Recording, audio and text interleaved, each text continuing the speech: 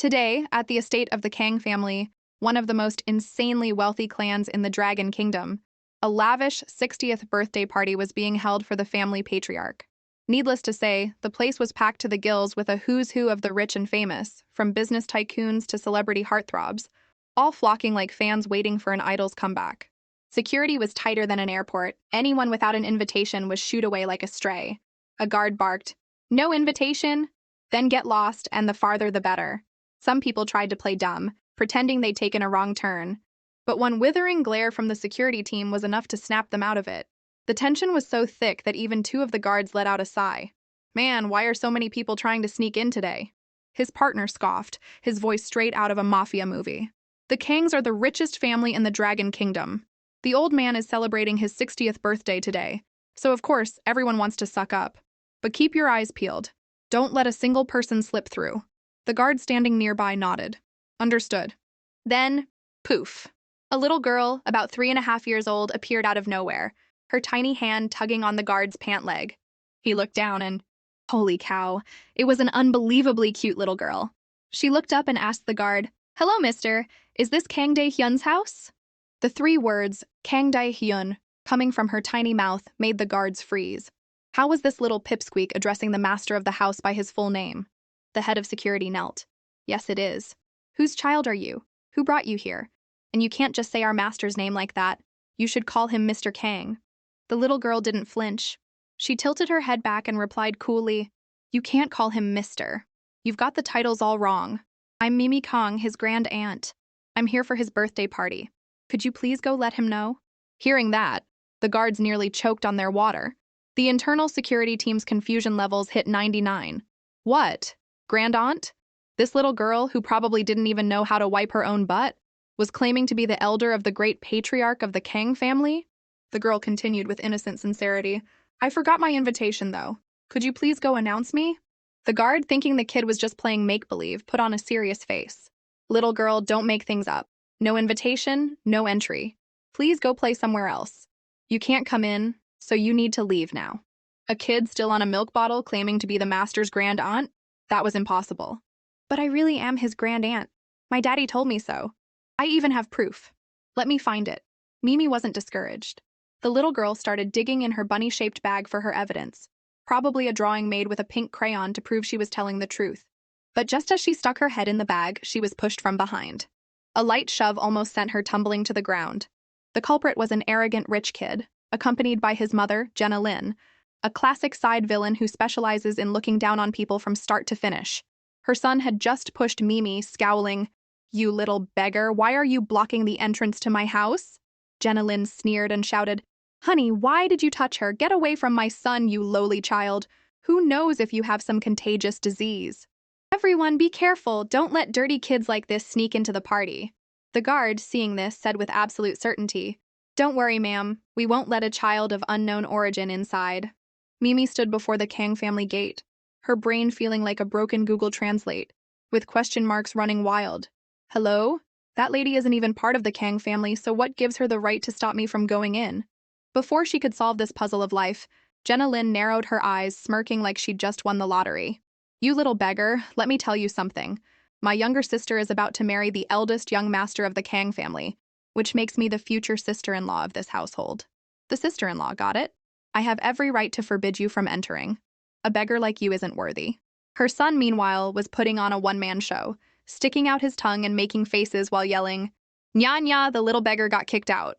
Mimi's eyes were now shooting daggers, her little fists clenched in anger as she shouted with impressive spirit, "You're talking nonsense. I'm going to get in." The boy suddenly switched to a one-on-one challenge mode. "You stinky beggar, get out of my way!" he yelled, charging forward like a shonen hero unleashing his ultimate move. Mimi stood her ground like a statue. As the boy's arm was about to reach her, she didn't hesitate. She channeled all her strength and bit down hard. The boy shrieked as if he'd been bitten by a shark. "Mommy! It hurts so much! Save me!" Jenna Lin snapped out of her TV drama villain role and rushed over, screaming, "You little beggar! Are you tired of living? Get her out of here!" Her hand rose, ready to unleash a slap with 80% of its power, when a voice as cold as ice cut through the air. "What are you all doing in front of my house?" Everyone turned in unison. Leo Kang, the seventh young master of the Kang family, stepped out of his car, looking as handsome and aloof as a movie star. The guards bowed their heads. "Seventh young master, welcome back." Leo said nothing, his sharp gaze landing on Mimi, who looked like a small but surprisingly exquisite little dumpling. He pushed his sunglasses down slightly. "Who is this child?" Mimi's mind immediately did the math. Daddy said Kang Dae-hyun has 7 sons, so this must be the 7th one. She waved, her smile as bright as a flashlight. "Hello, my dear great-grandnephew." The statement made Leo freeze like his operating system had just crashed. Mimi even introduced herself further. "Hello, great-grandnephew. Your father is Kang Dae-hyun, right? Well, I'm your grand-aunt." Leo took off his sunglasses, staring at the little girl. "What did you just call me?" Mimi took out a jade pendant and a family registry scroll. "Look closely, great-grandnephew. This is my proof." Leo forced a laugh. Kid, are you crazy?" He thought to himself. "Grand-aunt? That's a few generations apart?" Leo thought he was being scammed. But when he saw the jade pendant in Mimi's hand, an exact match to the family heirloom his father kept locked in a safe, he started to feel a profound sense of confusion. Could this kid be telling the truth? But even if she was cute, there was no way she could be his grand-aunt. This was insane. Seeing him waver, Mimi tugged on his shirt and emphasized again. "See? Mimi isn't crazy. Mimi is your great-grand-aunt. You are Mimi's great-grandnephew." Jenna Lynn cut in, ruining the mood. "Leo, this little girl is a beggar, a dirty child. It's not surprising her mind is a little off. Don't let her fool you." Leo shot her an annoyed look, then scooped Mimi into his arms and delivered a cold verdict. "Don't call me Leo like we're close. Get away from me, I don't know you." He turned to leave, not forgetting to drop a line like a mic drop. "Your sister hasn't even married my brother yet, and you're already acting like you own the place? As an outsider, you have no right to give me orders." Jenna Lynn's face turned purple with rage. She gritted her teeth. "On what grounds? Why would Leo Kang treat me like this? He's just a third-rate celebrity." She thought viciously. "Just you wait. After my sister becomes the mistress of the Kang family, I'll make you lick my shoes every day and see if you can still be so arrogant." Inside the banquet hall, murmurs erupted when people saw Leo walk in carrying Mimi. "Wow, isn't that the 7th young master?" "7th master, it's been a while. You're looking more handsome than ever." "7th master, I bought 10 tickets to support you when your last movie premiered." Leo replied coolly. "Move. Where's my father? Take me to him." Seeing his dismissive attitude, the guests started gossiping. "Leo Kang really thinks he's a big shot. Without the Kang family, he'd probably be a nobody on the street." "Exactly. He just got lucky with where he was born." "But that little girl, whose kid is that? Is she his secret love child?" "It must be. A few days ago, there was news about him checking into a hotel with some woman. It was all over the trending charts." "That's shocking. It was trending for so long and never got taken down. If it were me, I wouldn't dare bring my secret child home. So embarrassing. This is wrong. Mimi must teach these bad people a lesson." Hearing the malicious gossip behind his back, Mimi got angry and unleashed her petty person hex. She pulled out a shimmering golden talisman and blew on it lightly. Whoosh! The talisman flew straight to the gossiper's forehead. Thud! He fell flat on his face, breaking one of his front teeth. "Ouch, what just happened? Oh God, my tooth is really broken," he wailed. "This hex is really useful," Mimi thought, covering her mouth to hide a giggle. "See, great-grandnephew? Your great-grandaunt helped you deal with the mean people." Leo forced a smile, complimenting her for the sake of it. "Yeah, you're amazing." But inside, he was thinking, "It's just a kid's nonsense. I can't take it seriously." Still, being cared for by such an adorable kid was heartwarming. "If she's really my grand-aunt, I'll probably have to change my family name." The little girl beamed. Mimi has always been amazing. Arriving at a large room, Leo pushed the door open. "Dad, I'm home." Inside, Kang Dae-hyun was sipping tea.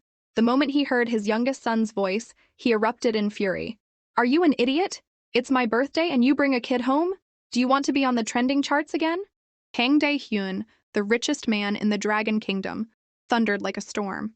"Your brother just spent tens of millions a few days ago to bury that news and control the comments. And now you've just wasted all his hard-earned money and effort." Leo, flustered, placed Mimi on the table. "Stay here." But as soon as he got a good look at Mimi, Kang Dae-hyun's attitude flipped faster than a pancake. "Oh my, what a pretty girl. Just like a true Kang. Come here, sweetie, I'm your grandpa. Come call me grandpa and I'll give you a present." Leo could only sigh. His dad's double standards were something else. Mimi, however, coolly waved her hand. "Nope, not right. You're not my grandpa." She patted his shoulder and declared loudly, "Hello, my dear grandnephew. It's your Auntie Mimi." Kang Dae-hyun stammered, Auntie, Mimi. Mimi thought he was calling her young auntie, and cheekily winked. That's me, young auntie. What do you need, grandnephew? Old man Kang Dae-hyun nearly had a heart attack. His chest heaved like a blacksmith's bellows. He immediately launched a kick at his son's rear, roaring like thunder. Look at yourself. You haven't even finished your studies, not even graduated, and you dive headfirst into that showbiz mess. And now look what you've taught your child. Bringing a child home and telling me to call her little aunt? Is our family's jade pendant just a prop for casting calls now? Leo dodged the kick like a ninja and quickly raised his hands in surrender. Dad, calm down. I swear I haven't done anything wrong. I haven't been messing around with women. I found this little girl at the gate holding a jade pendant identical to yours. She said she was our young auntie, so I brought her in. Hearing the words jade pendant, Mr. Kang's eyebrows twitched. What? A jade pendant? Mimi, sitting beside him, patted his shoulder again. Grandnephew, don't hit my great-grandnephew. Mimi likes her great-grandnephew very much. Under the old man's dumbfounded gaze, Mimi pulled out the jade pendant and held it right under his nose. Look, it's real jade. I'm your grand aunt right here. You don't believe me? Mr. Kang Dae-hyun's hands trembled as he took the pendant, his eyes mesmerized. When he was a little boy, he had carelessly dropped this very pendant, leaving a crack right through the character for Kang. And now that same crack was still there. Was this little girl telling the truth? His mind raced faster than a TikTok video.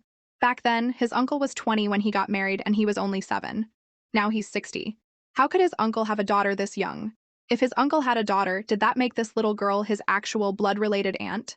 Trembling, he opened the accompanying letter, written in elegant calligraphic strokes. By the time you read this, the Jong family and I will have fallen into a deep sleep. We haven't had a chance to tell Mimi about this. You must keep Mimi and take good care of her. The Kang family was once prosperous, its fortune abundant, but it has attracted the attention of evil forces. The Kangs will face a great calamity. Auntie Mimi is our last hope. Let her be loved by everyone to accumulate virtue, faith, likes, follows, and trust. Only then can everyone wake up sooner. After reading, Mr. Kang felt a lump in his throat, like he'd just finished a Korean drama. The whole family was asleep, and the little aunt probably didn't know. If she knew, she'd cry her eyes out. He folded the letter, looking at Mimi as if she were a national treasure. He thought to himself, even if she couldn't help the Kang family, he would still raise her. He immediately stood up straight and bowed respectfully. Auntie Mimi, your grandnephew greets you. Seeing his politeness, Mimi grinned from ear to ear. Good, good, you're a good boy. Here's a welcome gift. She pulled out a birthday present that stunned him. Auntie, this is a ginseng root from Old Man Ginseng himself. When he heard Mimi was coming home to celebrate her grandnephew's 60th birthday, he cut off his own root and told me to bring it as a gift. In the middle of their happy exchange, Mimi suddenly pointed to the bracelet on Mr. Kang's wrist, her voice serious like a shaman. Grandnephew, you shouldn't wear this string of beads anymore. Take that bracelet off immediately. Little auntie, what do you see? This bracelet has a resentful aura. It's made from human bones. You haven't been sleeping well at night, have you? He'd hit the nail on the head. Mr. Kang broke out in a cold sweat and took off the bracelet faster than peeling a banana. This string of beads was a gift from his eldest son's girlfriend, Nora Lin. He'd heard it was personally consecrated by a high monk, so he'd worn it ever since. Mimi held out her hand. Let me hold on to it for you. Keeping it with you will only bring more bad luck. After that, Leo, the son who'd been kicked from the start, was still frozen in shock. Seeing him, the old man lifted his foot to kick him again. What are you still standing there for? I've already bowed to our aunt and you haven't. Are you not going to kneel and pay your respects to your great-grandaunt? Do you want to get hexed? Leo thought to himself, forget it.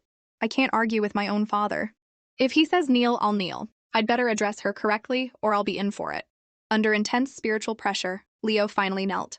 Greetings, great-grandaunt Mimi. Your humble descendant, Leo Kang, pays his respects. Mimi was as thrilled as a kid unboxing a new toy. Finally, someone is bowing to me. Good boy. Here's a welcome gift for you. And just like that, another gift flew into Leo's hands. After the greetings, Kang Dae-hyun smiled obsequiously, asking as if inviting her on a 5-star vacation. Auntie Mimi, you seem a bit dusty from the mortal world. How about I have the maids take you for a bath and a change of clothes?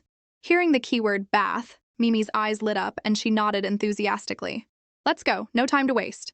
In the bathroom, Mimi soaked in the hot water, her face filled with the contentment of a cat being petted. But life is full of surprises. As she was enjoying herself, a stray soap bubble floated up and landed right on her nose, causing her to let out a world-shaking sneeze. The three maids standing guard like imperial soldiers jumped. One of them quickly wrapped Mimi in a towel and picked her up like a precious porcelain doll. Quick, call Dr. Liu! The matriarch sneezed. She might have a cold. Mimi found this hilarious. She covered her nose and shook her head. It's not a cold. It means someone is talking bad about Mimi. My sneezes are always accurate. The three maids stared blankly for half a second before immediately surrounding her, showering her with praise as if they were on a live shopping channel. The young matriarch is so beautiful and cute, just like a little fairy. I wish my daughter could be as pretty as you. Too bad I only have sons. I wonder when I'll ever have a daughter. Hearing this, Mimi turned to the last speaker, her gaze profound as she enunciated each word like a fortune teller. You're about to have a daughter, don't worry. The maid was stunned, pointing at herself. Me? Her expression was one of disbelief, as if she'd just won the lottery but couldn't believe it. From outside the door, a respectful voice made Mimi turn her head. It was Mrs. Kang Dae-hyun's wife, her official grandniece-in-law. Mrs. Kang looked at Mimi with solemnity. Your grandniece-in-law greets you, Auntie. Mimi took one look at her and almost clapped. Ah, my grandniece-in-law is so pretty, even prettier than my grandnephew. She reflexively reached for her bag to give a welcome gift, but after fumbling for a moment and finding it empty, she cried out, Where's my bag? Someone, my bag is gone! A maid rushed over with the bag. Young matriarch, here is your bag. Mimi thanked her and took it. She pulled out a vibrant jadit bangle and formally presented it. Here, grandniece-in-law, a welcome gift from your auntie. Mrs. Kang stared at the bangle, stunned. Just the other day, a merchant had offered to buy a similar one for over 3 million. Yet this little auntie was giving away such a precious jade bangle on their first meeting without a second thought. While she was still in shock, Mimi asked, Don't you like Mimi's gift? Without waiting for an answer, she bent down to rummage again. Then let me change it for something else. I have ginseng root too. My grandnephew loved it. I'm sure you'll like it too. Mrs. Kang quickly stopped her hand, her voice gentle. Auntie, I love it. Of course I love it. Please don't be upset. I was just so captivated by how adorable you are that I spaced out, not because I didn't like the gift. Mimi beamed. I'm not upset, because you're so adorable too. Mrs. Kang tried to politely refuse, saying the bangle was too precious and Mimi should keep it for her dowry, but Mimi waved her hand. If you like it, it's yours. I have plenty more at home. Take it, take it. Faced with such enthusiastic generosity, Mrs. Kang had no choice but to accept. She thought to herself that since Mimi was still young, she would hold on to the jade for her, keeping it in the safe to be used as her dowry later. She extended a hand towards Mimi, smiling gently. Little auntie, may your grandniece-in-law carry you to get changed? Mimi immediately nodded. Okay. Upon entering the room prepared for her, Mimi's eyes widened in surprise. Wow, this room is so beautiful, so many pretty dresses. Designer clothes in exquisite colors were lined up like contestants in a beauty pageant. Mimi excitedly chose a jade green dress, twirling in it like a fairy tale princess. What do you think, grandniece-in-law? Is it pretty? Mrs. Kang knelt to adjust the dress for her, smiling like a pageant queen. Auntie Mimi has excellent taste. This dress suits you perfectly. Just then, a maid entered and reported, Madam, the master says the party is about to begin. Mrs. Kang nodded and carried Mimi down to the hall. Seeing her son nearby, she introduced him. Auntie Mimi, that's your eldest great-grandnephew, Daniel Kang. He's been obsessed with money since he was a child, so now he manages the Kang family's business empire. Mimi looked over. Oh, a textbook overbearing CEO, but his eyes are so dark and lifeless. Mrs. Kang added, Besides him and the seventh, the others were too busy to come. Mimi stared intently at Daniel's eyes, thinking something is definitely wrong with this great-grandnephew.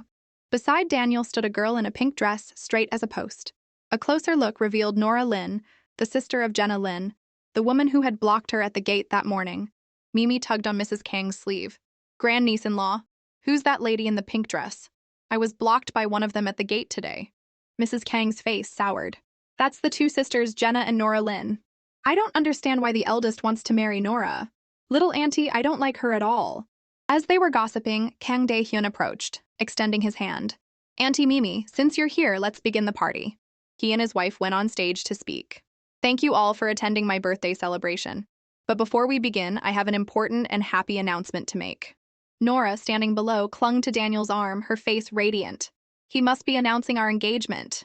Daniel gave a stiff smile. Nora was ecstatic. Thank goodness my master helped me cast a spell to make Daniel fall for me. He's finally mine. Mr. Kang continued. The person I'm holding in my arms is a member of our family. Before he could finish, Jenna Lin jumped up. Mr. Kang, today is a celebratory occasion. You should be announcing happy news. Why bring up such embarrassing matters? Nora looked stunned. Why isn't he announcing my engagement first? Kang Dae-hyun glanced over, his voice cold. Who are you? The Kang family's affairs are not for outsiders to meddle in. Jenna was speechless but still tried to argue. I am the sister of your son's girlfriend, Jenna Lin. She then pointed at Mimi, accusing her directly. That child is the secret daughter of your seventh son, isn't she? Announcing it like this will damage the Kang family's reputation. I'm only doing this for the good of the family. Nora pretended to intervene, her voice soft as cotton.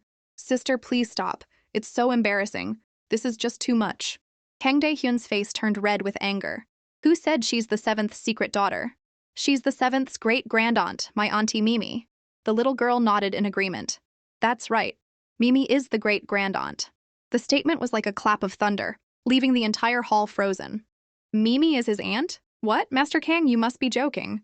Kang Dae-hyun didn't bother to explain. He turned to the security guards. I heard this woman called my young matriarch a beggar at the gate and even let her son push her. And now she's interrupting me. The Kang family does not welcome such impolite guests. Someone, throw them out! Being thrown out in front of so many people, Jenna's face turned pale. Let me go! Nora, tell them to let me go! Nora ran to plead with Daniel. My sister didn't know who she was. Ignorance is no crime. Please help me persuade your father. Daniel, like a controlled robot, immediately said, Let me handle it. Nora was satisfied. The master's spell is truly powerful. Daniel really is head over heels in love with me now. Dad, it's your birthday today. Let her go. Mimi, who could clearly see his fortune lines, moved closer to read his features. Her great-grandnephew definitely had a problem. His destiny was skewed. The little girl tilted her head and lightly touched her forehead. Her third eye opened instantly, appearing on her brow. Through her third eye, Mimi saw a black thread of negative energy wrapped around Daniel, originating from Nora. But there was also a red thread, the true thread of destiny tied by the matchmaker god. Mimi clicked her tongue. Ignoring the red thread to tie a black one? That won't do. Then she declared loudly, My dear grandnephew, come down here. Auntie Mimi has something to say. As soon as her feet touched the ground, Mimi waved her hand like a judge. Eldest great-grandnephew, come over here for a moment. Hearing her call, Daniel immediately walked over, obediently squatting down and bowing properly. Greetings, young Auntie Mimi. Mimi took the opportunity to reach out and gently touch his forehead, her voice as sweet as honey but full of mystery. Good boy, don't be afraid. Leave everything to your great-grandaunt. Daniel's mind was in a turmoil. Afraid of what? Before he could ask, he saw a small wooden sword appear in Mimi's hand, as if by magic. Her other hand shot out, grabbing the black thread slithering around him like a cobra. Then, with a swish, the wooden sword sliced through the black thread as easily as cutting a spring onion. Mimi smiled as brightly as a blooming flower. Good boy. Mimi has helped you deal with the unclean things. The bad luck is gone now. The moment the thread was cut, color returned to Daniel's face and his whole body felt light, as if he'd just had a full-body detox spa treatment. He snapped back to his senses, thinking, why do I feel so clear-headed all of a sudden? And what's this weird memory? Since when did I like Nora? Just as he was hovering between illusion and reality, Mimi's voice boomed like thunder. Also, I'm giving you this strand of root. Daniel looked at the tiny, curly strand, looking like a piece of straw, his heart full of questions. Is this hay? But he still politely accepted it, in true aristocratic fashion. Thank you for the gift, Auntie. Only Kang Dae-hyun's eyes lit up, recognizing the origin of the gift. He chuckled to himself, thinking, that's a magical root. I'll have to find a way to get it back later. Hey. With no one else to bother them, Mr. Kang stepped back on stage, pointed to Mimi, and solemnly announced, My apologies for the scene. My aunt is young, but her seniority is immense. If I don't make a formal announcement, I fear some people might not know their place and bully her. Now that the time is right, thank you all for attending my birthday party. Let the feast begin.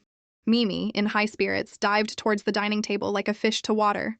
But as soon as she sat down, she noticed everyone staring at her, motionless as wax figures. She turned and asked seriously, This isn't a joke, right? Why isn't anyone eating? Are you all under a spell? Kang Dae-hyun chuckled. Auntie Mimi, please eat first. Her stomach rumbled like a hungry choir, so she didn't stand on ceremony. She pointed forward like a general giving an order. Eat! Everyone! Eat! No one is allowed to go hungry. Her responsible, grown-up demeanor made Mr. and Mrs. Kang smile. They thought to themselves, this little aunt must have played the role of a matriarch a lot at home. She imitates adults perfectly. Without a word, they both started putting food on Mimi's plate. Little auntie, eat up. Mimi grabbed a fried shrimp, crunching on it like a tiger pouncing on its prey, her eyes shining. Mmm, so yummy. After finishing the shrimp, she pointed to another dish. This one, I want this one. Seeing Mr. and Mrs. Kang just watching her without eating, Mimi looked left and right, urging them on like a grandmother inspecting the dinner table. You two, eat. Stop looking at Mimi. This and that are both delicious. Yes, yes. At that moment, Nora, sensing the strange atmosphere, turned to Daniel. Daniel, are your parents unhappy with me? Why didn't they talk about the engagement? Daniel, freshly despelled by his little aunt, switched to ice-cold mode. I also need to reconsider the engagement. Nora almost choked on her tea, her face frozen, a dangerous glint in her eyes. She looked down at the red bracelet on her wrist, her mind racing. How could this happen? No, if I delay, everything will be ruined. Daniel, you're forcing my hand.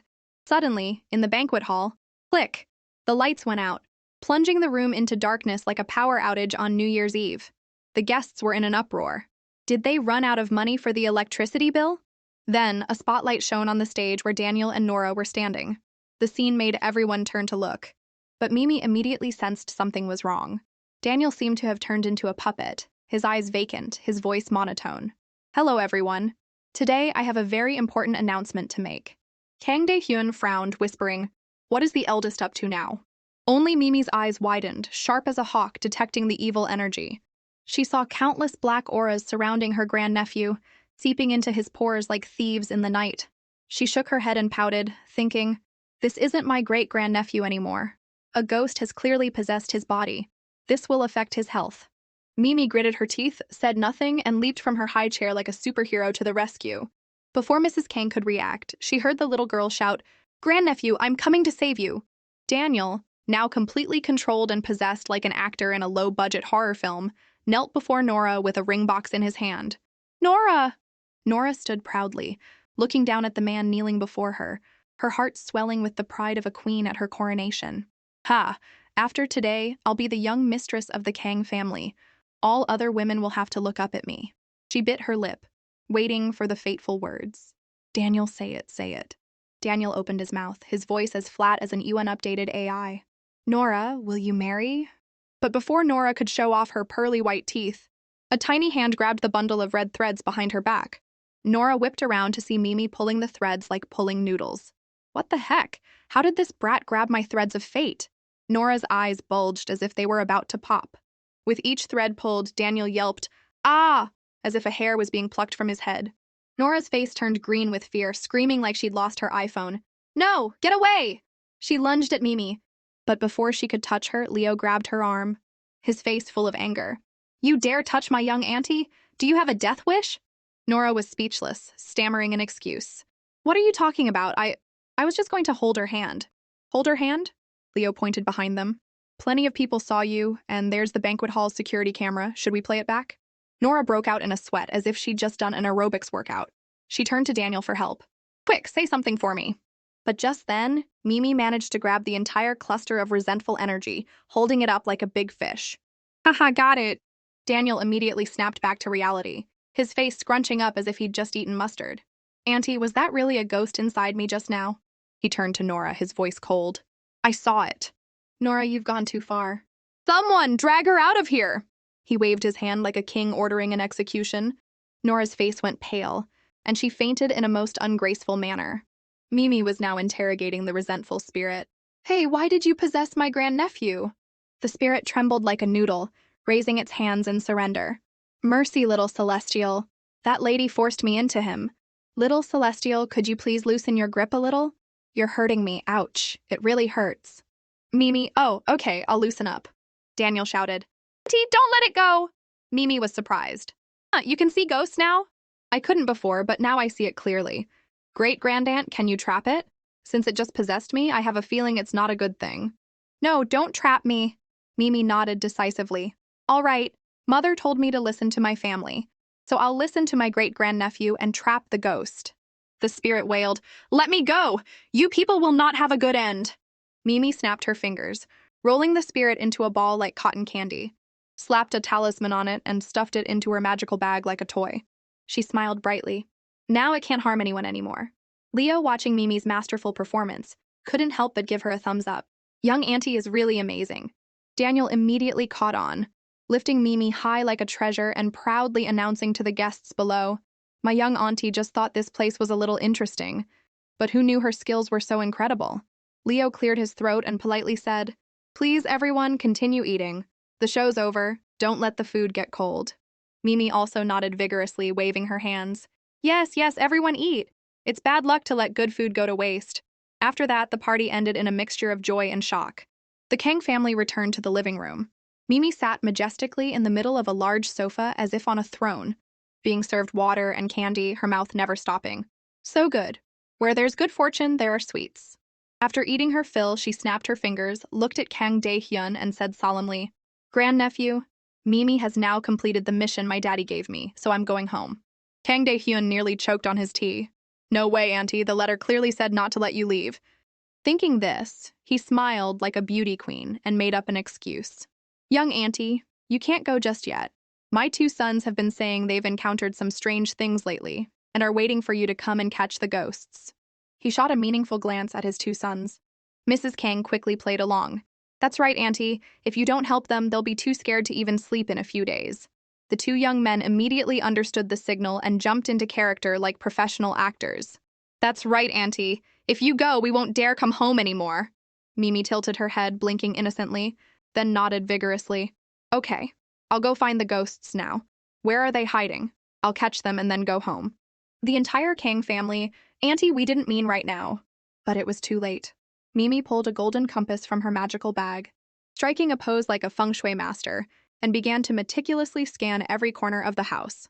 The four others trailed behind her, half amused and half exasperated, watching her spin the compass and tap her fingers as if she were live streaming a ghost hunt. After a full, uneventful patrol, Mimi rubbed her eyes and let out a huge yawn. "Oh man, I'm so sleepy." Before she could finish her sentence, she collapsed backward like a sack of flour. Mrs. Kang rushed forward in a panic, catching her in her arms. Mr. Kang was about to ask something, but she motioned for him to be quiet. Mimi was carried to her bedroom, sleeping as peacefully as a little kitten. Mrs. Kang tucked her in, looking at her husband with a thoughtful expression. "We can't keep hiding this from her forever. If she finds out what happened to her parents, who knows what kind of mystical tricks she'll use to run back home." On the bed, Mimi, though fast asleep, was whimpering. "Mommy, Daddy, please wake up. Sob, sob." Her sorrowful cries made Mr. and Mrs. Kang's hearts ache. Was their little ancestor having a nightmare? What should they do? In her dream, Mimi saw her parents lying motionless on a bed. She screamed until her voice was hoarse, shaking them, but they didn't respond. "Mommy, Daddy, don't sleep anymore. Please wake up." "Mommy, Daddy, please don't sleep. Mimi's back." Fear welled up in her eyes. Until Mimi remembered the family's sacred treasure, the spirit tablet of the Jiang family. Her mother once told her, "When there's no other way, go ask the spirit tablet for help. It will surely work." Mimi wiped her tears and ran towards the gate. After a few steps, thump, she tripped on a stone and fell flat on her face. She held her head and burst into tears. "Ouch, it hurts. But I can't cry. Mommy and Daddy are waiting for me." Gritting her teeth, she forced herself up and continued running, finally reaching the place where the spirit tablet was kept. Mimi knelt, tears streaming down her face. "Spirit tablet, please help Mimi." Instantly, her parents' spirits appeared, their eyes full of love. "Don't cry, our treasure. Mommy and Daddy are fine. Be good, don't cry anymore." Mimi rushed to hug her mother, sobbing. "Mommy, Daddy, you've become spirits. Why?" Her mother gently stroked her hair. "Mimi, it's just that our time was up. But if you work hard and do good things, many people will love you." Then she took out a glass bottle. "As long as you fill this bottle, Mommy and Daddy will come back." Her father patted her head. "Our good girl, Mommy and Daddy will wait for you in the spirit tablet, waiting for you to awaken us." Mimi hugged the glass bottle, her face streaked with tears. "I'll try my best. I'll fill this bottle. But you have to wait for me, okay?" Mimi obediently held the glass bottle, her face tear-stained like a sad kitten that had its fish stolen. She repeated her parents' words. "Mimi, when you're at your grandnephew's house, you must be obedient and not be willful, you hear? It's okay for Mommy and Daddy to sleep here. Mimi, don't keep thinking about this. You must be happy." Hearing this, Mimi's emotions exploded like a drama heroine. "No, I don't want to be happy. I just want Mommy and Daddy to wake up." She lunged forward, trying to grasp her parents' fading spirits like smoke. "I don't want to listen to anyone else. I only listen to Mommy and Daddy." But the space in front of her was empty, filled only with wind and dust. Mimi screamed, crying like a thunderstorm, just as she woke up from the terrible dream. The entire Kang family immediately rushed to her side as if pulled by an invisible force. "Little auntie, are you okay? What did you dream about?" Mimi sat up, her hair a mess, her voice sad but still trying to be serious. "Mommy and Daddy said that as long as I accumulate enough virtue and gather enough faith to fill this glass jar, they will wake up." With that, she pulled a golden tortoise shell from her bag, her movements as practiced as a live-streaming fortune teller. "Let me see who I can get some virtue from today." She tossed the shell into the air. It spun a few times before landing right at Leo Kang's feet. Leo stared at the tortoise shell at his feet, his eyes wide with a look of panic, as if it were demanding a debt. "Auntie, does this mean something?" Mimi nodded, her voice full of wisdom. "That's right. As long as I follow you, I can save my parents. You have something you need my help with, don't you?" Leo gave an awkward laugh, scratching his head. "Actually, I signed up for a reality show that films daily life with kids. I want to turn my image around. So I was hoping to invite you, young auntie, to join the show with me." With that, he sat down and took Mimi's hand, his expression as sincere as if he were proposing. "The show starts filming in a week." As soon as his father heard this, he flew into a rage. "What the hell? Our aunt has only been home for a few days and you're already dragging her off to a show? Are you out of your mind?" Leo immediately tucked his tail between his legs, as meek as a kitten. But Mimi was the complete opposite, excitedly raising her hand to declare, "Mimi wants to go. Mimi will work hard to accumulate virtue on the TV show." Leo was overjoyed, nearly picking her up and spinning her around as if he'd won the lottery. Young auntie agreed. The rest of the Kang family stood frozen like statues, their expressions as if they had just taken the wrong medicine. Kang Dae-hyun, passing by, casually said to his eldest son, "If the young auntie has agreed to go, then our Kang family will pour money into sponsoring her, creating a powerful backing to make her famous. We will definitely make our little ancestor a star." Daniel frowned. "Dad, if we use money to hype her up, it might backfire. The audience will tear her apart. Don't you remember what happened with Leo? He's a prime example." Leo felt as if thousands of negative comments were stabbing him in the heart, and he fell silent, swallowing his anger. "Auntie said she needs to accumulate virtue, so it probably means doing a lot of good deeds, right? Besides, virtue accumulated that way wouldn't even count for her." His father nodded. That's true. Well then, let's be cautious and pave the way slowly to be safe." A week later, Mimi followed Leo Kang to participate in the reality show, A Day in the Life of Adorable Kids. MC Lena stood before the camera, her smile as bright as a stage light. "Welcome everyone to today's live recording. Right now, we're going to sneak into Leo Kang's bedroom to see what he's up to in the morning. I bet you're all excited, aren't you?" Netizens immediately flooded the chat. Who would be excited for a lowlife like him? Leo Kang still dares to show his face? Wasn't he exposed for drug use and his scandalous private life? Someone like him should have been arrested. He's got money so he can buy his way onto TV. I heard the kid he brought with him is his secret love child. What? How could the show allow this? As the MC pushed the door open, the camera panned in to find Leo and Mimi still dead asleep in bed, snoring in harmony. Netizens exploded again. OMG, it's this late and they're still sleeping? Do they even know they're being filmed? So lazy that even with a camera in his face, he doesn't wake up? Wait, who's that little kid? His secret daughter? This show is bold. Someone call the police for me. Meanwhile, at the Kang estate, Mr. and Mrs. Kang were on the verge of a collective breakdown reading the comments. Mr. Kang, after reading the live comments, flew into a rage, slamming his hand on the table and yelling as if declaring war. "That damn brat Leo Kang! I told him to wake up early and he's still sleeping in, letting our young auntie get dragged through the mud by netizens. What a disgrace to the Kang family." Still fuming, he grabbed his phone, his hands trembling with anger as he typed in his password and furiously left a comment under the username Mim is the best. "What's wrong with a kid sleeping in a little? Give the guy a break." But his loving comment was immediately buried under an avalanche of angry netizens. "Cancel Leo Kang. He's a bad influence on children. He's beyond saving." Mr. Kang's eyes widened at the screen, feeling as if his own comment had backfired on him. He sighed in defeat. Just cancel him. He's a terrible influence, a good-for-nothing who's dragging our little aunt down with him. Mrs. Kang, seeing her husband on the verge of a stroke, gently patted his shoulder. "All right, let me think of a way to save the Kang family's reputation." 10 seconds later, bam! Mrs. Kang miraculously appeared in Leo's bedroom. Seeing her son lying there like an unwrapped mummy, snoring away. "Leo, get up! We're filming!" She narrowed her eyes and muttered, "If we weren't filming and I wasn't worried about ruining our auntie's image, I would have kicked this boy out into the yard, sleeping like a dead pig. Just then, Mimi rubbed her eyes, yawned, and saw Mrs. King. Her eyes lit up, and she smiled as brightly as a summer day. "Grandniece-in-law, good morning!" That one sentence was enough to melt Mrs. Kang's heart. She imagined Mimi turning into a little kitten, purring in her arms. Oh my God, how can our little aunt be this adorable? I want to hug her like a teddy bear. But imagination was just a dream. Reality was that they had to get up. "Little auntie, we've started filming," Mrs. Kang reminded her gently. Mimi sneezed to wake herself up and then sprang out of bed like a wound-up toy, waving energetically at the camera. "Hi, I'm awake! Good morning, everyone. I'm Mimi Kang." This adorable greeting sent the netizens into a frenzy, all of them collectively adopting the role of long-lost parents. "This kid is so cute! Oh my God, she's a soft, sweet-smelling little princess. I wish this was my daughter. For a kid this cute, I'd spare no expense." But some sharp-eyed viewers noticed, "Wait, did she just call Mrs. Kang grandniece-in-law? What? What kind of family tree is this?" While the netizens were still puzzled, Mrs. Kang turned back to her son, who was still so sound asleep he could have been carried away by a burglar without noticing.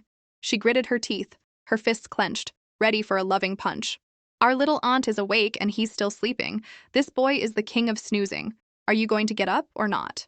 But just as she raised her hand, Mimi stopped her. The little girl whispered sweetly, "Grandniece-in-law, wait a moment. Last night a ghost came to find Mimi, and it scared my 7th grandnephew so much he couldn't sleep. Let him sleep a little longer, okay?" The scene from last night replayed in Mimi's mind. Leo had been sleeping, but he was muttering, no, don't bite me." It looked like he was being chased by a ghost cat in his dream. Mimi had cleverly captured the little ghost on his head right then and there. I don't want to get up." But Mimi had already subdued the ghost doll. Hearing this, Mrs. Kang felt a little guilty. Oh, so that's what happened. Poor thing. But remembering the schedule and that filming had already started and they had to be at the airport by 11, she said, "Little auntie, I know you care for my son, but for the show we have to wake him up." Mimi nodded like a wise old woman. "Then go ahead and wake him up, grandniece-in-law." With official permission, Mrs. Kang didn't hesitate, delivering a motherly smack to wake him up.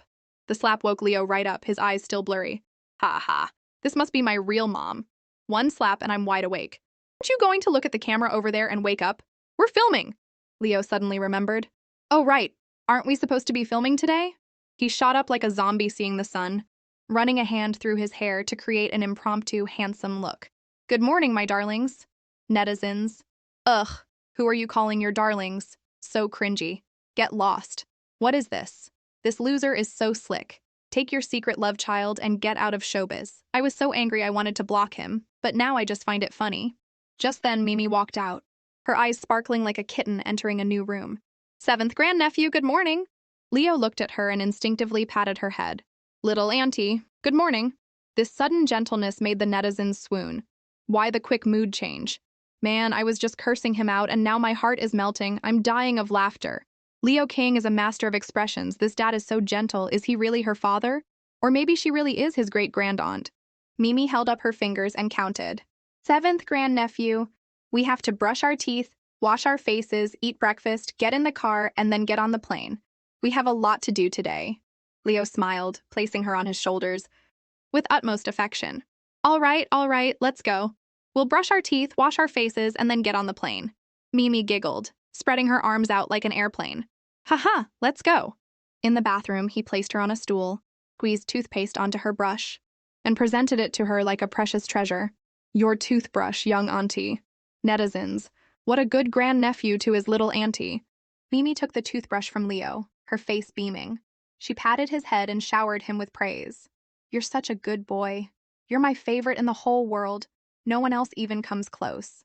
The two of them, in perfect sync, stepped up to the sink, brushed their teeth, rinsed and spat like a biological duet.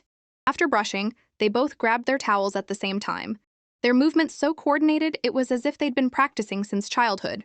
"Let me put on your moisturizer for you," Leo offered, reaching for a nearby jar, his gaze as gentle as a nighttime skincare ad. Mimi nodded in agreement, lifting her chin to make it easier for him.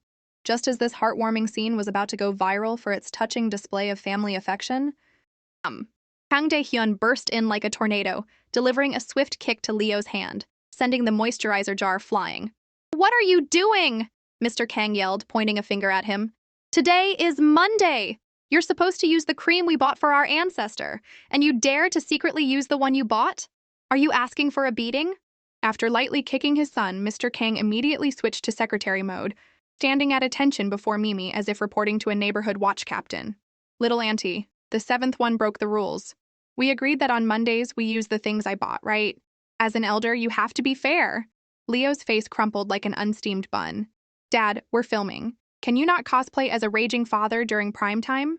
Mimi, meanwhile, had tilted her head to inspect the cream jar, seeing the big label, 7th grandnephew on it. She nodded. He used the wrong one. Mimi is a grown-up. Mimi has to be fair. She reached for the jar labeled eldest grandnephew, Mr. Kang's cream, and happily applied it to her face, patting her cheeks to test the high-end product. After applying it, she turned and reported cheerfully, "The little auntie has used the eldest grandnephew's moisturizer. Mimi is always the most fair and just person." Mr. Kang nodded enthusiastically. Yes, yes, as if he'd just scored the deal of the century. The livestream audience started to get confused. Wait, what? Leo Kang's dad also calls the little girl Little Auntie? Is she for real? Did the Kang family just flip their entire family tree upside down? This has to be a stunt the Kangs set up to whitewash Leo. Come on, Kang Dae-hyun is 60. Does he really need to put on a show like this? It's not like he'd lower himself to play a role. At that moment, someone from the production crew spoke up. It's almost time for the Q&A session. Could you two please get ready? After changing, Mimi and Leo went downstairs. Netizens, seeing the little girl in her new outfit looking as pretty as a doll, were in awe. So adorable! Someone get me an oxygen tank. After seeing Mimi, I want to have a daughter right now.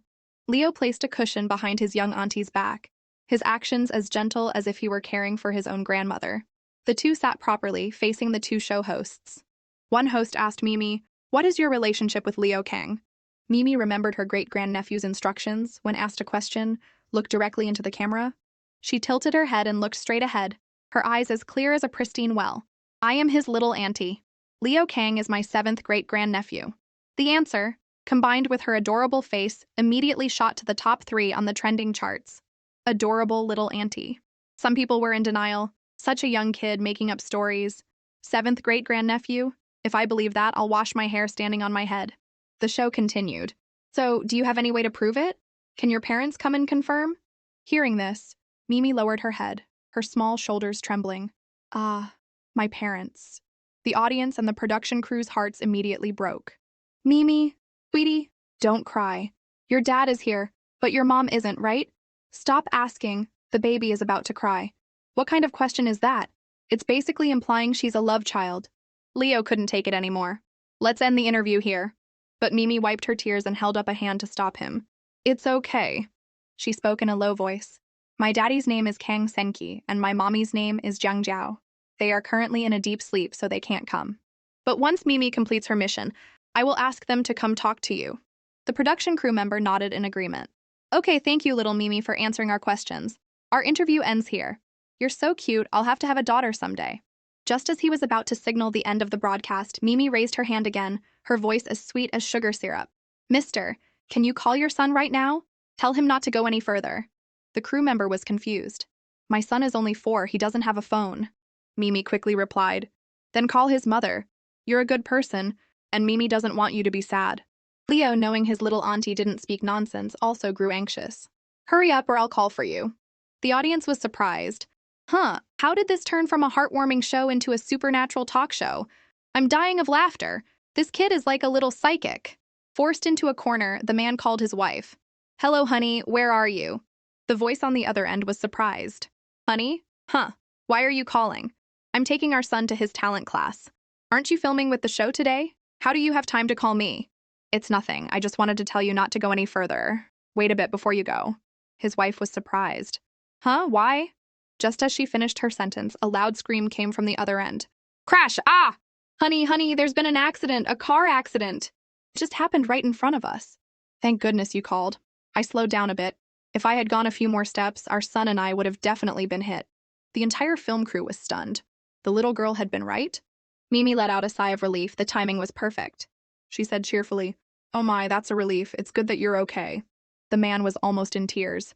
He turned to Mimi and held her tiny hands. Thank you so much. If it weren't for that call, they would have definitely been in danger. No matter the outcome, I wouldn't have been able to bear it. Mimi smiled sweetly. It's okay. You saved a child once, and now you're receiving your good karma. The man was taken aback. Huh, what child did I save? Why can't I remember? A moment later, he recalled. 3 days ago, a child crossing the road. At that moment, the man was completely convinced, giving her a double thumbs up. You could even predict that? You're amazing! Leo, standing beside them, chimed in with a sincere but slightly dramatic tone. Little Auntie can even see the future? You really are amazing. Overwhelmed with praise, Mimi's cheeks turned red. She covered her face and giggled as if she'd just won the lottery. She gently patted Leo's head, expressing her appreciation. Thanks for the compliment, seventh grandnephew. You're pretty amazing, too. The segment of Mimi's fortune-telling immediately blew up on the trending charts. The top 3 topics were Adorable, Little Auntie, the fortune teller, Little Auntie predicts car accident. But as usual, where there's hype, there are haters. The Auntie fans started to chime in. I bet the Kang family paid to stage an accident to create a psychic image for the kid. I'll only believe it if she tells another fortune. Exactly. Seeing is believing. The production crew, seeing the viewership numbers skyrocket, was ecstatic. Great, we've hit 3 million viewers. The director spoke through his earpiece. Seize this opportunity. This kid is a goldmine. Get her to interact more. Let's see if she can tell another fortune. The coordinator quickly relayed the message. Mimi, the crew would like to continue the interview for you to interact more with the audience and prove your abilities. Can you tell another fortune? Mimi replied seriously into the mic. I can't just tell fortunes whenever I want. My mom said I can only do it for people with a destined connection, and there's always a price. For example, that uncle just now did a good deed and was about to face misfortune, so I was able to help him. Huh, a good deed? The little girl paused, remembering her mother's words in the dream before the spirit tablet. She started rummaging in her bag as if looking for a snack, but what she pulled out was the glass bottle, which now had water inside. Mimi cheered as if she'd struck gold. Ah, there's water now. She summed up a profound philosophy. So fortune-telling is a good deed that accumulates virtue. Does that mean Mimi should help people by telling their fortunes? I feel like my parents are about to wake up. The crew member asked, so what's the price this time? Mimi winked playfully and snapped her fingers magically. Mimi has to divine what the price should be first. She took out 3 ancient gleaming coins. The internet immediately buzzed. Are those fake coins? She's acting like a little psychic. They look like cheap toys from a street vendor. Wait, no, I looked it up. Fortune-telling coins don't look like that. But an antique enthusiast quickly refuted. Wrong. Those are ancient coins from the Qin dynasty, the rare half-liang type. Someone offered 5 million for one and couldn't get it. This kid has 3 of them. That's 15 million. Mimi tossed the 3 coins into the air. They spun around before landing on the ground. She looked at the result and said sternly, in 7 days, Mimi will only perform 3 divinations for those with a destined connection. There are 2 spots left for today, and each one costs 880,000 gold coins. The man asked, so how do you choose the destined ones? Mimi pointed in another direction and replied coolly, the reading shows a mister who is directing the other misters. That mister probably knows who has a connection. She looked into the camera and called out, Mr. Director over there, can you hear me? The director stroked his chin, nodding. This kid is interesting. Tell her to randomly pick 2 people from the livestream app. I want to see what other surprises she has in store. Mimi randomly selected 2 accounts. Coincidentally, both were people who often sent gifts but disliked Leo Kang. One even had the username Leo Kang Get Out of Showbiz. Mimi read the comment and tilted her head in confusion. Huh. Why does the destined person want my 7th grandnephew to get out? Is showbiz not a good place? The question from such a young child was a soul-searching one. The user Leo Kang Get Out of Showbiz replied, because your 7th grandnephew did bad things and is trying to whitewash himself this way, don't even think about it. Leo gently touched her head. Auntie, let's begin. Don't pay attention to the mean comments. The first person chosen connected via video call, waving. Hello, little Mimi. Do you need my birth date and time? Mimi waved her hand. No need. Just cast the hexagram first and then tell me what you want to ask. Everyone looked at each other, confused. Cast a hexagram how? Mimi pulled out a small, seemingly magical device from her handbag, and everyone nodded. This little auntie was well prepared. The girl asked, I want to know where my cat went.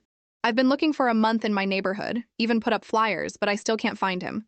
Mimi consulted the reading and said, in the house to the left, next to the house, next to the house, next to your house. I already asked them. They said they haven't seen a cat. Let me go ask again. The girl was skeptical, but took her phone and went to her neighbor's house. The owner said, you again? I told you, there's no cat here. Mimi suggested, call the police. My great-grandnephew said that when there's trouble, you should call the police. Netizens exploded. This kid is playing for keeps, telling her to call the cops. What if she's wrong? Can a little kid take responsibility for that? If she calls the police, this is getting serious. Leo spoke up seriously. Just give them the address. I'll take full responsibility. Okay, I'm calling the police. Finally, the homeowner, scared, opened the door and released the cat, grumbling. It's just a cat. Why make such a fuss? What's wrong with my grandson playing with it for a few days? Don't call the police. Here's your cat back. It's still healthy, isn't it? Snowy, come here to mommy. Sob, sob. Social media erupted. She found it. Auntie Mimi is amazing. Oh my God, you're so good. That old lady is so unreasonable. I think she should still call the police. As long as the cat is back, it's all good. Mimi spread her arms, demanding praise. Seventh grandnephew, I was right. Leo looked at her, his eyes full of admiration. Yeah, Auntie, you're amazing. Next up was the user with the nickname Leo Kang Get Out of Showbiz. As soon as she was on screen, she declared, I've transferred the money. I want to ask how my younger brother is doing. You probably all know me. I'm the fan club manager for the list actor Zayn Chin, so there's no way I'm a paid actor for the Kang family. I am determined to get someone like Leo Kang out of the entertainment industry. Inwardly, she sneered, I don't even have a younger brother. Let's see what this kid comes up with. Mimi was silent. Netizens started chattering. What's wrong? Did she get the wrong script? Did she accidentally pick an anti-fan who can't act? You're overthinking it. How can a 3-year-old act? You can't fake what's real. This is our Zayn's fan manager. Amazing, exposing their scheme. Mimi pondered for a moment before replying, Your younger brother has been unhappy lately. The woman burst out laughing. You're lying! I don't have a brother! You Kangs are just a bunch of rich liars! I don't have any brother. Here's my family's household registration. The Kangs are scammers. Little kid, tell the truth or the police will arrest you.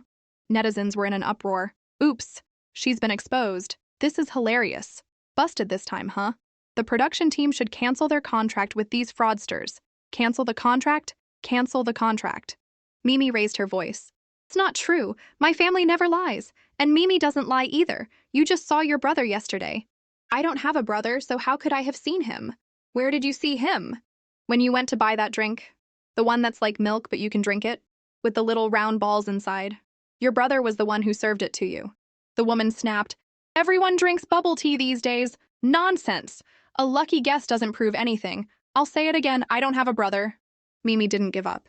Your parents have been looking for your brother all this time. Just ask them and you'll know. He was kidnapped when you were 6, and you even ran after the car crying. The woman was furious. I'm going to call my mother and get to the bottom of this. I'll expose this scam and see what excuses you have left. She made the call and her mother picked up. Viola, what is it, dear? I'm at work. Mom, I need to ask you something. Do I really have a younger brother? A trembling voice came from the other end. How did you know about that? Did you suddenly remember something? The girl was stunned. You mean I really have a brother? On the other end of the line, the mother held a faded old photograph, her voice heavy with emotion like a primetime drama. That day, just because you wanted some cotton candy, your brother was snatched away by a kidnapper. Your father went crazy over it and scolded you terribly. You cried so much you got a high fever for days and almost didn't make it. When you woke up, you had forgotten everything. We were all so scared you were in shock, so we went along with it and never mentioned it again. Hearing this, the girl's face changed. She narrowed her eyes like a detective. But I'm the only child in our family. The mother choked back sobs, as if reciting a script from a tragic movie. He was only 11 months old. He hadn't even been registered on the household record, dear. The girl was speechless, her eyes widening as she stared at Mimi with newfound respect, as if Mimi had just predicted the lottery numbers. Recalling the little girl's words, she quickly told her mother, Mom, someone told me my brother is selling bubble tea at the shop downstairs. Do you want to go check it out with me? The mother screamed as if she'd won the jackpot. Really? Oh my God, I'm coming home right now. On this side, Mimi clapped her hands, turning to the livestream camera and cheering, Great! The family is reunited. This little auntie's predictions are spot on, everyone. The crew member standing nearby stared. His jaw dropped so wide he looked like he was about to swallow the microphone in shock. Before anyone could recover, Mimi spoke up again. I'm done with my predictions. Can we go on the plane now? The crew member laughed as if he'd just signed a $1 billion contract. Yes, a private jet will be here in 30 minutes to take you to the airport. The livestream ended amidst the excitement of the netizens. Mimi became an overnight sensation, her popularity skyrocketing. 30 minutes later, the show's car arrived. The entire Kang family stood at the doorstep to see her off as if she were leaving for a monastery. Mimi gave 2 good luck talismans to her 2 grandnephews, instructing them seriously. While I'm away, these talismans will protect you. To ease his parents' worries, Leo held the little auntie's hand and smiled brightly, like a kindergartner on his first day of school. Don't worry, Mom and Dad. I'll take good care of little auntie. No one in the family wanted Mimi to go. They crowded around her, saying their goodbyes. Come back soon, little auntie. Little auntie, I'll miss you so much. Mr. Kang even waved his hand dismissively. If that rotten kid does anything wrong, just give him a good smack for me. No need to be polite. Leo, standing beside them, felt like an outsider, muttering under his breath. Hello? Is anyone going to see me off? I'm going too, you know. Mimi turned back and waved. Mimi will be good. You all take care of yourselves. As soon as the 2 of them arrived at the airport, they ran into a special guest. Leo waved and called out, Bro, you're here. I'm here. You guys are always the first to arrive. The list actor Zane Chin appeared, and the 2 greeted each other with a friendly shoulder bump, like long-lost brothers. But Mimi's gaze was fixed on the red beaded bracelet on Zane's wrist, her eyes full of suspicion. She frowned. This aura is very familiar, just like the bracelet Nora Lynn was wearing at the party. Zane bent down, smiling brightly. Hello, sweetie. Is this your daughter? Just as he was about to pat Mimi's head, smack, Leo blocked his hand. He introduced her seriously, not forgetting a free bit of PR. Let me introduce you. This is my little auntie, the real deal, blood-related. It was even confirmed on the live stream. So are you convinced now? I don't have a secret love child. Zane's face was smiling, but his heart was still. Nevertheless, he kept up the facade. Oh, I see, a little auntie. A pleasure, a pleasure. He pushed a small boy forward who was holding a gift box. This is my younger brother, Hao. We've prepared a gift for the little auntie. Hao shyly presented the gift. This is for the little auntie. Mimi beamed. Thank you. After accepting the gift, she pulled a small wooden doll from her bag and handed it to him. This is Mimi's return gift. Netizens immediately started criticizing. Wow, a $30,000 limited edition Barbie for a ragged piece of wood? The Kangs are so rich yet so stingy. Is that even a gift? They have no manners. Couldn't they have prepared something decent? So cheap. Zane was secretly pleased and added fuel to the fire. How? This is very precious. Keep it safe. Don't lose it. He smirked, his eyes filled with disdain for Mimi and Leo. Just keep losing fans, you two. I can't believe the wealthy Kang family would give us a broken piece of wood. It's ridiculous. But this time, my generous gift will surely win me a new wave of fans. But before he could finish gloating, Mimi said softly, Let me show you how to play with it. She took out another wooden doll from her bag, held it, and with a click, pressed its arm. The ragged piece of wood made a sound. And then, whoosh, it transformed into a small bird and flew into the air. Needless to say, Hao's jaw dropped. And the netizens did a complete 180. OMG, that's magical. It can transform into so many things? Damn, who was calling it a piece of wood before? Barbie just gets her hair brushed and clothes changed. This thing can fly. Do the people who called it ragged wood dare to say anything now? I'm so jealous. Auntie, I want one too. Mimi giggled. If there was water here, it could even turn into a swimming fish. Leo squatted down, mesmerized. Little auntie, you have such a fun toy. Why didn't you give one to me? Mimi replied honestly, This is a kid's toy. You're a grown-up 7th grandnephew. It's not suitable for you. Leo pouted, covering his face and pretending to cry. No fair. Wow, I want to play too. Netizens witnessing this scene screamed, Ha ha ha ha! I'm dying! Leo Kang is a master of expressions. Oh my god, and Lister whining like that is so cute. Leo Kang is now the good nephew who loves his auntie. I want to have a daughter and find a little auntie to play with too. Honestly, I want that little toy too. Auntie, can you open a shop? Don't cry, be good. Here, it's yours, it's yours. Mimi saw that her nephew wasn't actually crying and rolled her eyes. Huh? You're not really crying? Are you tricking me? No, I wouldn't dare trick you, Auntie. If I don't get the toy, your great-grandnephew will cry for real. Hao, standing nearby, pointed a finger at Leo and tattled, Little Auntie, don't believe him. Grown-ups are always tricking kids. He's a kid tricker. He's even trying to take a kid's toy. Mimi's face turned serious. Grandnephew, lower your head and let me see your forehead. Leo obediently lowered his head. Mimi flicked his forehead lightly and spoke like a wise old woman. No more tricking people, you hear? You're not a good boy if you do that.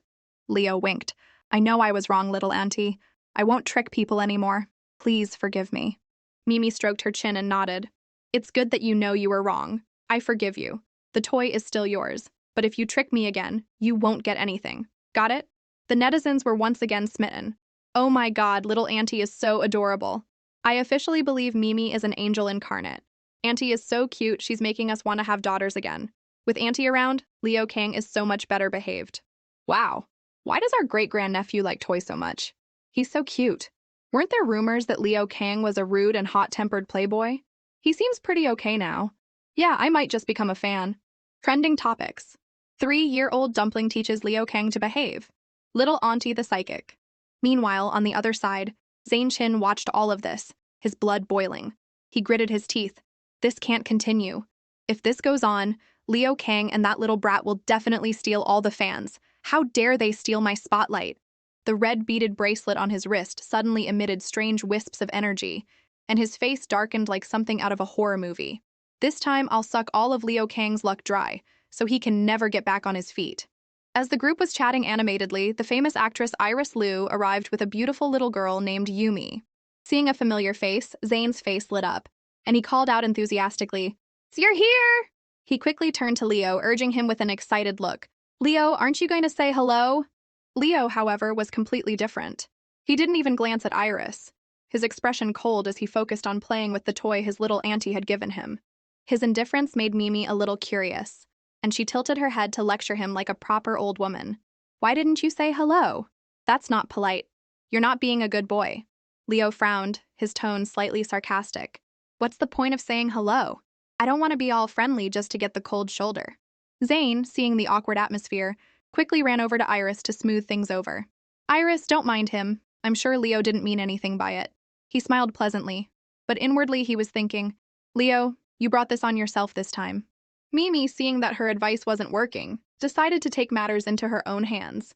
She walked up to Iris and greeted her politely. "Hello, ma'am." Getting closer, Mimi quietly assessed the famous actress. From the look on her face, she seemed like a good person. Mimi's politeness and cuteness immediately softened Iris's heart. She knelt to talk to her. "Hello, you're so adorable. What's your name?" Mimi looked up and said clearly, "My name is Mimi Kang." Then, from out of nowhere, she pulled out 2 identical green jade necklaces and held them up to Iris. "This is a welcome gift I prepared. I hope you won't blame my grandnephew for his rudeness." Iris froze, asking in disbelief, Your grandnephew, you mean Leo Kang?" Surprised by both Mimi's identity and the 2 precious jade necklaces, the kind you could tell were worth at least 10,000 just by their color, Iris started to have doubts. Where did this little girl get something so valuable? Does Leo Kang know? Zane Chin wouldn't stay quiet, adding fuel to the fire. "Iris, Leo brought little Mimi here saying she's his little auntie. Small in size but high in seniority. She's really something else." Then he casually took a red gift box from his pocket and gave it to Yumi. "Oh right, my Hao also prepared a gift for Yumi. Please take it." But little Yumi was shy, hiding behind her mother. Iris coaxed her daughter while forcing a smile. "Sorry, my daughter is a bit timid. I just wanted to bring her to make some new friends." Netizens watching the live stream were already buzzing. "I know about this. Iris has said before that she's too busy with work and doesn't have much time for her daughter. Kids are like that. They'll open up when they're a little older. Wait, what's little auntie doing over there?" All eyes were on Mimi. She hid her hands behind her back, walked over to Yumi, and smiled sweetly. "Your name is Yumi. I'm Mimi. Our names sound so similar. If you don't like the necklace, I have lots of other toys in my bag." With that, Mimi emptied her small bag onto the floor, and a colorful array of toys spilled out like magic. Yumi was immediately captivated, her eyes glued to each item. Iris also knelt to look with her daughter. Her eyes suddenly stopped on a pair of handmade butterflies on the ground. A thought flashed in her mind.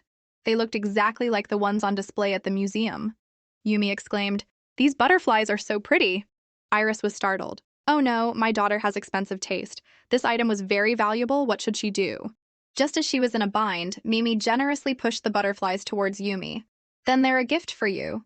Netizens immediately noticed, "Hey, I'm an archaeologist. That butterfly pair looks exactly like the one in the museum. It's not stolen, is it?" Someone tagged the North City Cyber Police. "Don't talk nonsense. It could be a traditional craft." Iris was still in shock, her mind racing. This gift was too heavy with meaning. How could she repay it? Mimi seemed to read her thoughts and said with a light laugh, "It's okay, ma'am. My family has a lot of these in storage. I'm just giving Yumi 1 pair." The words made Yumi's face light up, and she happily accepted the gift. Iris also breathed a sigh of relief, saying gently, "Well, thank you then.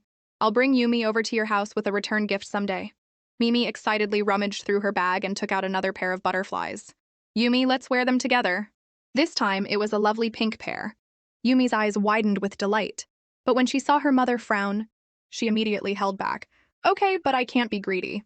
Seeing this, Mimi suggested, "How about we each keep one? I like both colors, too." Yumi immediately smiled and nodded enthusiastically. Netizens' hearts melted.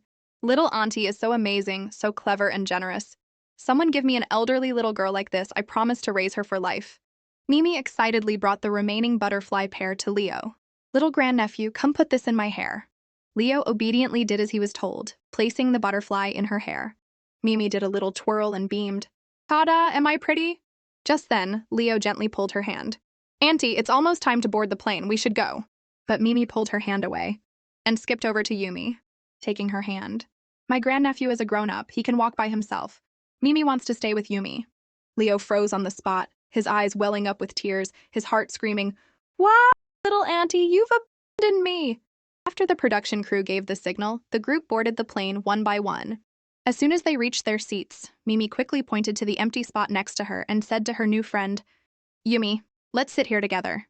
Yumi, who had the same idea, happily nodded, her voice sweet. "Okay." The two girls settled in, chattering like sparrows, making the cabin feel more lively. Just then, Leo ambled over. The young man, oblivious to the situation, was grinning from ear to ear, his mind already picturing the perfect selfie to show off to his family. "This is probably little auntie's first time on a plane. I can't miss such a historic moment." But just as he was about to sit down, Iris held up a hand to stop him. "Wait." Leo raised an eyebrow in confusion as Iris smiled and suggested, "How about I sit with the two of them? After all, you're a big guy. You're probably not as good at taking care of kids as I am." Hearing this, Leo's face immediately fell as if his pride had just been trampled. He shot back, his voice full of indignation. "Who says I'm bad at taking care of kids? My family taught me plenty." Seeing he wasn't taking the hint, Iris laid her cards on the table. "Actually, my daughter is afraid of you." The statement was a direct blow to Leo's ego. He glared, then, like a child who'd had his candy taken away, he grabbed his bag and plopped down in a nearby empty seat. I don't need to sit with your daughter anyway. I want to sit with my little auntie." Mimi, seeing her nephew being so stubborn and dramatic, didn't know whether to laugh or cry. She gently waved him away, her voice soft and diplomatic. "Good boy, go sit over there. Yumi is scared of you." Those gentle words were like a dagger to Leo's fragile heart. His eyes widened, his lips trembled, and his gaze filled with disbelief as he choked out, "Little auntie, you don't need me anymore?" With that one sentence, his whole world seemed to crumble. He lamented internally, "Wow, I even planned out the selfie poses with little auntie, and now she's abandoning me like this?" Mimi looked at her nephew's exaggerated crying and was at a loss for words. The scene was immediately captured by the show's cameras and broadcast online. Netizens watching at home burst out laughing, comments flooding the screen. "I can't believe it, is Leo crying? Didn't the news say he didn't even shed a tear when anti-fans threw rotten eggs at him? Oh my god, he's crying just because he can't sit next to Mimi. Haha, I'm dying of laughter. Oh no, why am I starting to find him so adorable?" And just like that, one of Leo Kang's crying fits sent the internet into a frenzy, making him the unexpected center of both discussion and affection. Mimi stood there, stunned, her big round eyes staring at her seventh grandnephew, who was sobbing like a rainstorm. A single question echoed in her mind. Good heavens, is this seventh grandnephew even a grown-up? He's crying over such a small thing. With that big frame and teary face, who would believe he's a grown man? Mimi felt both sympathy and helplessness. On one side was her new, shy friend, and on the other was her poor seventh grandnephew with his big, teary puppy dog eyes. In the end, her heart softened. She turned and whispered to Yumi, "Yumi, my nephew is crying. Do you think we could let him sit next to us?" Yumi was still a bit scared, her small hands clutching her dress as she glanced timidly at the tall boy, who was sniffling and looking over hopefully. But when she met Mimi's sincere, pleading eyes, she could only sigh and nod. "Okay, let him sit with us then." Leo felt like he'd just been handed a pot of honey. He quickly wiped the tears from his cheeks, his face beaming as he squeezed into the spot next to the two girls. He moved so fast you'd think he'd lose a treasure if he were a second slower. Across the aisle, Iris sighed softly and leaned over, her voice gentle. Yumi, I'll sit here then, okay? The little girl nodded obediently. Yes, Mommy. Iris smiled, but a flicker of worry crossed her eyes. When her gaze inadvertently landed on Leo, she sighed again, a thought crossing her mind. He's clearly not a bad kid. I wonder when this wall of tension formed between us. Leo, however, didn't care. Now that he was sitting next to his little auntie, he was so happy he immediately took out his phone and started taking selfies of Mimi and Yumi, carefully adjusting poses and angles, a huge grin on his face. The scene reminded Iris of the first day she met him. Leo had just debuted, and they were on the same film set. The boy back then was like a blank slate, always asking questions, quick to accept feedback, and had an amazing memory. Watching him learn like a sponge, everyone thought he had a bright future ahead of him.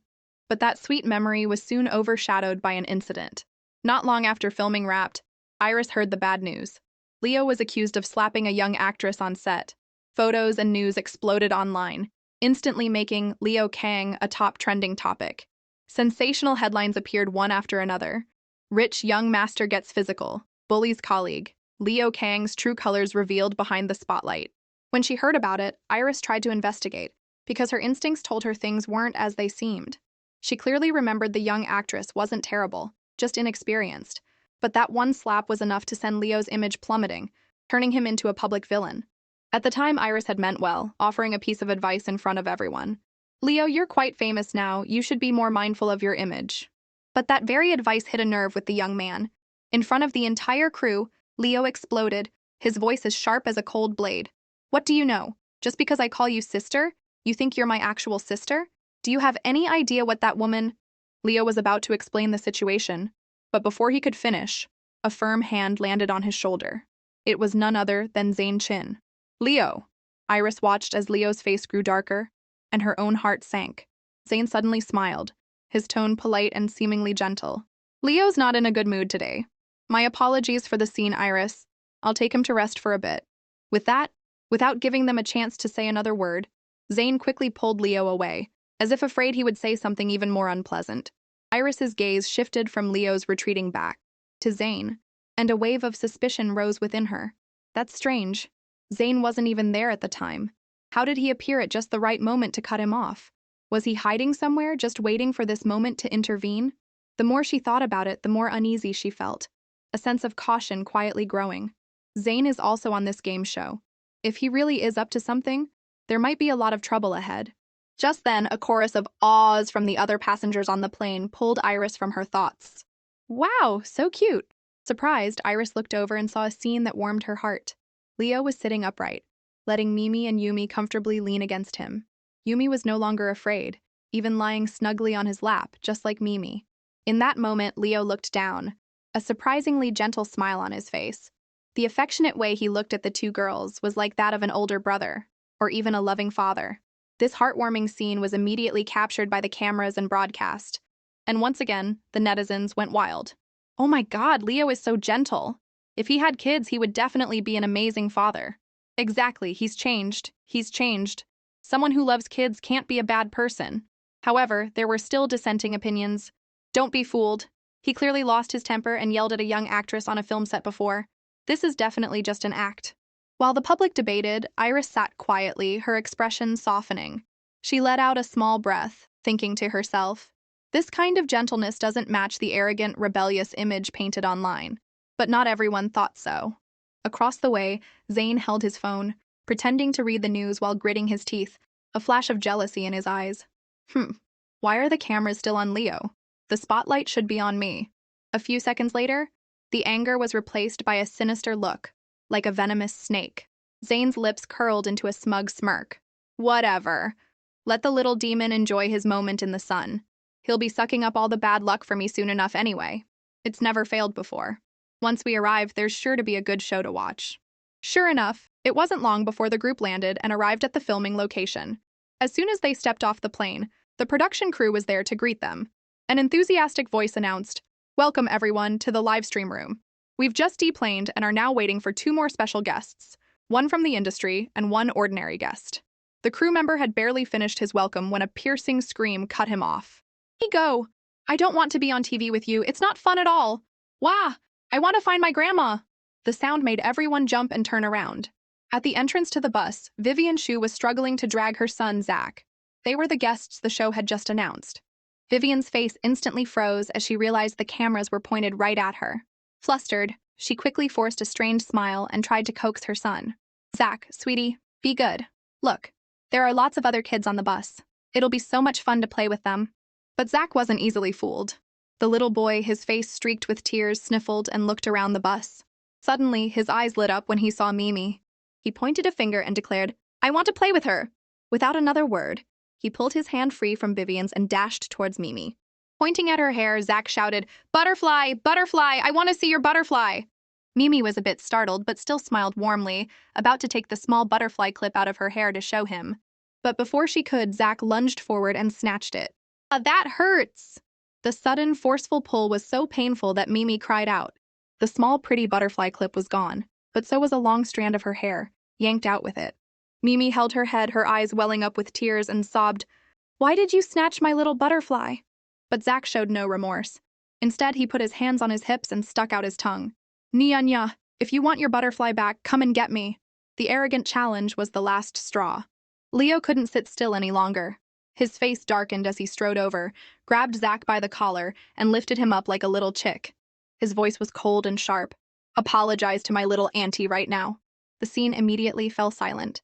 Zach, dangling in the air, kicked his legs wildly, screaming, "Let me go! Put me down!" Vivian, stunned by Leo's swift and decisive action, shouted in panic. A surge of anger rose within her as she glared at the camera behind them. How dare he bully my child in front of the cameras? He's walking right into a trap. A dark thought flashed in her mind, and Vivian's brow furrowed, a smirk playing on her lips. I have to use public opinion this time to teach him a lesson he'll never forget. With that, Vivian adopted a superior air and slowly walked up to Leo. She deliberately smiled graciously, her voice smooth but laced with a condescending tone. "You're Leo Kang, right? I'm Vivian Shu. I believe that makes me your senior in the industry." Her opening line already reeked of pulling rank. Before anyone could react, she casually added, "It's normal for kids to argue or fight among themselves. There's no need to overreact." But then, she glanced at the camera, cleverly slipping in a sugar-coated dagger. "But for you to be so aggressive with my son, that doesn't seem very appropriate, does it?" It was a move that both feigned generosity and pushed public opinion against Leo. Not done yet, Vivian pretended to be reasonable, her tone conciliatory. "I know you're not a petty person. Let my son go and I'll have him apologize to the little girl." Leo frowned, his lips twitching. Senior, petty person. One sentence, 3 hidden meanings. Every word out of her mouth is designed to put someone down. But when his eyes fell on Mimi, who was crying in pain, his heart clenched. A thought flashed in his mind. "Yeah, I am petty. So what? Can't you see my little auntie is crying?" With that, Leo gritted his teeth, his face like ice, and replied without a hint of deference, "No, I'll let him go only when he apologizes. If you can't control your son, then I'll do it for you." His words, like a clap of thunder, left Vivian speechless, her eyes wide with disbelief at being so thoroughly shut down. Just then, Zane, who was always waiting for a chance to shine, stepped forward like a hero. He placed a hand on Leo's shoulder, pretending to be a peacemaker, but his tone only added salt to the wound. "Leo, listen to me. Put the kid down first. Don't get worked up. He's just a child, not an adult. If you hold him by the collar like that, he could suffocate, and that would be big trouble." As soon as he finished, Zach, as if energized, started struggling more violently, his little fists even landing a few weak punches on Leo. The scene was so chaotic and absurd that some onlookers didn't know who to feel sorry for. However, Zane's plan didn't go as expected. Contrary to his calculations, the online community started to side with Mimi, and comments exploded. "Does anyone else find this weird? Zane's words sound nice, but there's something shady about them." "Yeah, I feel it too. He says let the kids sort it out, but Mimi's hair was literally ripped out. If that were my kid, I'd make them apologize too." "Exactly, Leo Kang did nothing wrong. It's right to stand up for your friend." "Ha ha, I used to think Leo was hot-tempered, but this time he's actually kind of cute. It's understandable that he's being petty for his little auntie." A strong wave of public opinion rose, unexpectedly turning the tables. Leo, who was on the verge of being condemned, suddenly became the one being defended, while Vivian and Zane were unwittingly put under a suspicious spotlight. Leo, who considered Zane a close brother, grudgingly gave him some face after his persistent coaxing. He took a breath and replied curtly, "Fine, if you say so." With that, he coldly dropped Zach to the ground, his voice like ice. Apologize now! But the boy, far from being cooperative, just snorted defiantly. Meanwhile, Mimi's soft sobs made Leo's heart ache. He quickly turned and squatted down, gently blowing on the sore spot on her head, his voice as soft as if he were comforting a small child. It doesn't hurt. It doesn't hurt. Be a good girl, little auntie. Don't cry anymore. I'll make that bad little boy apologize to you. The camera immediately zoomed in on Mimi's little head. Oh my God, right where Zach had pulled, there was now a bald patch of hair, revealing the white scalp underneath. The online community exploded. Mom, how could it be this serious? That Zach kid is too much. Who pulls a little girl's hair like that? If he had pulled any harder, he could have torn her scalp off. Horrifying. The tension was palpable. Mimi, after calming down, covered the bald patch with her tiny hand and looked up at Leo, asking timidly, Great-grandnephew? Am I bald now? Am I going to turn into Baldy Mimi? Hearing such a pitiful yet funny question, Leo felt both pained and helpless. He chuckled softly, sat down beside her, and gently stroked her head, his voice soothing. Of course not. How could my beautiful little auntie go bald? Just eat lots of black sesame and your hair will grow back in no time. Hearing that, Mimi blinked her teary eyes and nodded. She wiped the tears from her cheeks and bravely walked over to Zach, her voice clear. You pulled my hair, so you have to apologize to me. But Zach just pouted, covered his ears, and pretended not to hear, sticking out his tongue and taunting, Nyanya, I'm not apologizing, you're ugly. Mimi was stunned for a few seconds, then she put her hands on her hips, her cheeks flushing with anger, her voice high-pitched like a bell. I'm not ugly. If you don't apologize, Mimi will hit you back. The audience was shocked by her unexpected feistiness. But before the surprise could settle, Vivian jumped in to defend her precious son. She frowned, her voice a mix of feigned disapproval and gentle persuasion. Oh, my dear, why are you being like this? My son didn't mean to do it. How about this? I'll apologize on his behalf. And as for your hair, I'll compensate you with money, okay? Her words were soft, but anyone could see she was trying to use money to solve the problem instead of teaching her son a lesson. Vivian's handling of the situation made Leo's blood boil. He narrowed his eyes, about to snap, Hey, you! But before he could finish, Mimi stepped forward, her small hand stopping him. She took a deep breath, her fists clenched, her gaze surprisingly sharp. Her voice rang out, each word like a small knife cutting through the hypocrisy. No, you are you, and he is he. He's the one who did something wrong. So even if you apologize for him, it's useless. He made a mistake, so he has to take responsibility. A little girl with such sharp and powerful words left not only Vivian but also everyone around them momentarily stunned. The camera zoomed in on her serious face, her eyes glistening with tears but filled with unwavering determination. Vivian was speechless, sputtering, You!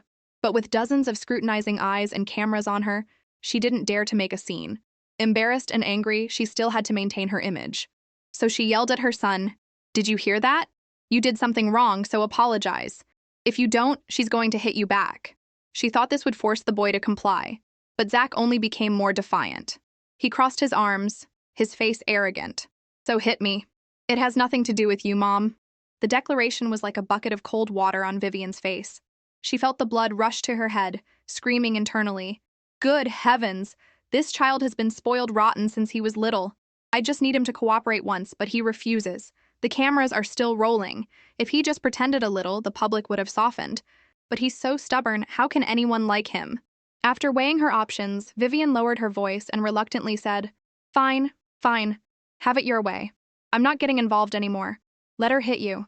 If it hurts, you'll have to bear it. Then she turned to Mimi and shrugged, feigning helplessness. Go ahead and hit him. I can't control him anymore. Hearing this, Mimi's eyes lit up and she nodded decisively. She announced boldly, Okay, then Mimi will hit back.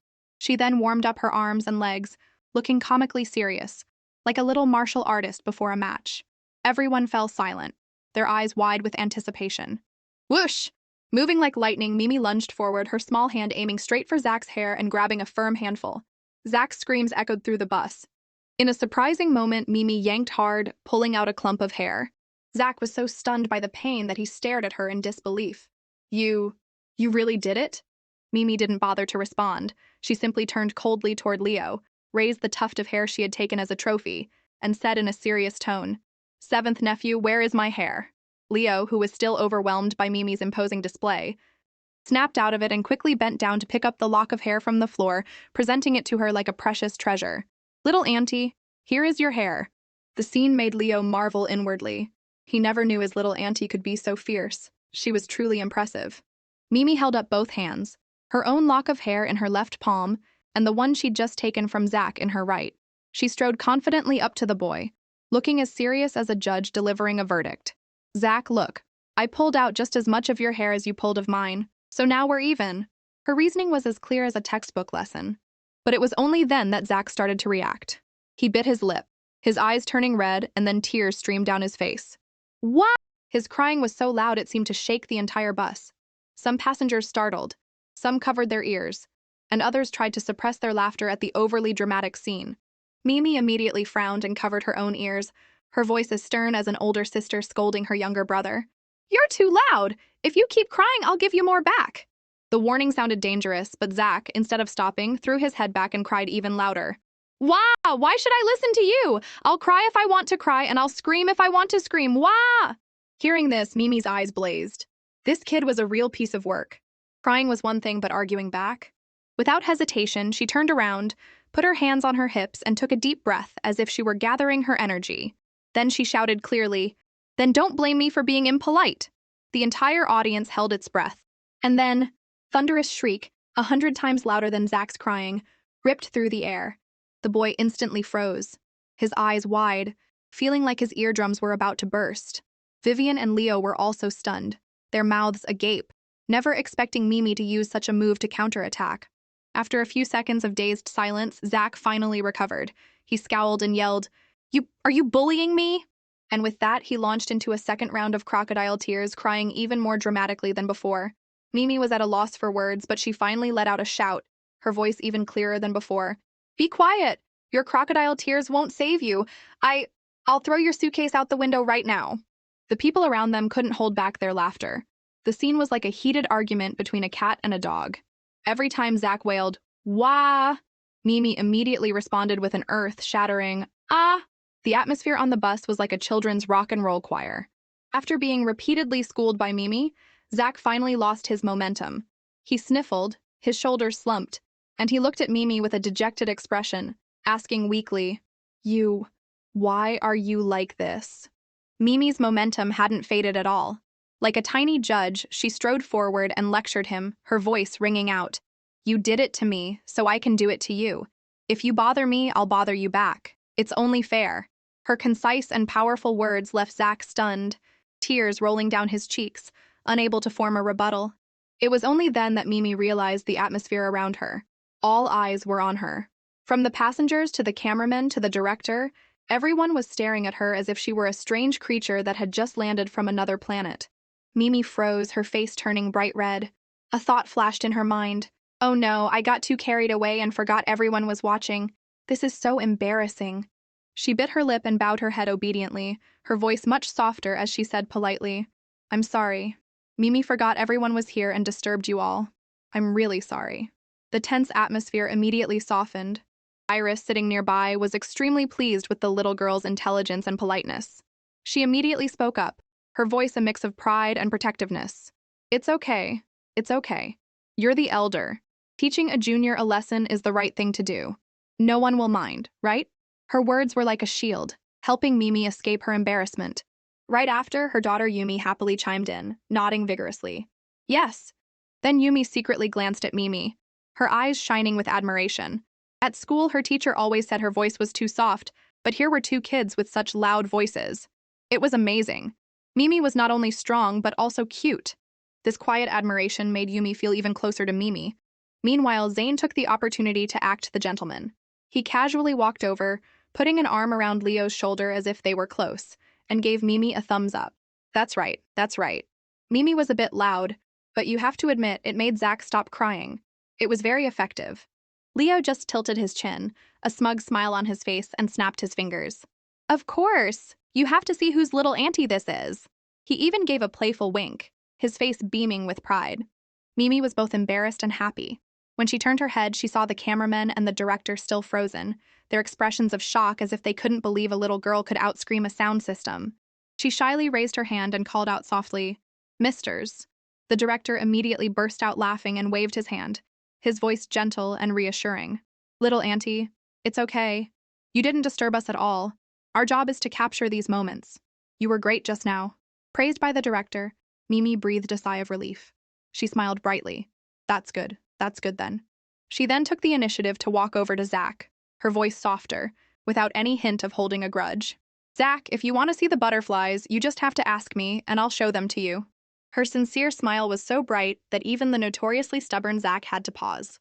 His cheeks grew warm and he looked down in embarrassment, his little heart feeling shame for the first time. Is she smiling at me? But his stubborn nature wouldn't let him show weakness. So even though he was blushing, he pursed his lips and grumbled, I don't want to see your butterflies. In the end, after a world-shaking argument, Zach was completely outmatched by Mimi's heroic spirit and unexpected tactics. He whimpered, and with no other choice, he ran to his mother, burst into tears, and hugged her tightly, as if seeking a final refuge. Vivian was a bit surprised by the outcome. She was still a little annoyed, but seeing her son clinging to her like a little kitten, she could only sigh and gently pat his head. I never thought the conflict between these two kids would be resolved in such an unbelievable way. It's just like they say, before I even had a chance to scheme, the matter was already over. Just then, the director's voice cut through the chaotic atmosphere. Everyone, please pay attention, our final group of guests has arrived. Everyone on the bus immediately turned their eyes to the door. And then, two identical figures appeared. The father and son stepped onto the bus, looking almost exactly alike, from their neatly combed hair and cold eyes to their calm demeanor. It was as if looking at one was seeing the other's reflection. They were so taciturn that they only introduced themselves curtly. Kian. Liam. Not an extra word of greeting, not an extra smile. The mood on the bus instantly dropped. Everyone looked at each other, confused. Wow, why are they so cold? To break the awkward silence, Zane quickly smiled and tried to greet the father and son in a friendly manner, but the atmosphere didn't warm up much. The director clapped his hands to cut in. All right, now that the team is complete, we can set off. But please note, there are only 2 seats left on the bus, and those 2 seats must be for one adult and one child. As soon as the news was announced, Yumi immediately turned to Mimi, her small hand squeezing her friend's, her voice pleading. Mimi, can we sit together? Mimi hesitated. She really liked Yumi but also understood the situation. She gently held her friend's hand and explained softly. On the plane, it was a 3-person seat so you and I could sit with a grown-up. But now it's not possible. There's only 1 seat left. Don't be sad. We'll be together again once we get off the bus. Yumi's eyes filled with disappointment. She looked down and mumbled, okay then. Seeing her sad face, Mimi's heart softened. She smiled gently and whispered a compliment. Such a good girl.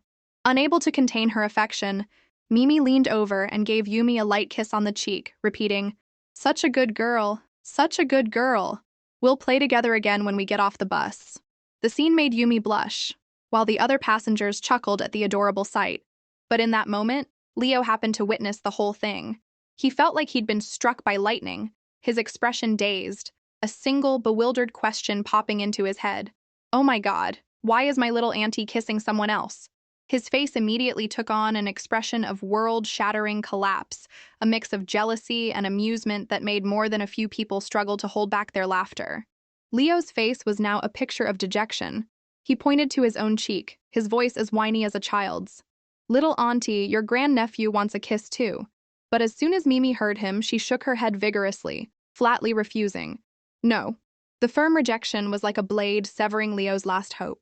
The young man instantly transformed into an abandoned puppy, his eyes welling up with tears as he looked at his little auntie, on the verge of crying. Seeing this, Mimi was both amused and helpless. She sighed, and finally, she couldn't bear to let her big grandnephew feel so wronged. She nodded slightly. All right, then. With that, Mimi stood on her tiptoes, leaned over, and gave him a light peck on the cheek. Leo's expression changed in an instant. He went from a sad puppy to a proud lion, his face beaming, a smug grin on his lips. He even deliberately turned to the camera and gave a deadly wink as if to declare, see that? I'm the winner. That's my little auntie. The online community exploded with comments. What the heck is this big grandnephew doing? Is he trying to taunt us because no one else gets kisses from little auntie? I'm so mad. I want a kiss too. Look, Mimi is just too cute for words. However, some auntie fans took the opportunity to attack. Seriously, Leo Kang probably thinks everyone likes Mimi. What a childish stunt. While the public was in an uproar, back at the Kang estate, the eldest couple was watching the live stream with faces as dark as charcoal. The mother gritted her teeth. The father frowned. They both thought the same thing. That brat is getting more and more annoying, always competing with us for affection. No, next time we have to sign up to participate and show him who the little auntie really loves. The bus finally stopped in front of a place full of old, moss-covered houses. The atmosphere was both ancient and mysterious, sending a shiver down everyone's spine. The director handed each person a piece of paper and announced seriously, "The bus can't go any further. From here, you'll have to walk to the filming location. This is a map. We'll have someone transport your luggage ahead." With that, he and his team quickly climbed onto a small tricycle cart. But before leaving, the director turned back and added a sentence that made everyone's heart skip a beat. "Oh, one more thing. If you want to eat dinner and avoid sleeping on the streets, you'd better get there quickly." Then, the tricycle cart clattered away, carrying the entire directing team, leaving the guests standing there dumbfounded. The silence was so profound you could hear the cicadas buzzing in the trees. After a long moment, Leo finally scratched his head and stammered, Did they really just abandon us? Weren't the previous seasons supposed to give us missions after we arrived?" Zane, however, was different. He gave a faint smile, his lips curling into a scheming smirk, and put an arm around Leo's shoulder reassuringly. "It's fine. We have a map. We'll just follow it. What's there to worry about?" He spoke lightly, but his eyes glinted with calculation, as if he had already prepared a plan. Leo held the map, frowning at the strange symbols. He looked completely bewildered, as if he were trying to read an alien language. He scratched his head and sighed in frustration. What? What kind of weird map is this? Who can even understand it? Beside him, Mimi and Yumi were silent, but they were both studying the map with extreme seriousness, their bright eyes focused as if solving a difficult puzzle. A moment later, Mimi gasped as if she'd found a treasure. She pointed her tiny finger at the image of a green mountain on the map and said excitedly to Yumi, "I've got it. We go from here to here, and then from here to the place with the little chick, and we'll get to the end." Her confident tone and shining eyes made Yumi look at her with admiration. However, Zane, standing nearby, chuckled dismissively as if he'd just heard a joke. "You can't believe what a kid says. We should let the adults figure it out." Inwardly, he scoffed. "A little chick? What the hell is that? Are we supposed to be playing Find the Chicken on a reality show?" Contrary to his disdain, Leo immediately stood up for his little auntie. He put his hands on his hips and looked straight at Zane, his voice firm. "Zane, whatever my little auntie says about the map is definitely right. I trust her completely. Let's follow her." However, Zane was unmoved. He put on a troubled expression but cleverly found an excuse. "My little brother isn't feeling well and can't handle the heat. I see a lot of arrows on the map, which most likely point to the exact location. Besides, the director's tricycle went in that direction, so I've decided to go this way. What about you all?" He then deliberately turned to ask Vivian and Iris as if to gather more allies. After considering it, Vivian found Zane's reasoning plausible and nodded. "If you're so sure, then I'll take Zach with you." Iris, however, chose differently. She smiled gently and said, "I'll follow Mimi. I trust her intuition." And so, the group was immediately split into two clear factions. Kian turned to his son and asked, "Which way are you going?" Liam said nothing, simply walking over to stand next to Mimi, his actions speaking for him. Seeing this, Leo didn't try to persuade them further, just waving at Zane. "All right then, we'll go our separate ways. See you at the finish line." "Okay." Zane replied with a mysterious smile, his lips curling with hidden meaning. He laughed coldly to himself. "Ha, no wonder nothing bad has happened on the way here. So the luck that little demon sucked up was meant for this moment. Just you wait. Let's see how lost Leo Kang's group gets." Meanwhile, Mimi took the lead. She held the map, her face full of confidence, and her voice chirped, "Everyone this way." Her group immediately turned into the town. After walking for a bit, Yumi suddenly gasped in surprise, pulling Mimi's hand, her eyes wide as if she had discovered a great secret. "Mimi, look!" Following Yumi's finger, everyone saw an old man sitting by the road with a large cage full of chirping, fluffy yellow chicks in front of him. Mimi's eyes immediately lit up and she exclaimed excitedly, "See? The little chick on the map is right here." The group excitedly gathered around the old man, both curious and eager, as if embarking on a new adventure. Looking at the bamboo basket filled with fluffy golden chicks, Mimi and Yumi both squealed with delight. "Wow! So many baby chicks!" For some reason, the chicks started to chirp and flock towards Mimi, their tiny beaks making adorable sounds that could melt anyone's heart. Yumi's eyes widened in amazement, her sparkling gaze fixed on them. Suddenly, a tiny chick struggled through the crowd and hopped onto the edge of the basket, teetering dangerously as if it were about to fall. But in that instant, Mimi quickly reached out and caught it in her palm. Yumi, seeing this, couldn't hide her excitement, her voice trembling with anticipation. I want to touch a baby chick too. Can I? Mimi beamed and gently brought the chick closer. Of course, go ahead. And so the two girls huddled together, giggling and playing with the tiny chick. Their cheerful laughter, mixed with the chirping, created a scene so adorable it was heart-melting. The camera zoomed in, and the online community exploded. Oh my god, so cute! I need to screenshot this for my wallpaper right now. Wow, this is the cutest thing I've ever seen. I can't breathe. Just then, the old man selling the chicks chuckled kindly, his eyes crinkling with affection. Little ones, since the chicks like you so much, I'll give you each one as a gift. Yumi's eyes lit up. But just as she was about to celebrate, her mother gently pulled her back. Iris said softly, Yumi, our things are with the director right now.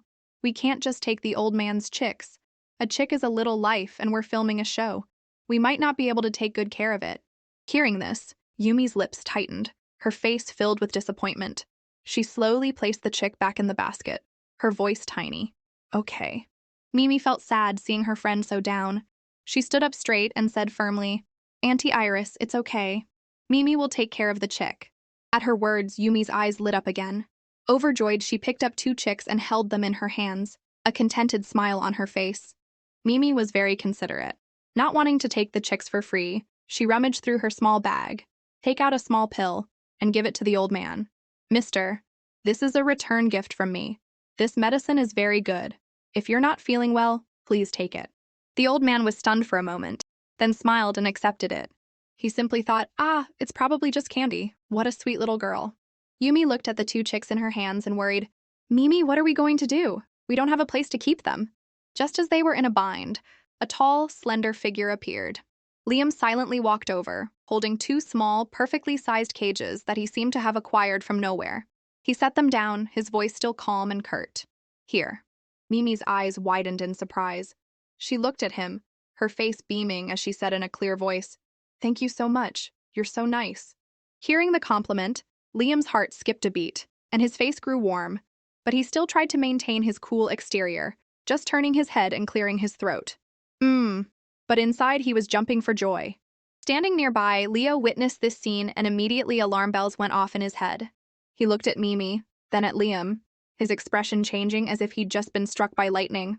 Oh my god, am I about to get a little granduncle for real? Leo was furious that Liam had swooped in and given the cages to his little auntie. He fumed internally.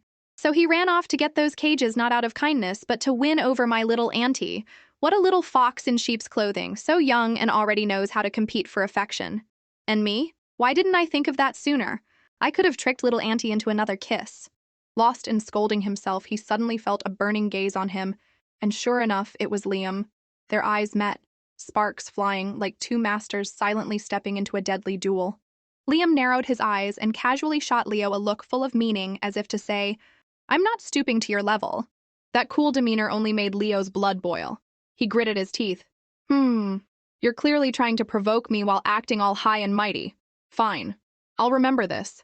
No one else noticed the unspoken war between them. The group of six continued on cheerfully, led by a confident Mimi. She held the map, her eyes shining with excitement. Suddenly, she pointed ahead, her voice ringing out. Just a little further. It's right up there.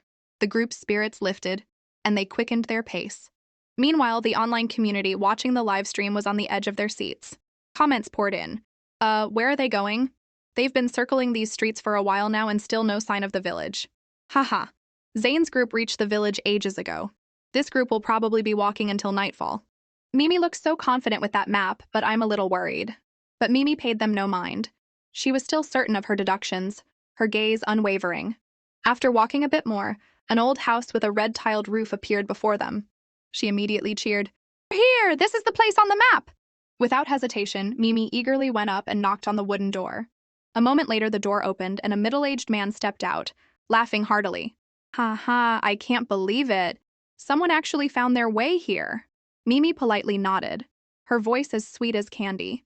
Yes, sir. The map told us to come to your house, so we came. The man gently patted the head of the little boy standing next to him and introduced himself. My name is Mr. Lee. My son drew the picture on that map. I never expected anyone to understand it. He then pointed to an old pickup truck parked on the side of the road. Let's go. We'll drive you to the village. Hearing that they would get a ride, the group felt a wave of relief, all of them cheering, Yes! Thank you, sir. Leo immediately stepped up, quickly lifting Mimi and then helping Yumi into the truck. The two girls were chattering like sparrows, giggling as soon as they sat down. Mimi, curious, looked around the truck bed, even tapping the wooden sides. This truck is so strange, it's like something out of a movie. She tilted her head, her big round eyes full of curiosity. At this point, only Iris hadn't gotten on. Her long dress and shoes were making it difficult for her to climb in. Seeing her struggle, Leo hesitated for a moment, his face growing warm, but he finally took a deep breath and held out his hand. I'll pull you up. His voice was a bit shy, and he quickly looked away as if afraid she would see his awkwardness. Iris paused, her eyes widening in surprise before she smiled softly. She felt the distance between her and Leo had somehow shrunk. Without a word, she placed her hand in his and let him pull her up. Thank you, Iris said with a rare, warm smile. Once everyone was settled, Mr. Lee in the driver's seat glanced in the rearview mirror and said, Everyone hold on tight, we're off. The old truck rumbled down the bumpy road. Each jolt made Mimi and Yumi sway, their cheerful laughter echoing through the truck bed and making the adults smile along with them. The camera shook with the rhythm of the road, a warning appearing on the screen. The production team has taken safety precautions. Please do not imitate. Mimi and Yumi found it even more exciting, laughing until their faces were red. Ha ha, this is so fun! This is even more fun than riding a flying sword. Leo didn't know whether to laugh or cry. Good grief, this little auntie of mine turns everything into a wuxia fantasy. As the truck went down a hill, it passed Zane and Vivian's group. Although they had started first, they had been walking the whole time and were still trudging along. Vivian, carrying Zach on her back, was both tired and annoyed. Seeing the truck, she immediately waved and shouted, Hey, can you give us a ride? Zane, his forehead shiny with sweat, tried to maintain his composure, but his eyes were full of longing as he looked at the truck. But Mr. Lee had been instructed by the production team beforehand, so he just smiled apologetically and replied politely, I'm so sorry, but the rules say I can only drive the people who found my house. You'll have to keep walking. I'm really sorry. The truck door closed, and the wheels started rolling again. In the back of the truck, Leo leaned out and waved encouragingly, his smile half genuine, half teasing. Sorry, bro. I wanted to pull you guys up, but we can't break the rules. Keep it up. See you at the finish line. The pickup truck drove off, leaving Zane and Vivian's group to continue their long walk. Watching the truck disappear, Zane's eyes turned red with jealousy, a fire of rage burning within him. The one in that truck should have been me. Where did all the luck I absorbed go? That bracelet is clearly real, and the little demon the seller mentioned was supposed to work. Why is it useless now? He gritted his teeth, his hands clenched so tightly he forgot the camera was still rolling. Netizens immediately caught the moment, and comments flooded in. OMG, look at Zane's face. He looks like he's about to explode. Haha, that face would make a great meme. I actually feel kind of bad for him. If I were left behind on the road, I'd be angry too. Someone immediately jumped in to refute. Hey, hold on. I clearly saw Leo trying to ask for Zane, but the show's rules didn't allow it. Exactly. Besides, Zane was the one who didn't want to go with Little Auntie's group in the first place. Being left behind was his own choice. Leo scored some points this time. He might be turning from a villain into a main character. While the online community debated, in the back of the truck, Leo held a sleeping Mimi in his arms. Seeing her little face scrunch up from the cold wind, his heart ached.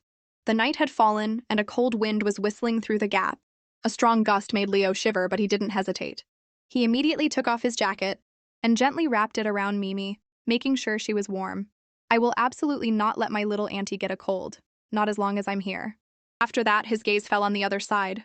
Iris was holding Yumi, her face filled with worry as the little girl shivered in the night wind. Leo hesitated for a moment, then spoke, his voice low and warm. Iris, how about you bring Yumi over here? It's getting colder, the two kids will be warmer together. Iris was stunned, looking at him with surprise. Seeing her reaction, Leo blushed and quickly looked away, adding as if to cover up, I'm just worried my little auntie's friend will get a cold. Don't overthink it. In that moment, Iris let out a soft laugh, a gentle smile that surprised even herself. She nodded and carefully carried Yumi over to Leo. Okay, thank you. In his broad arms, the two little girls lay snugly, their breathing even. The image made the atmosphere in the truck unusually peaceful. The camera zoomed in. and the netizens went wild again. Wait, do you guys see that? I think there's something going on between Leo and Iris. Yeah, it feels like they had some kind of misunderstanding and now it's slowly being resolved. Aw, the two kids are so cute. But oh my god, has anyone noticed Leo's physique? A perfect inverted triangle. Broad shoulders, slim waist, pecs, biceps, everything. The type who looks slim in clothes but is ripped underneath. Wow, he's so handsome. Amidst the lively discussion, the truck continued on its way.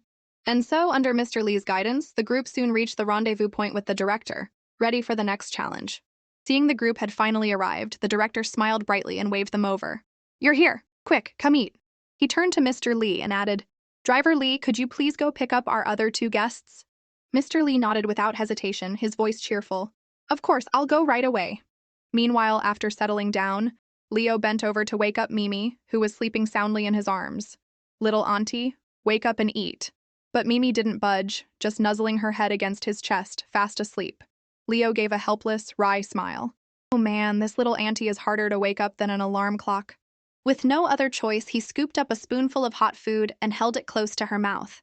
Sure enough, though her eyes were closed, Mimi's tiny nose twitched, and she took a deep breath. On instinct, her mouth opened, and she obediently took the spoonful of food. Immediately, her drowsy eyes snapped open, as bright as if she'd just found a treasure. Wow, this is so delicious. It's mind-blowing. She then started chewing enthusiastically, her cheeks puffed out like a little squirrel's. The entire table was silent for a few seconds before everyone burst out laughing. The tired atmosphere from the long journey instantly dissolved into cheerful laughter. Oh my god, Mimi is so cute. Who taught her to say mind-blowing like that? I'm dying of laughter. The netizens watching the live stream couldn't handle it either, their comments flooding in. I'm laughing so hard I'm falling off my chair. Who can resist this level of cuteness? Amidst the cheerful laughter, the director took a bite and announced, Today's journey ends here. After you've all eaten, you can go rest up for tomorrow. Late that night in his room, Zane sat quietly, his expression dark. He still hadn't gotten over the anger of being left behind during the day. The sparkling red bracelet lay in his palm, his gaze intense as he muttered, little demon, come out. Come and help me. But the room remained silent. Nothing appeared.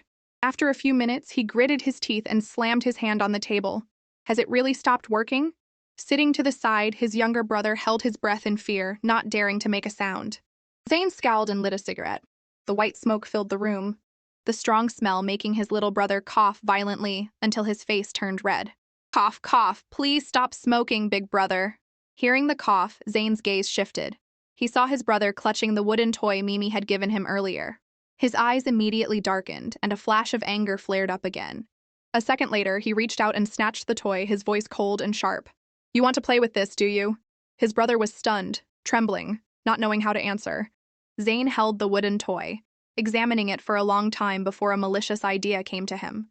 A wicked smile formed on his lips. Fine, I'll let you play with it. But tomorrow, you have to help me with something. He leaned close to his brother, his voice a whisper, but his eyes filled with a chilling threat. If you don't, I'll throw this wooden man away, and you'll never see it again. His little brother was so scared his face turned pale. He could only nod repeatedly, clutching his own sleeves and trembling. Early the next morning, the small village where they were filming was covered in a light mist, creating a peaceful and serene scene. The chirping of birds echoed from a distance, mingling with the sound of the wind rustling through the bamboo grove. After a good night's sleep, Mimi stretched on the bamboo bed, her sparkling eyes opening as she murmured sleepily, Ah, that was such a good sleep. Suddenly, a gurgle from her stomach made her pat her belly and pout. I think I'm a little hungry. She looked over, hoping to find her free assistant, her seventh grandnephew. But she only saw Leo sprawled out, snoring like thunder, his sleeping position a chaotic mess, like a tumbling bear. Mimi could only sigh. Well, so much for him. She decided to take matters into her own hands, rummaging through her suitcase, to find her milk powder and an adorable pink milk bottle, muttering like a grown-up. Making milk requires the right steps. 1 scoop, 2 scoops.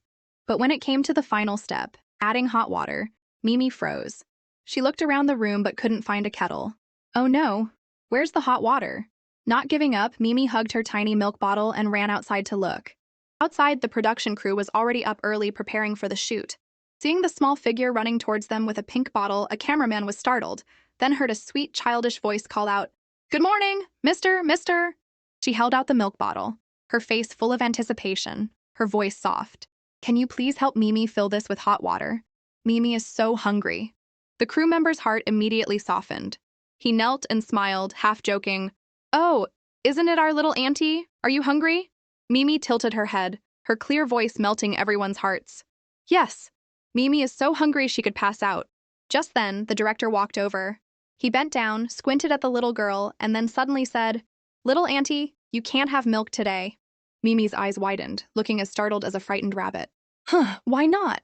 The director smiled brightly and gave a playful wink. Because today is a new challenge.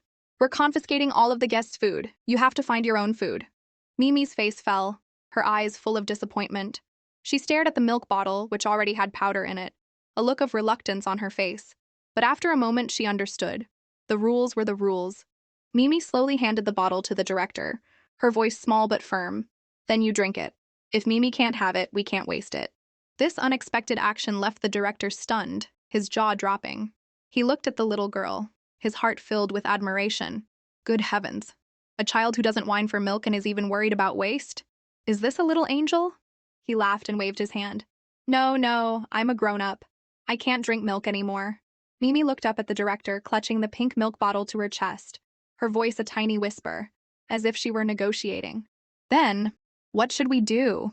How about Mimi just takes one quick sip? Please promise you won't tell anyone, Mr. Director. It'll be our little secret. Mimi is worried about waste, not about breaking the rules. Her big, round, sparkling eyes were like 1,000 stars, full of adorable anticipation. As soon as she finished speaking, her little stomach betrayed her, letting out a loud gurgle gurgle. Mimi's face turned bright red, and she looked up, her voice full of embarrassment. Did you hear that? My tummy is also saying we can't waste it. The director was frozen for a few seconds, feeling as if an arrow had shot straight through his heart. Oh my God, how can a child be this cute? I want to break the rules for her so badly. He forced himself to look away so he wouldn't be completely defeated by her gaze and said sternly, No, rules are rules. I can't let you drink it. With that, he took the milk bottle from Mimi's hands as decisively as a strict father. I'll be taking this.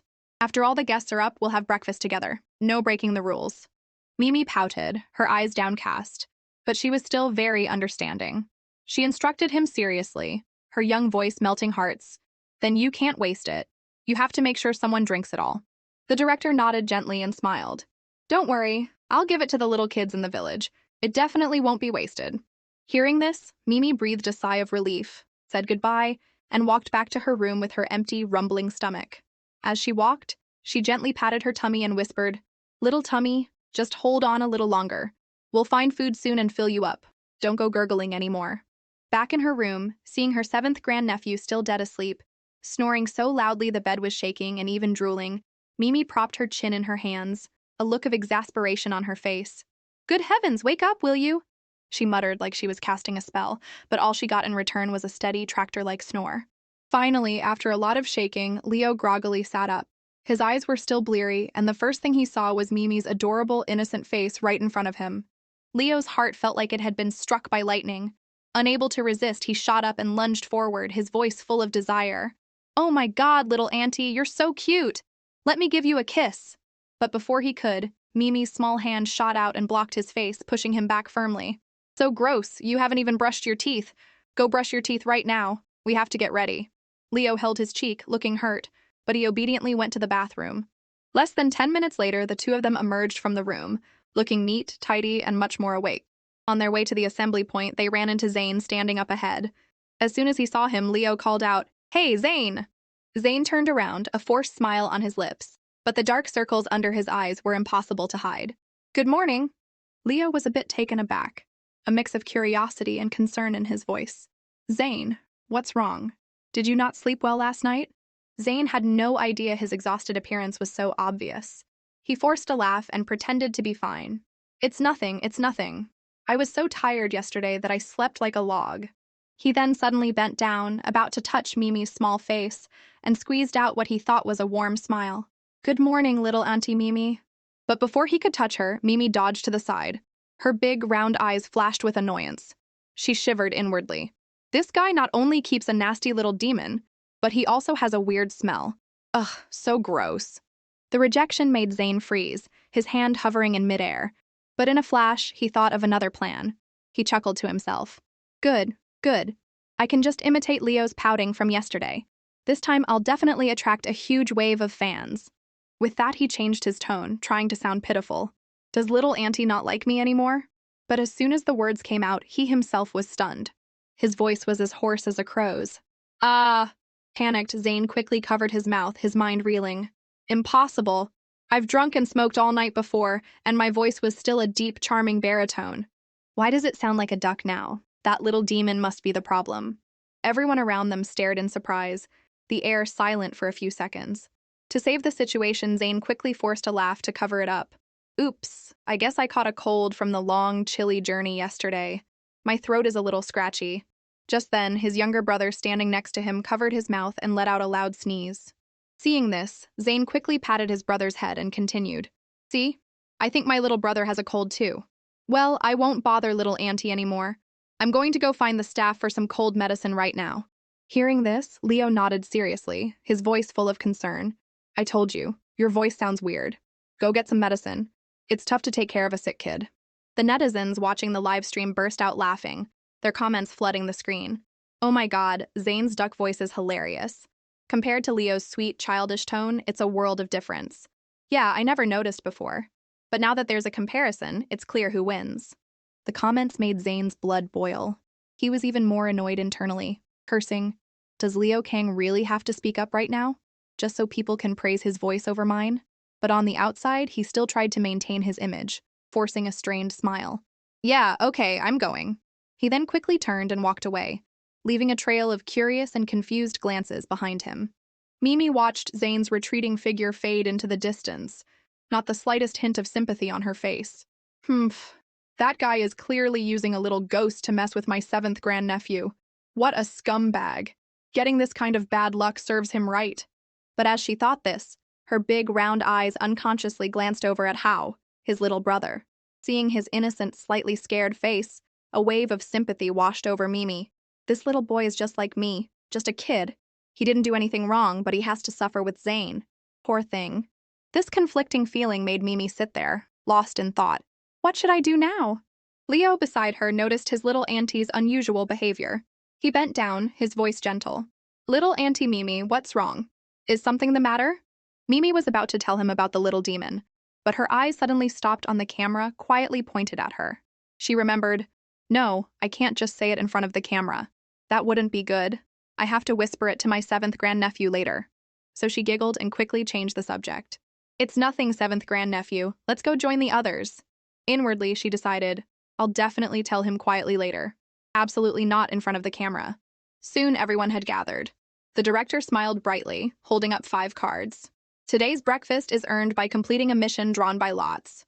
We'll decide the order of drawing with rock, paper, scissors. The group immediately buzzed with excitement. The atmosphere as tense as a life-or-death battle. Everyone was enthusiastic, except for Leo, whose face was as dark as a pot, silently lamenting, oh no, I'm screwed. When it comes to games of chance, my luck is absolute garbage. It never goes my way. But when his eyes fell on Mimi playing happily with Yumi, his heart lit up.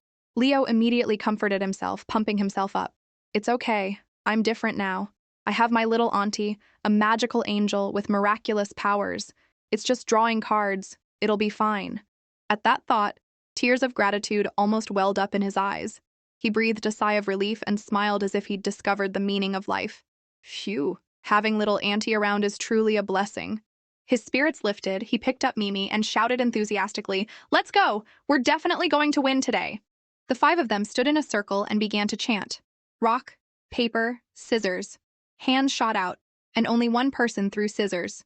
The result was revealed, and the group paused for a second before breaking into disbelieving smiles. The unlucky one who threw scissors was none other than Leo Kang. He froze, his mouth agape, his eyes wide, looking as if the sky had just fallen on his head. The director raised his hand and announced with a radiant smile, Congratulations to Leo Kang's team for being the last group, which also means you'll be the last to draw a card. The news was like a bolt of lightning. Leo's face immediately fell, his expression one of utter dejection, as if the whole world had turned its back on him. He lamented internally, It's over. Being the last to draw, what luck is left? All the good missions have been taken. Even if little Auntie Mimi has divine luck, she can't save me this time. Mimi, seeing her nephew's spirits plummet, gently touched his cheek, her bright eyes full of concern. What's wrong, seventh grandnephew? Why do you look so sad? She even added a serious reminder. If you lose, don't cry, okay? Remember, you're a grown-up now. Leo was speechless, unable to cry or laugh. He sighed and poured out his heart. It's not about me, little auntie. I'm just worried that bad luck will strike and we'll get a terrible mission, and then you'll have to suffer with me. That's what I'm worried about. Mimi giggled and gently tapped his forehead, her tone both serious and teasing. Silly, it's a mission. None of them are easy. But don't be so pessimistic, seventh grandnephew. You should remember that you have very good luck. But as her eyes glanced over at Zane, she fumed internally. It's all because of his little demon sucking away all the luck. Otherwise, my seventh grandnephew would definitely have the best luck. When it was time to draw, everyone went up to the director one by one. Vivian happily drew a mission to help Grandma Wang in the village feed her chickens, a task as easy as a walk in the park. Zane grinned when he flipped his card, getting the mission to take little Li Yang out to play and make him laugh. Easy and a great way to score points with the audience. Kian drew the mission to help an uncle in the South Village pick watermelons, which sounded fun. When it was Iris's turn, she also got a simple task, help Auntie Yang cook. All four of them were beaming. Meanwhile, Leo stood to the side, his face as dark as the bottom of a pot, screaming internally, "The worst one is definitely left for me." Finally, he took a deep breath, his hand trembling as he opened the last card. It had only a few words, but each one was like a dagger to his heart. Help deliver the piglets for Mr. Zhao's sow. Just reading it made his legs feel weak, and he almost fainted on the spot. His face darkened, and he felt like his soul had left his body. My God, my luck is the absolute worst. They get to feed chickens, play, and pick watermelons, and I have to deliver piglets. Mimi, seeing her nephew's tragic expression, asked curiously, her voice full of alarm. Seventh grandnephew? What's our mission? Why do you look so miserable? Not wanting to worry his little auntie, Leo tried to pull himself together, clenching his fists and forcing a smile that was more like a grimace. It's nothing. It just says to help a mother pig give birth to her babies. I can handle this mission. You can just stand and watch later, little auntie. You don't have to do anything. He then gently patted Mimi's head as if to reassure her and himself at the same time. As soon as the netizens heard Leo's mission, they exploded with laughter, comments flooding the screen. Ha ha ha ha, I'm dying at this mission. Of course, all the bad luck goes to Leo Kang, who goes on a reality show to deliver piglets. Look, Zane's mission is a piece of cake, just making a kid laugh. Meanwhile, Leo... let's not even talk about it. His luck is terrible. Looks like Mimi's psychic reputation is just for show. If she were really that good, why would she let her seventh grandnephew become a pig midwife? The taunts flew across the screen, but surprisingly, Leo didn't care. He took a deep breath, picked up Mimi, and seriously set off to complete their mission. On the way, they met an auntie selling food near the village gate. Leo went up and bowed politely. Hello, ma'am. Could you please tell us how to get to Mr. Zhao's house? The auntie squinted and smiled, pointing down a small alley while selling her food. Just follow this path, go straight, and you'll be there. Just then, Mimi's stomach let out a loud gurgle gurgle. She blushed and quickly covered her tummy with her small hands, whispering, it's probably because I haven't had breakfast yet. The auntie looked over and immediately felt a wave of sympathy. She took a hot, steaming bun from the steamer and gave it to Mimi. Here, little one, take this and eat. How can you go on a mission when you're this hungry? Mimi's eyes widened, and she bowed so low she almost touched the ground, her voice sweet. Thank you so much, ma'am. She took a bite of the bun, her cheeks puffing out, the flavor making her eyes light up. Wow, this is so good. It's like eating a cloud. The auntie giggled and praised her. My, what a well-behaved and polite little girl. Anyone would love you. Then the auntie picked up another steamed bun and handed it to Leo. The young man took a bite and couldn't help but exclaim, Wow, this bun you made is absolutely delicious. Thank you so much, auntie. The two of them ate while showering it with praise, making anyone who passed by chuckle at the adorable scene. Just then, Zane appeared, his face still plastered with a polite smile. He saw Mimi being fed and felt a pang of annoyance, but he quickly found a way to insert himself. He pointed to his little brother and said in a syrupy voice, Ma'am, my little brother has been saying he's hungry all morning. Zane then patted Hao's shoulder and prompted him, Isn't that right, Hao? Aren't you hungry? Hao was forced to lie by his brother. His face turned red and he avoided the auntie's gaze, his voice as soft as a mosquito's buzz. Yes, that's right, my tummy is very hungry. Zane was secretly pleased, thinking he would surely get a share. But to his surprise, the auntie, who was holding the tray of buns, frowned, her eyes flashing with disapproval. She waved her hand dismissively, her voice firm. I don't have that many. I only steamed enough buns for the whole day. I can't give you any more. You should go now. Don't think this old lady is easy to take advantage of. With that, the auntie took her tray of buns and went straight into her house, shaking her head and muttering, that one, from his voice to his face, doesn't look like a good person. It would be a waste to feed him. Her words hit Zane like a bucket of cold water. The fake smile on his face vanished, his expression stiffening, his eyes turning red. On what grounds? Why did that old hag feed Mimi and Leo, but not me? Do I have to put up with this attitude from some poor country bumpkin? What a humiliation. Mimi's cheerful laughter nearby only made Zane's anger burn hotter. He glanced over, his eyes filled with hatred, and seethed internally. It's all your fault. It's all because of Mimi and Leo. Just you wait, I won't let you get away with this. Rejected so bluntly, Zane had no face to stay. He angrily grabbed his brother's hand. Let's go! His grip was so tight and rough that Hao was scared, his eyes welling up with tears. He sniffled and then burst out crying. Wah, he's so scary, wah! His loud sobs echoed through the street.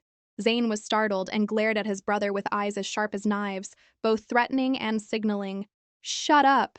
The camera happened to zoom in at that exact moment, capturing every detail of his fierce expression.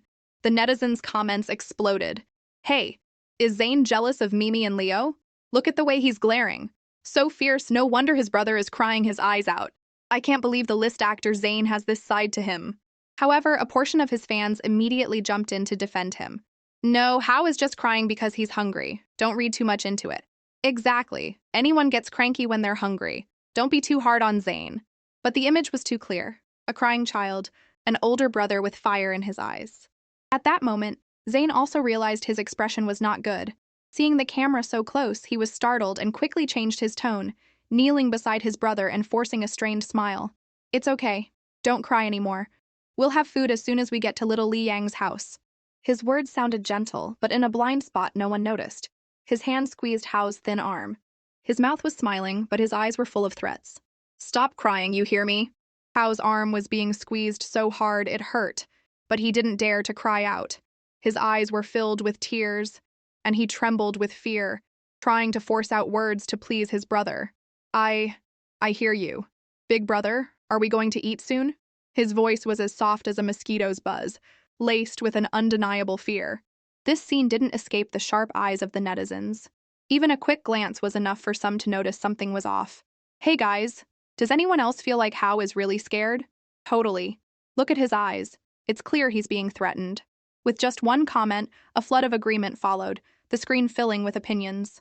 Zane looks so scary. He's probably forcing his brother. So much for his national big brother image. It's crumbling.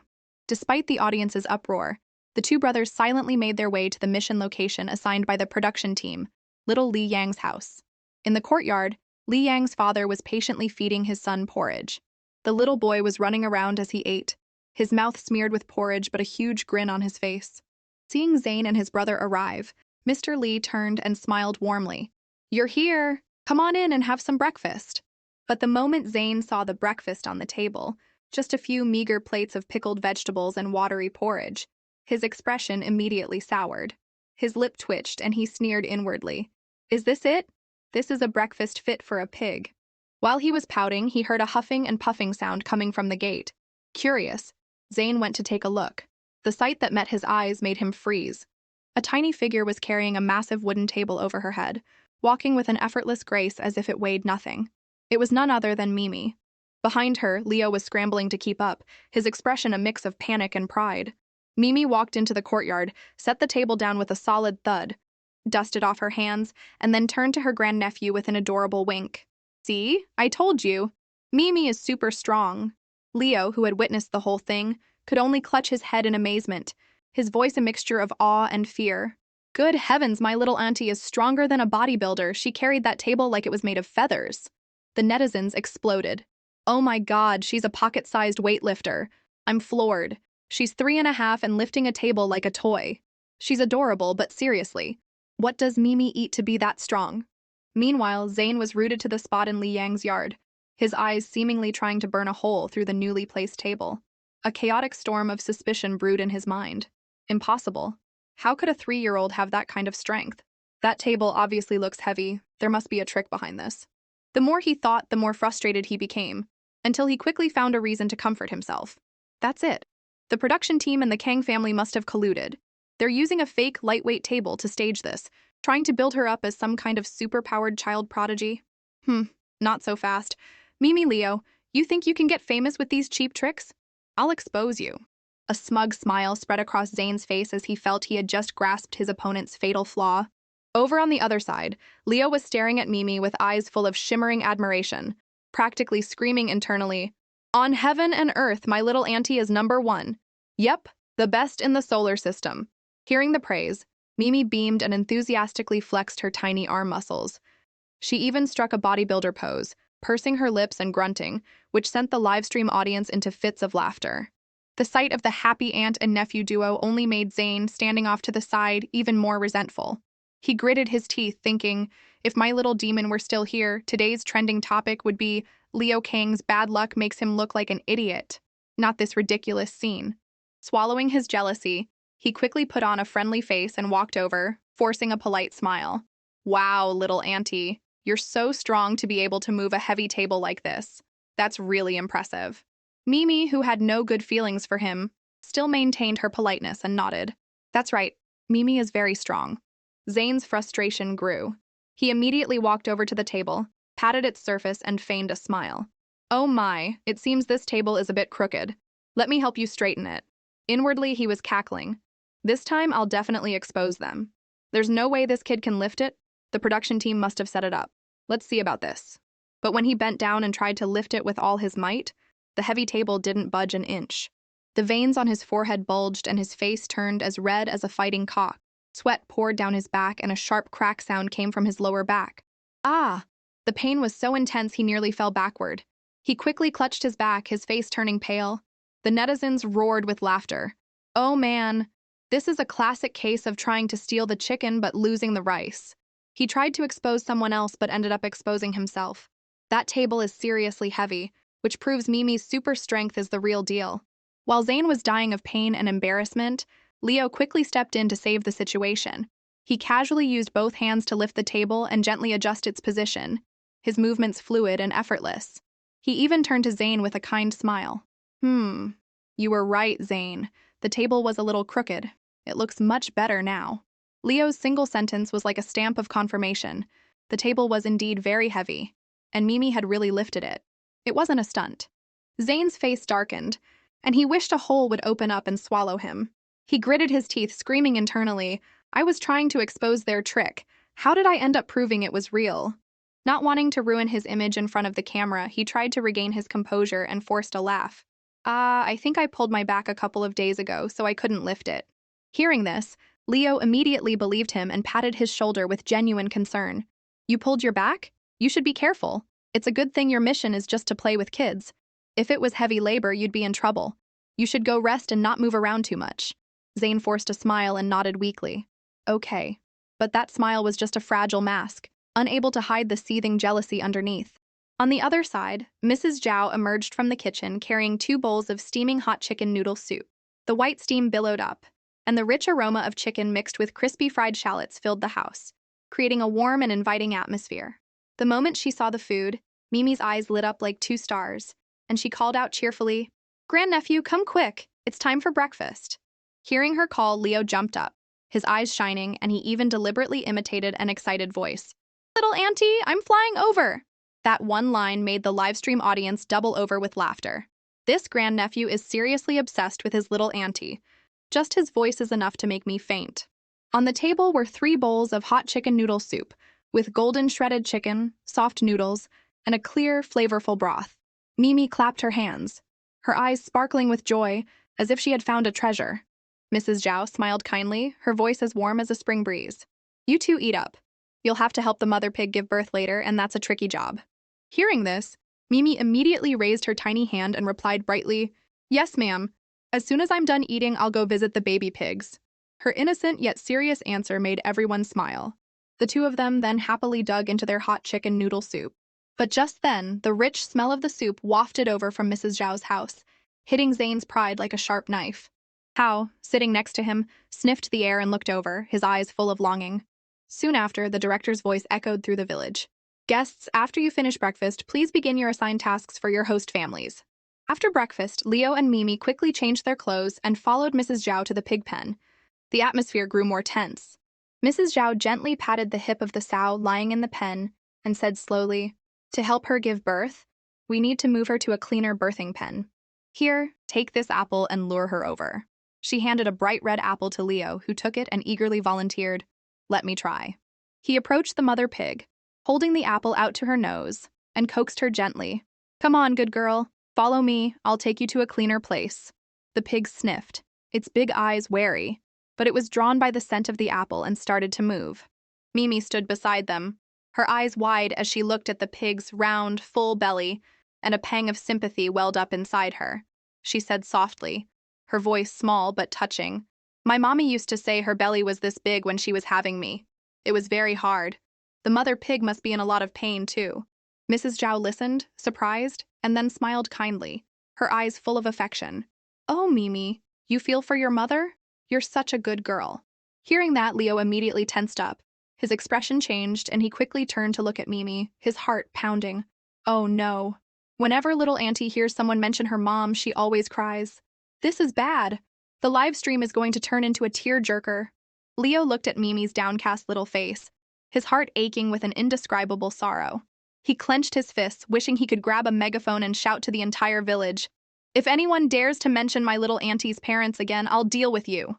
Mimi's sad eyes and tightly pressed lips were immediately captured by the camera. The netizens watching the live stream held their breath. No way, is our little auntie really going to cry? Oh my god, just mentioning her parents makes her tear up. My heart hurts. This is so sad. I wonder where Mimi's parents are. Right after, the comments were flooded with a new sticker pack of Leo. His worried expression, so scared his little auntie will cry, is so cute it makes me want to cry. But this time Mimi didn't burst into tears as everyone expected.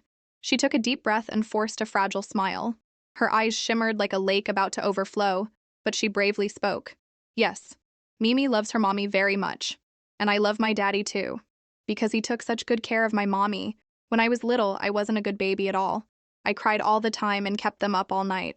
At this, she blushed and scratched her hair, looking both embarrassed and confessional. Mimi's eyes welled up, tears threatening to fall, but she gritted her teeth, held them back, and smiled with a maturity beyond her years. "But it's okay. Mimi is a big girl now. I'm a good kid, and I'm going to work hard to wake my parents up." Her innocent words carried a heavy weight. Leo, standing beside her, felt his heart clench. He bit his lip, a tear rolling down his cheek, and he quickly wiped it away, muttering as if to himself, "Little auntie isn't crying? Has she really grown up? Sob, she's so strong." Mrs. and Mr. Zhao, standing to the side, also froze, looking at each other in bewilderment. A sense of shock rose within them. No way. A 3-year-old saying something like that? Adults who sleep and never wake up? Doesn't that mean they've passed away? So this child's parents are... They didn't dare to think further. Mrs. Zhao quickly smiled kindly and changed the subject, trying to pull Mimi out of her sadness. "Mimi is such a good girl. How about we help the mother pig give birth now?" Hearing the mention of the task, Mimi's eyes lit up again. She nodded eagerly. The sadness from before began to fade, but then her eyes widened in alarm and she shouted like a thunderclap, "Grandnephew! The mother pig is about to eat your hand." Leo jumped, looking down to see that the large sow had gotten close, its wet lips opening to chomp down on the apple in his hand. "Whoa! Mother pig, calm down! This is an apple, not my hand!" The group burst out laughing, and the tense atmosphere instantly shattered in a wave of cheerful laughter. Leo let out a sigh of relief and held the apple up high to entice her. "Come on, mother pig, follow me. I'll take you somewhere cleaner." Mr. Zhao, standing nearby, laughed heartily and nodded in encouragement. Very good, just like that."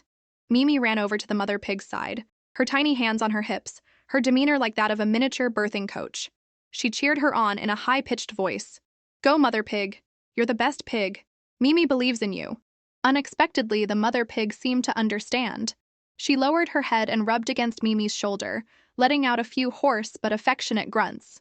Mimi paused for a second, then burst into giggles, covering her mouth, her eyes sparkling like stars. Ha ha ha ha, the mother pig likes Mimi too. Leo could only shake his head at the scene, thinking to himself, only my little auntie could turn a pig in labor into a cuddly pet. Finally, under their guidance, the mother pig was moved to the birthing pen. Mimi squatted right in front of her, her small hands stroking the pig's large head, as she whispered soothingly, There, there, mother pig, you can do it. Mimi is here, it won't hurt anymore, you've got this. The camera focused on this scene, and the online community exploded with comments. Oh my god, the baby chicks from before all flocked to her, and now the mother pig is letting her comfort it. She must have an animal whisperer charm. If little Auntie were reborn in ancient times, she'd probably be canonized as the patron saint of animals. Hey, quiet down, look! The mother pig is about to give birth. This is so nerve-wracking. Just then, the mother pig began to struggle violently. Mrs. Zhao quickly walked over, helped Mimi up, and gently said, Little Mimi, when the mother pig gives birth, she'll be in a lot of pain and will move around a lot. It's very dangerous. If you accidentally get pushed over, it won't be good. Why don't you go outside with me? Mimi looked up with her small face, her eyes shining, her voice firmer than a grown-up.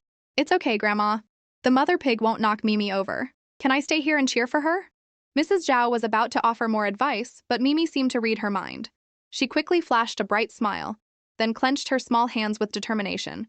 Grandma, Mimi understands. If I don't complete the task, I won't have dinner tonight.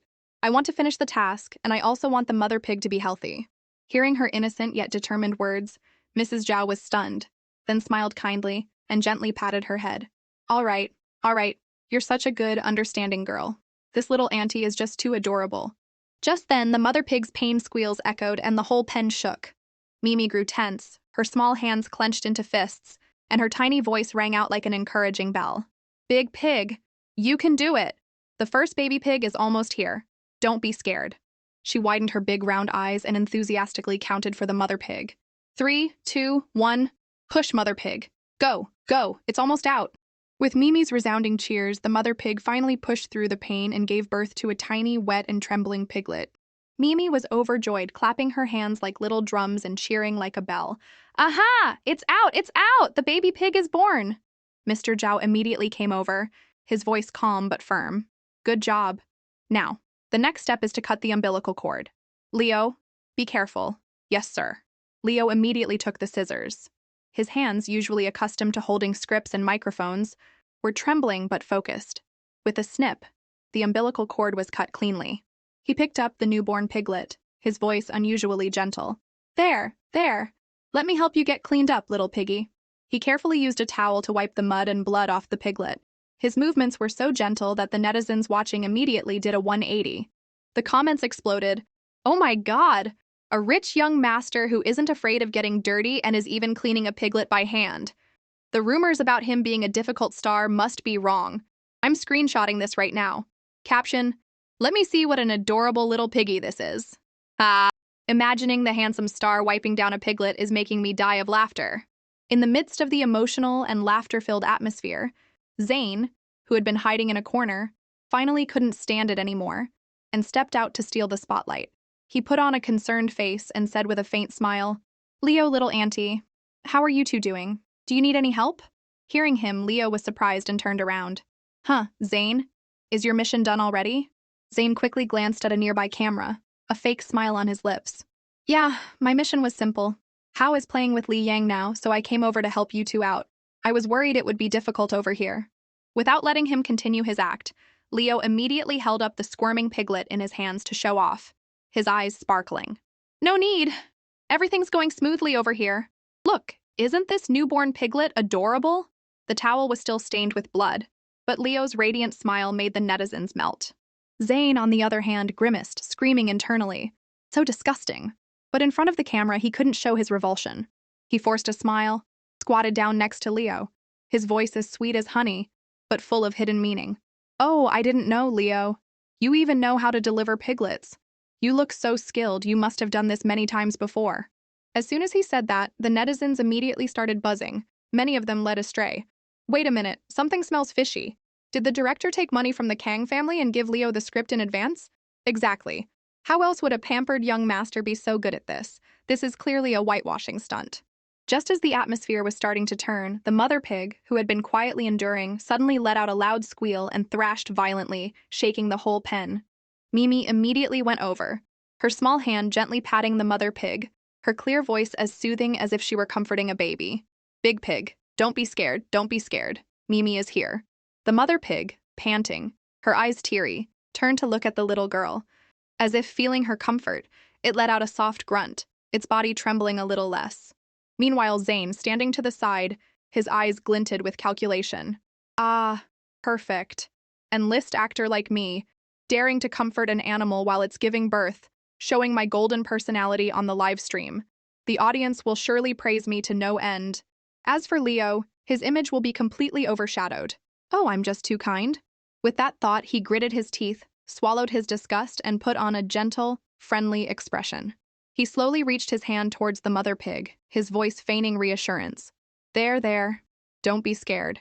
Big brother Zane is here." But the result was the complete opposite of what he had imagined.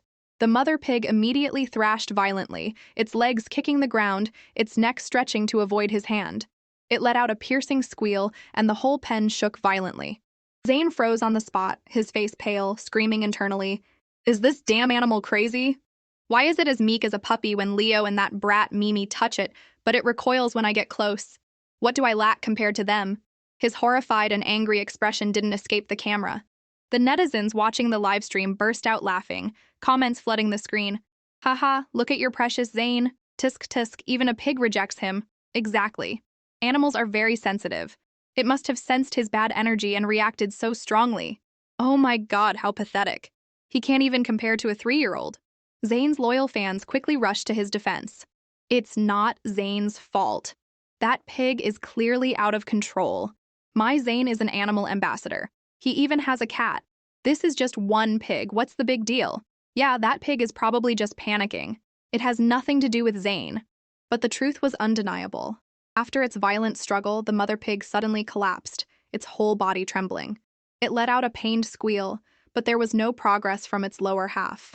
Mr. Zhao rushed over, his face filled with panic. "Oh no, this is bad. She's too scared, now she's having a difficult birth. The piglet is halfway out but stuck. She can't push it out." The atmosphere in the pen immediately became tense and suffocating. Leo's face changed and he asked anxiously, "Then, what should we do? Is the mother pig in danger?" Mrs. Zhao was just as panicked, her forehead covered in sweat. "Of course she's in danger. If we delay, both the mother and the piglet could die." She urged, "Quick, we have to pull the piglet out." Zane, seeing everyone in a frenzy, pretended to step forward, putting on an enthusiastic face as if he wanted to help. "Tell me what to do. I can do it." But as soon as he got close, the mother pig thrashed and squealed loudly. Its pained cries filled the air, its body trembling as if it wanted to fight back. Mr. Zhao, already on edge, lost his patience and yelled at him, "Don't come any closer. The more she sees you, the more panicked she gets. This is our task. We only needed Leo's help. You're just causing trouble here."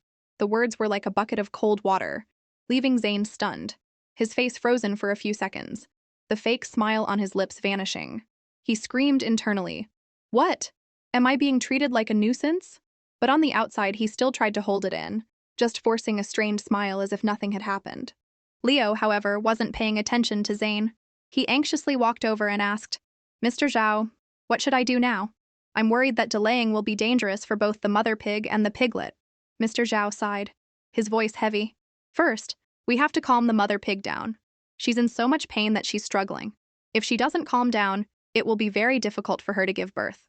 Hearing this, Mimi started rummaging in the small bag she wore. A moment later, her big, round eyes lit up and she cheered, "Mimi found it!" She held up a small medicinal pill, her eyes sparkling as if she had just found a treasure. She then scurried over to Leo and held it out to him. "Seventh grandnephew, quick, give this to the mother pig.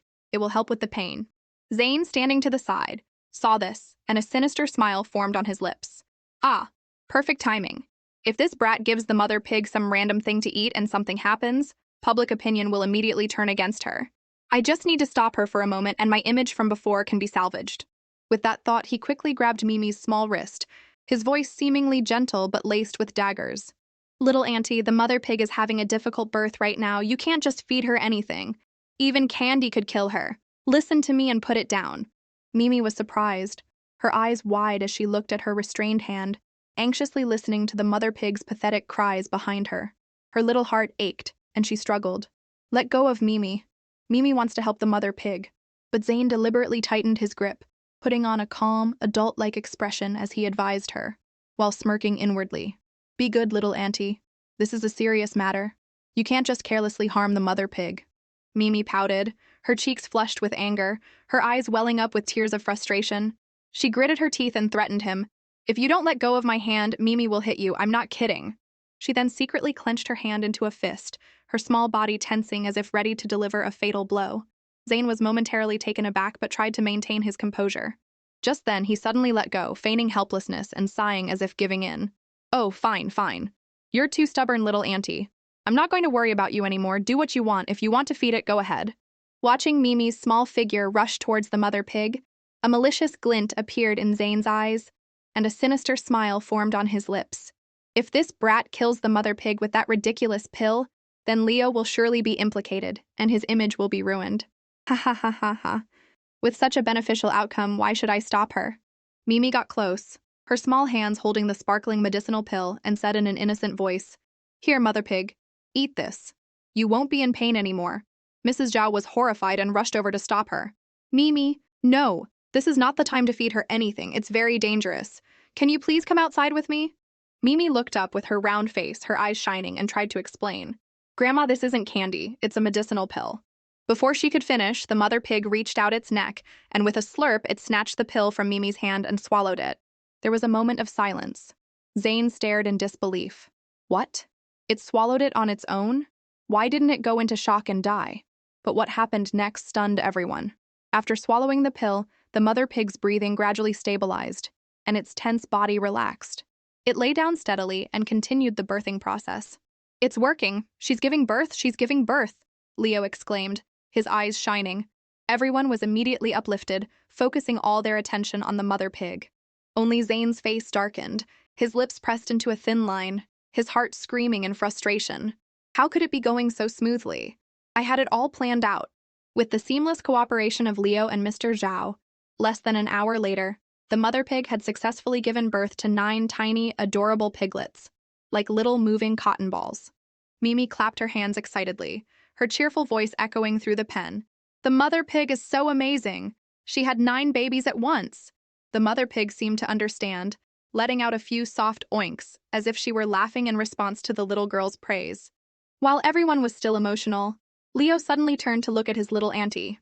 His expression hardened when he noticed 3 red bruised marks on Mimi's delicate white wrist. He quickly took her small hand, his voice trembling with a mix of pain and anger. Little auntie, who did this? Mimi blinked and without hesitation pointed directly at Zane. It was him. He grabbed my hand really hard and it hurt so much I almost cried. She frowned, pouted, and stomped her foot. You need to apologize to Mimi right now or Mimi will hit you, for real. The entire crew gasped, and the online community exploded with comments. The camera zoomed in on the tiny wrist with its 3 clear red marks, a sight that made everyone's heart ache. Leo felt as if a knife had been twisted in his heart. He bent down and blew on the sore spot for his little auntie. He then shot up, his eyes as cold as ice, and fixed his gaze on Zane. His voice was low but full of power. Zane, apologize! Now! Everyone was stunned, the atmosphere as tense as a drawn bowstring. My little auntie is the darling of the Kang family. If you ever dare to touch her again, he paused, his eyes as sharp as a blade, then you'd better watch your back. The set fell silent. Zane, being called out in front of the camera and pierced by Leo's sharp gaze, gritted his teeth in anger. He seethed internally. Since when did this brat dare to be so arrogant with me? Mimi wasn't letting it go either. She put her hands on her hips, her cheeks puffed out like a little bun, and held up a tiny fist threateningly. Are you not going to apologize to Mimi? If you don't, then Mimi will just have to give you a punch. Inwardly, she thought, if I unleash this special punch, a bad guy like Zane will surely go flying. It'll be a great way to vent my anger for my grandnephew and for the mother pig he scared.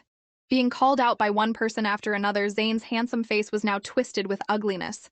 He growled internally, Damn it, this is not good. I have to find a way to turn this around or I'll lose all face. With that, he changed his tone, trying to appear innocent and harmless. He bowed his head to Mimi, his voice soft as if he were genuinely remorseful. Little auntie, I'm sorry. I was just worried you would cause trouble for the mother pig. I didn't mean it. To make his performance more convincing, he bowed even lower, looking miserable. You can hit me if you want as long as you're not angry anymore. I'll let you do whatever you want. But the mother pig is fine now, and that's what's most important, right? Mimi narrowed her eyes at him. Although she was still angry, she remembered her father's words. If someone makes a mistake for the first time, you can forgive them. But if they do it again, you can't let it slide. She snorted, lowered her small fist, and said sternly, My daddy said that for the first mistake, I can forgive you. But if you grab my hand that hard again, Mimi will really hit you. You hear me? Zane quickly nodded, forcing a friendly smile. Yes, yes, I definitely won't do it again. I'm really sorry. I was just worried the mission wouldn't be completed and something would happen to the mother pig, so I was a bit hasty. He then deliberately turned to Leo, acting chummy. We've been good brothers for so many years. You won't hold this against me, will you? Leo, being simple-hearted and soft, was easily swayed and clapped him on the shoulder. It's fine, as long as you've explained yourself. But you really need to be more careful next time. Zane's lips curled into a sly, hidden smile. He made an excuse. If there's nothing else, I'm going to go check on Hao and Li Yang. I'll be going now. He then waved and cheerfully left. But a few hours later, as evening fell, and he was sure no one was at the pig pen, Zane quietly returned. His eyes glinted with a cold light, his usually elegant face now twisted with malice. As soon as she saw him, the mother pig started to tremble, squealing continuously and backing into a corner in fear. Zane sneered. Even a lowly animal dares to embarrass me in front of so many people. Fine, you can die early, and then I'll be satisfied. Not long after Zane had secretly done his deed, Mimi's familiar, clear laughter echoed from outside. Yumi, come quick! I'll show you the piglets that Big Pinky just had. They're so cute! Her voice chirped like a little bird as she pulled Yumi along towards the pig pen. Following behind were Iris and Leo, chatting as they walked, completely unaware of the unusual situation inside the pen. But as soon as she reached the entrance, Mimi stopped, her big, round eyes blinking with suspicion. The mother pig was lying on the straw, its whole body trembling, white foam coming from its mouth and letting out pained oinks. Yumi screamed in fear and quickly hid behind her mother. Mommy, that's so scary! What's wrong with it? Even Mimi and Leo froze on the spot. The scene before them left them speechless, their hearts clenching. The noise brought Mr. and Mrs. Zhao running over. Seeing the mother pig's face turning black and its breathing weak, Mrs. Zhao started to tremble, tears streaming down her face. Oh my God, what happened? What bad karma have we done to deserve this? Mr. Zhao tried to give the mother pig first aid, but it was no use.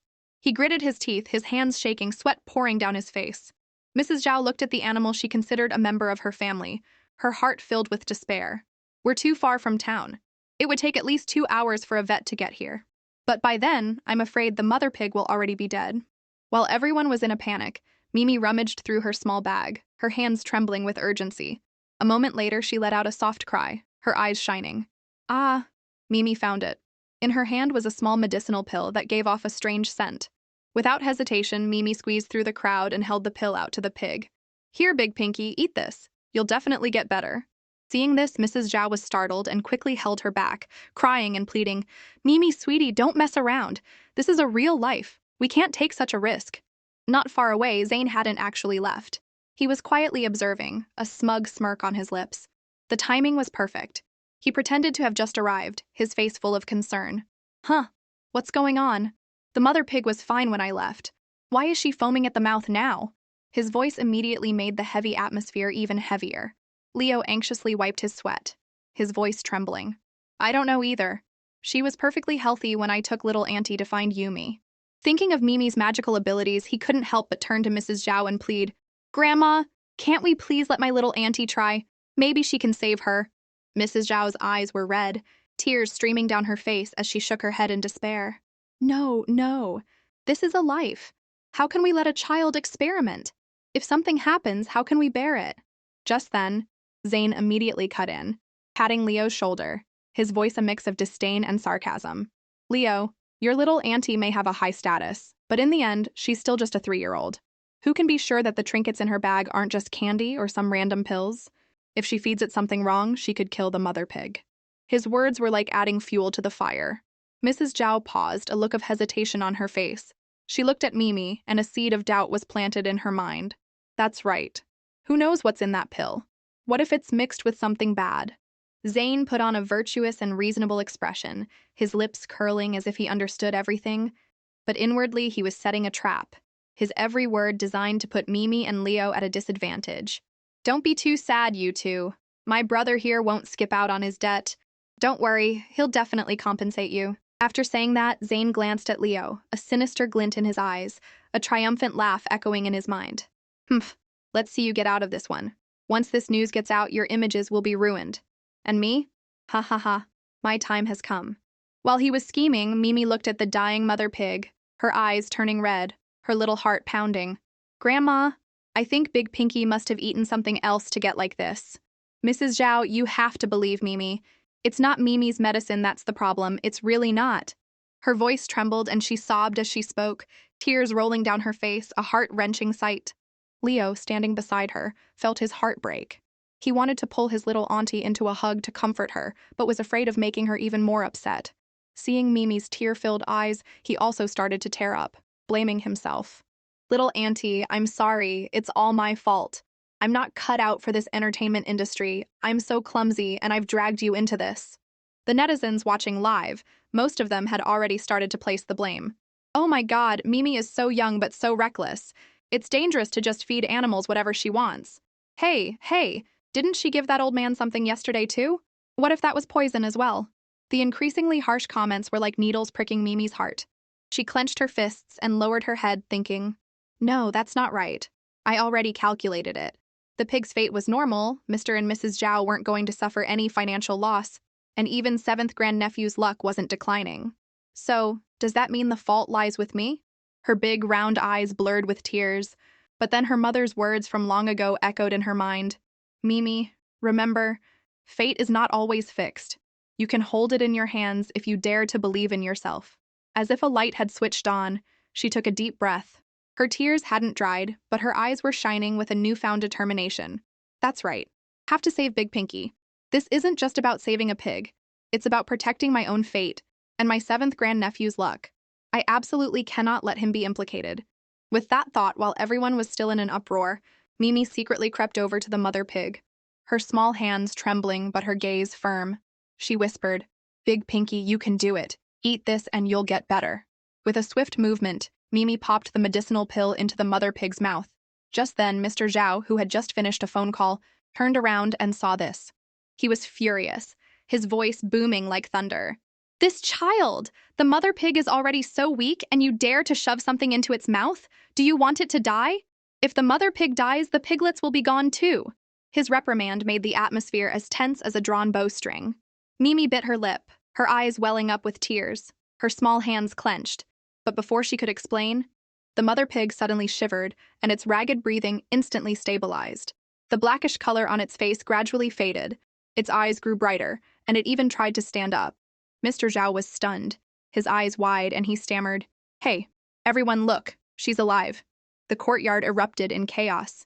Mrs. Zhao, tears streaming down her face, clutched her chest, crying and laughing at the same time. Oh my god, it's a miracle! My Big Pinky is alive! After recovering, the mother pig, as if to thank her, slowly walked over to Mimi and gently rubbed its head against her shoulder. Mimi giggled, her small hands patting its back, her voice as sweet as sugar. There, Big Pinky. Don't worry, Mimi will help you take care of the little ones too. The netizens at this point had also started to do a 180, comments flooding the screen. Oh my god, my little auntie is a miracle worker. She's a little angel. She's adorable and she saved a pig's life. Who dares to say anything bad about her now? Mr. and Mrs. Zhao were both overjoyed and ashamed. They bowed to Mimi and said, We're so sorry, we doubted you. Thank you so much. Mimi shook her head, her innocent smile shining. It's okay. Mimi isn't mad. Leo looked at his little auntie, his eyes sparkling as if they held the entire night sky. He gave her a big thumbs up. Little auntie is the best, absolutely number one. While everyone was filled with joy, Zane was speechless, his expression shifting constantly. He was in turmoil internally. Impossible. I clearly drugged it. How is it alive? Does that little girl really have something special? The thought made him shiver. But then he sneered to himself. Humph, even if she's special, they don't know it was me. I got away with it this time, but I'll have other chances. With that, he secretly turned to leave.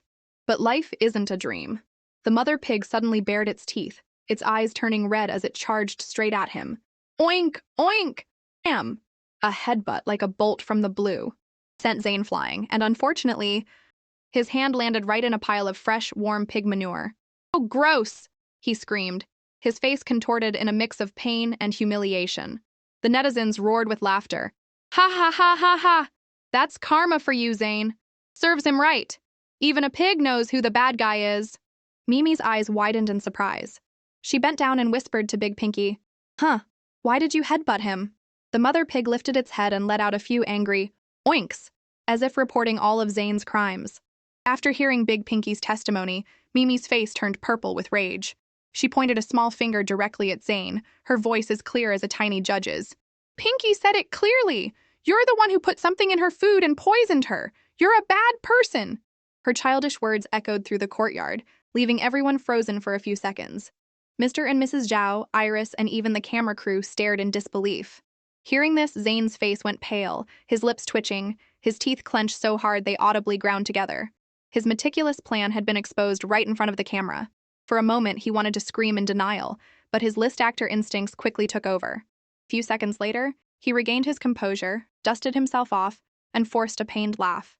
Hey, little auntie, the adult world isn't as simple as a game. You need proof for everything, not just a few words to make something true. Mimi was furious, her small hands clenched, and she retorted seriously. But Big Pinky said so. You're the one who put the poison in her food. Animals know how to be grateful, and they also know how to report crimes. You can't get away with it. Not only did he not feel any remorse, but he shot back with a sarcastic tone. A 3-year-old kid who claims to understand pig language? Ha ha ha ha ha, Leo, doesn't that sound ridiculous? Is it because your little auntie is still mad at me for accidentally hurting her hand that she's making up stories to frame me now? He then deliberately looked straight into the camera, his tone pitiful as if he were an innocent victim. We're live right now. Is it really okay for you all to ruin my reputation like this? Leo strode forward, picked up Mimi to protect her, his eyes as cold as ice as he replied sharply, My little auntie never lies. I believe her. Their gazes met, one cold and proud, the other shifty and deceitful, the tension so thick you could almost see the sparks. The netizens watching the live stream immediately split into factions. One side believed Mimi, but the majority were swayed by Zane's manipulative words. Good heavens, a little kid framing an adult? That's hilarious. If she can really predict things, why didn't she know the mother pig would be poisoned? I have a feeling the adults behind her are telling her what to say to frame Zane out of jealousy for his awards. Hearing these words, Mimi's little heart felt like it was being squeezed, her big, teary eyes welling up as she choked out, Why? Why don't they believe Mimi? Sniffle! Leo held her tightly, so pained that he wished he could shield her from the whole world. Just then, Iris, who had been quietly observing, spoke up calmly, her voice as clear as a bell, a wake-up call to everyone. The fact is that the mother pig was poisoned. Arguing like this is pointless. I think we should call the police and let them investigate properly. That's the only way to be fair to everyone. Her suggestion made the set fall silent for a moment. Zane, though his heart skipped a beat, still maintained his righteous facade. He laughed faintly, his tone feigning nobility. Call the police, then. My conscience is clear. I have nothing to fear. Mimi looked at him, her eyes filled with boundless disappointment. She tugged on Leo's sleeve, her voice choked with sadness. Mimi really isn't lying. Why doesn't anyone believe me? Leo held Mimi in his arms, bent down, and gave her a light kiss on the cheek, his voice a low, comforting murmur. It's okay, little auntie. It's okay. They don't believe you now, but once the police investigate, the truth will come out. Mimi snuggled into his embrace, her eyes still teary, but her gaze was firm, as if to say, I'm not scared. I know I'm not wrong. But Zane wouldn't let it go. He smirked maliciously, his voice sharp and sarcastic. Well, I just hope that after the police investigate, they don't find out that the thing your little auntie gave the mother pig was the problem. But she's just a kid, right? Even if she's wrong, no one will do anything to her. His words were like pouring oil on a fire, and the netizens' comments exploded. Ha ha ha, I'm just waiting for the police to show up and slap Leo and his little auntie in the face. Exactly, exactly. That kid is always causing trouble. This time, her true colors are showing. Hearing this, Leo's face turned cold, his gaze as sharp as a knife as he shot back without hesitation. There is absolutely nothing wrong with my little auntie's medicine. Zane, stop trying to pin the blame on others. Mimi, beside him, also glared at Zane, her small face etched with anger. "You're a bad guy, always trying to blame everything on Mimi." The director, who had just received news that the police were on their way, rushed over, looking tense. He held up his hands and suggested, all right, everyone, let's go back to Mr. Lee's house and wait for the police. Making a scene here will only cause more trouble." The group left the pig pen and returned to Mr. Lee's house, the heavy atmosphere still lingering. Yumi was still haunted by the sight of the mother pig in pain, her eyes red as she rubbed them continuously. Mimi sat beside her, her little heart aching to see her friend cry. She gently pushed Yumi's hand away and advised her softly, "Don't rub them anymore. If you keep rubbing, your eyes will get swollen and you won't be pretty anymore." Yumi looked up, her voice choked, and when she saw Mimi's eyes were also still teary, she quickly reached out to wipe them, comforting her in return. "Mimi, you shouldn't cry either. I believe you." Her simple but heartfelt words made Mimi laugh through her tears. Suddenly, Yumi leaned in and whispered in Mimi's ear, her voice secretive as if she were afraid someone would hear. "Mimi, I have a secret to tell you. I think Zane is a jerk too." Mimi's face immediately flushed with anger. She clenched her small fists and said loudly, "He is a jerk, a big, mean jerk." The two little girls looked at each other and then burst out laughing, clapping their hands in agreement. "I knew you'd understand." This scene was accidentally caught on camera. And as expected, the netizens immediately split into factions again. "Oh my god, Yumi has been corrupted by Mimi. So young and already cursing at Zane. Iris, don't let your daughter play with Mimi. That kid is a bad influence. First, she feeds people pig food, and now she's teaching others to talk behind people's back. How can a child like that be good?" In a hidden corner, Zane held his phone, his voice low but full of malice. "The incident with the mother pig, make sure you edit it carefully and release it online. I heard what that brat said just now. Turn her into a target for public criticism. Do it now." Hanging up, he looked up, his cold eyes filled with hatred, and stared straight at Mimi. His lips curled into a sinister smile. "Leo Kang, Mimi Kang, this time I'll make sure you're both finished." Just as he planned, less than an hour later, maliciously edited clips spread like wildfire on social media. Images of Mimi crying and pointing at adults were framed as her throwing a tantrum, and malicious comments quickly swarmed in. "This kid is such a troublemaker. Look at the way she's pointing and yelling at adults. She must have been the one who fed the pig something bad. Ha ha ha. So she's a kid from the Kang family? I thought she was some kind of saint." Speaking of which, wasn't Leo Kang involved in that scandal with Aaron a few years ago? If it weren't for President Chin backing him, he would have been out of the entertainment industry long ago. The netizens, rehashing old stories with glee, immediately turned their attacks on Leo. It must be the two of them, uncle and niece, who staged the whole thing and framed Zane. How ridiculous. While the storm of public opinion raged, back at the Kang estate, Mr. and Mrs. Kang sat in front of the TV, their faces red with anger. Mrs. Kang was worried, her voice trembling. That Zane is so shameless. He's acting like he has nothing to hide. He must have destroyed all the evidence. How can our little auntie prove her innocence now? Seeing his wife on the verge of tears, Mr. Kang quickly patted her shoulder to comfort her. "Don't worry. If it weren't for the fact that little auntie needs our 7th grandnephew to save her parents, I swear I would never let her get involved with that Leo." Their eldest son, sitting beside them, cut in, his voice firm. "Don't worry, Mom and Dad. I've already sent people to investigate Zane. We'll definitely find proof that he was the one who poisoned the pig." Mr. Kang's eyes lit up and he nodded repeatedly. Good, good. Investigate it thoroughly. We absolutely cannot let this dirty water be splashed on our little auntie and Leo." Back on set, in a corner of the yard, Mimi and Yumi were sitting by a basin of water, happily playing with floating rubber ducks. The innocent laughter of the two little girls echoed, partially dispelling the heavy atmosphere.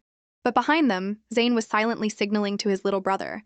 He patted Hao's shoulder, a fake smile on his face like a command. "Go now, do as I told you." Hao hesitated, his eyes darting around nervously. He didn't want to, but the fear in his brother's threatening gaze made him swallow his reluctance and nod. Walking up to Mimi and Yumi, Hao forced a strained smile and scratched his head. "Little Auntie Yumi, do you two want to come play over there? Li Yang has a really fun set of wooden blocks." Hearing his name, Mimi and Yumi both turned their heads.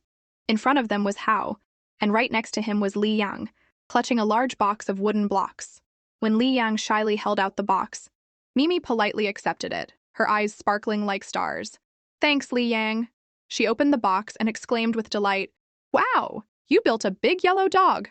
Yumi curiously leaned over to look, her eyes shining. A big yellow dog? Let me see.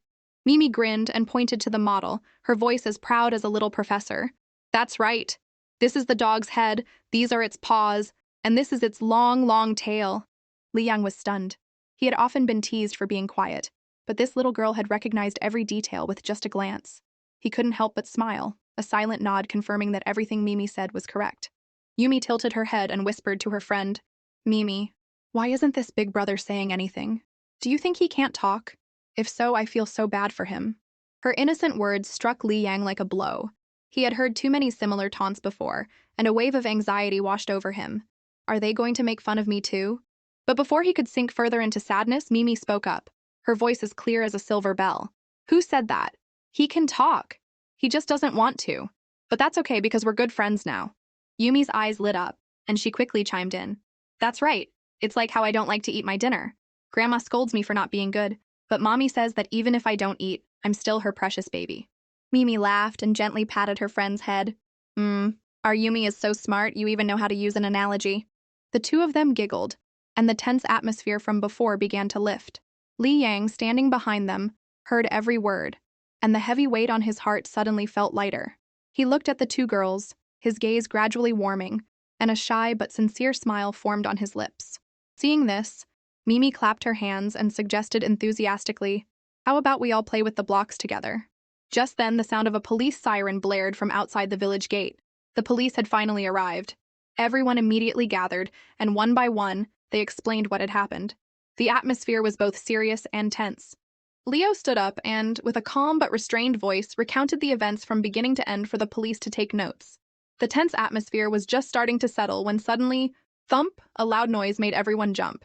All eyes turned. In front of them, Li Yang had tripped and fallen headfirst into a nearby basin of water. Water splashed everywhere, and the little boy coughed and sputtered. The scene descended into chaos. To everyone's surprise, Hao suddenly screamed, his voice shrill, Mimi, why did you push Li Yang? Mimi rushed over in a panic, her small hands trembling as she helped the fallen Li Yang.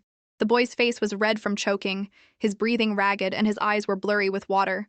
Seeing her friend in such pain, Mimi was both horrified and indignant, her big, teary eyes welling up. I didn't push him! It was clearly Hao. He pushed Li Yang. But Hao shook his head frantically, his face pale but his voice firm. No, it wasn't me. I was still here playing with the blocks. You were the one who pushed him. Li Yang, clutching his mouth, his face smeared with dirt and scratches, saw his father rush over and burst into tears, clinging to his father's shirt as if for dear life. Mr. Li held his son, his face red with anger, and yelled at the group of children, Which one of you dared to bully my son? He knelt to comfort him, his voice softening. Yang, tell Daddy. Did you see who pushed you? But Li Yang, his eyes still filled with tears, just trembled and shook his head, not saying a word. In that moment, Zane, standing not far away, let out a sigh of relief. He smirked to himself. Kids don't know anything. A shake of the head, and it's over. This matter is as good as buried. He immediately stepped forward, putting on the face of a kind, list actor, his tone chiding but as if he were teaching a lesson. Little auntie, you shouldn't keep lying like this. You pushed him, so why can't you admit it? He's hurt like this, and you're still going to deny it? Hearing this, Mimi's eyes turned red, her lips trembling as she stubbornly shook her head. Iris, holding Yumi, her expression turning cold, spoke up in protest. Zane, don't jump to conclusions. We have a camera here. We can just review the footage and see what happened. The cameraman, standing to the side, scratched his head, a cold sweat breaking out. About that. I don't know why, but the camera screen suddenly went black, so it didn't record this scene. It's working normally again now. The crew immediately gasped in surprise. The cameraman lowered his voice and added, but his words were like a dagger to Mimi's heart. But I saw with my own eyes that it was Mimi who pushed Li Yang. As soon as he finished, Zane's lips curled into a smug smile. Outside, the netizens exploded, comments flooding in. Ha! So Mimi is a habitual liar. See? Now this proves that her medicine was also a problem. Even the staff confirmed it. What else do Leo and that brat have to say? Faced with this wave of criticism, Mimi felt as if the whole world had turned against her. She burst into tears and ran towards Leo. Seventh grandnephew! Her choked cry broke Leo's heart. He quickly knelt, opening his arms to hug his little auntie tightly. Seeing her small, tear-streaked face, he asked anxiously, Little auntie, what's wrong? Why are you crying so hard? Mimi whimpered, clutching his shirt, and sobbed out a broken story. Just now, Hao showed me a toy, and while I was looking, he suddenly pushed Li Yang. Then he ran away with the toy and said that I was the one who pushed him. The more she spoke, the more upset she became, a sob catching in her throat. The cameraman said so too, but it wasn't. It wasn't me. Mimi didn't push Li Yang, I didn't. At this, she burst into loud sobs, hugging Leo's neck as if he were her whole world. Seventh grandnephew? I really didn't push him. Wah! Leo tightened his arms around Mimi, his large hand continuously patting her back as if to transfer all his warmth to her. His brow furrowed as he heard her choked sobs. It really wasn't Mimi. Mimi is not a bad girl who lies. Wah! Her choked cries were like daggers to Leo's heart. He bent down and comforted her, his eyes filled with pain. All right, little auntie. Don't cry. Seventh grandnephew believes you. I believe you more than anyone. But before the atmosphere could calm down, Zane quickly interjected, putting on a magnanimous air but with words full of barbs. He patted Mr. Lee's shoulder and pretended to mediate. Oh, my friend, it's normal for kids to argue and have accidents. I already asked, but little auntie still refuses to admit it. Let's not be angry anymore. Leo and I are good brothers. How much money do you want? I'll compensate you on his behalf, and we can settle this peacefully. His words, which sounded generous, were like pouring oil on a fire. Mr. Lee immediately flew into a rage, his eyes blazing with anger. Compensate me? You think my son being bullied can be soothed with money? You celebrities think you're so great? You think you can just throw some money around and make everything go away? No way! He emphasized each word, pointing at Leo, his voice as cold as ice. If your kid pushed my son, then for the sake of fairness, she should be pushed back once. How about that? That's not too much to ask, is it? Hearing this, the entire crew was stunned. Mimi's red-rimmed eyes widened, and she cried out in protest. It wasn't me who pushed him. It's true, it was Hao who pushed Li Yang. Mimi didn't do anything bad. But her cries were like a whisper in the wind against the rising tide of suspicion. In a panic, Mimi rummaged through her small bag. Her trembling hands took out a vial of medicine, and with hope in her clear eyes, she hurriedly offered it to Mr. Lee. Mr. Lee, this is medicine for bruises. Please give it to Li Yang. It will make the pain go away. Her innocent gesture only made Leo's heart ache more. He looked at his little auntie, being wrongly accused yet still worrying about her friend, and felt both pained and proud. My little auntie is so understanding. But Zane wouldn't let it go. He laughed coldly, his voice sweet but venomous. Oh, little auntie, you shouldn't just hand out medicine like that. What if your medicine poisons Li Yang, just like what happened with the mother pig?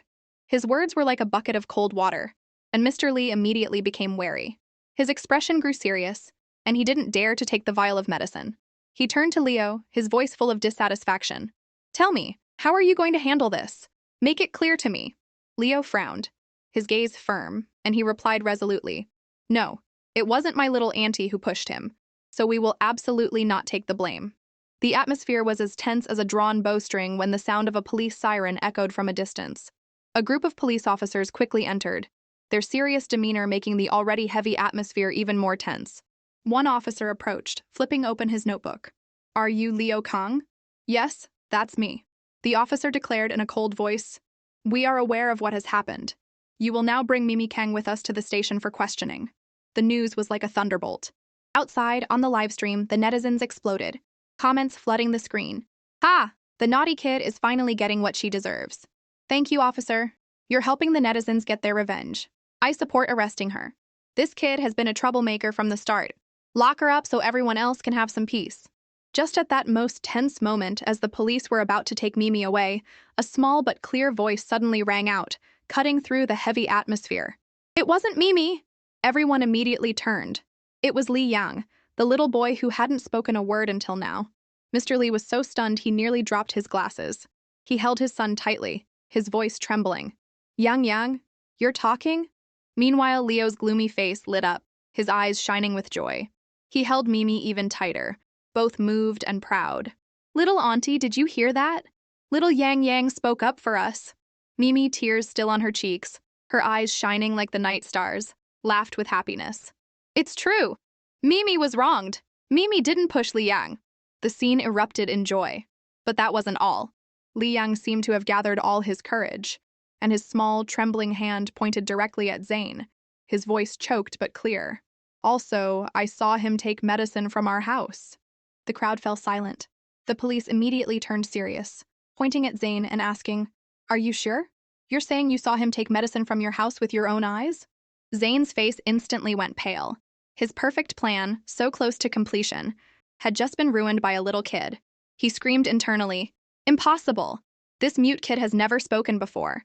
Why now, of all times, is he turning the tables?" Though his heart was pounding, the list actor was used to being thick-skinned. He quickly regained his innocent facade, forced a smile, and calmly walked up to Li Yang. "Little boy, why are you making things up? I never took anything from your house. Don't be like Mimi and tell lies." Before he could finish, another childish voice, high-pitched and sharp, rang out. "Don't say Mimi lies. Mimi never lies." It was Yumi.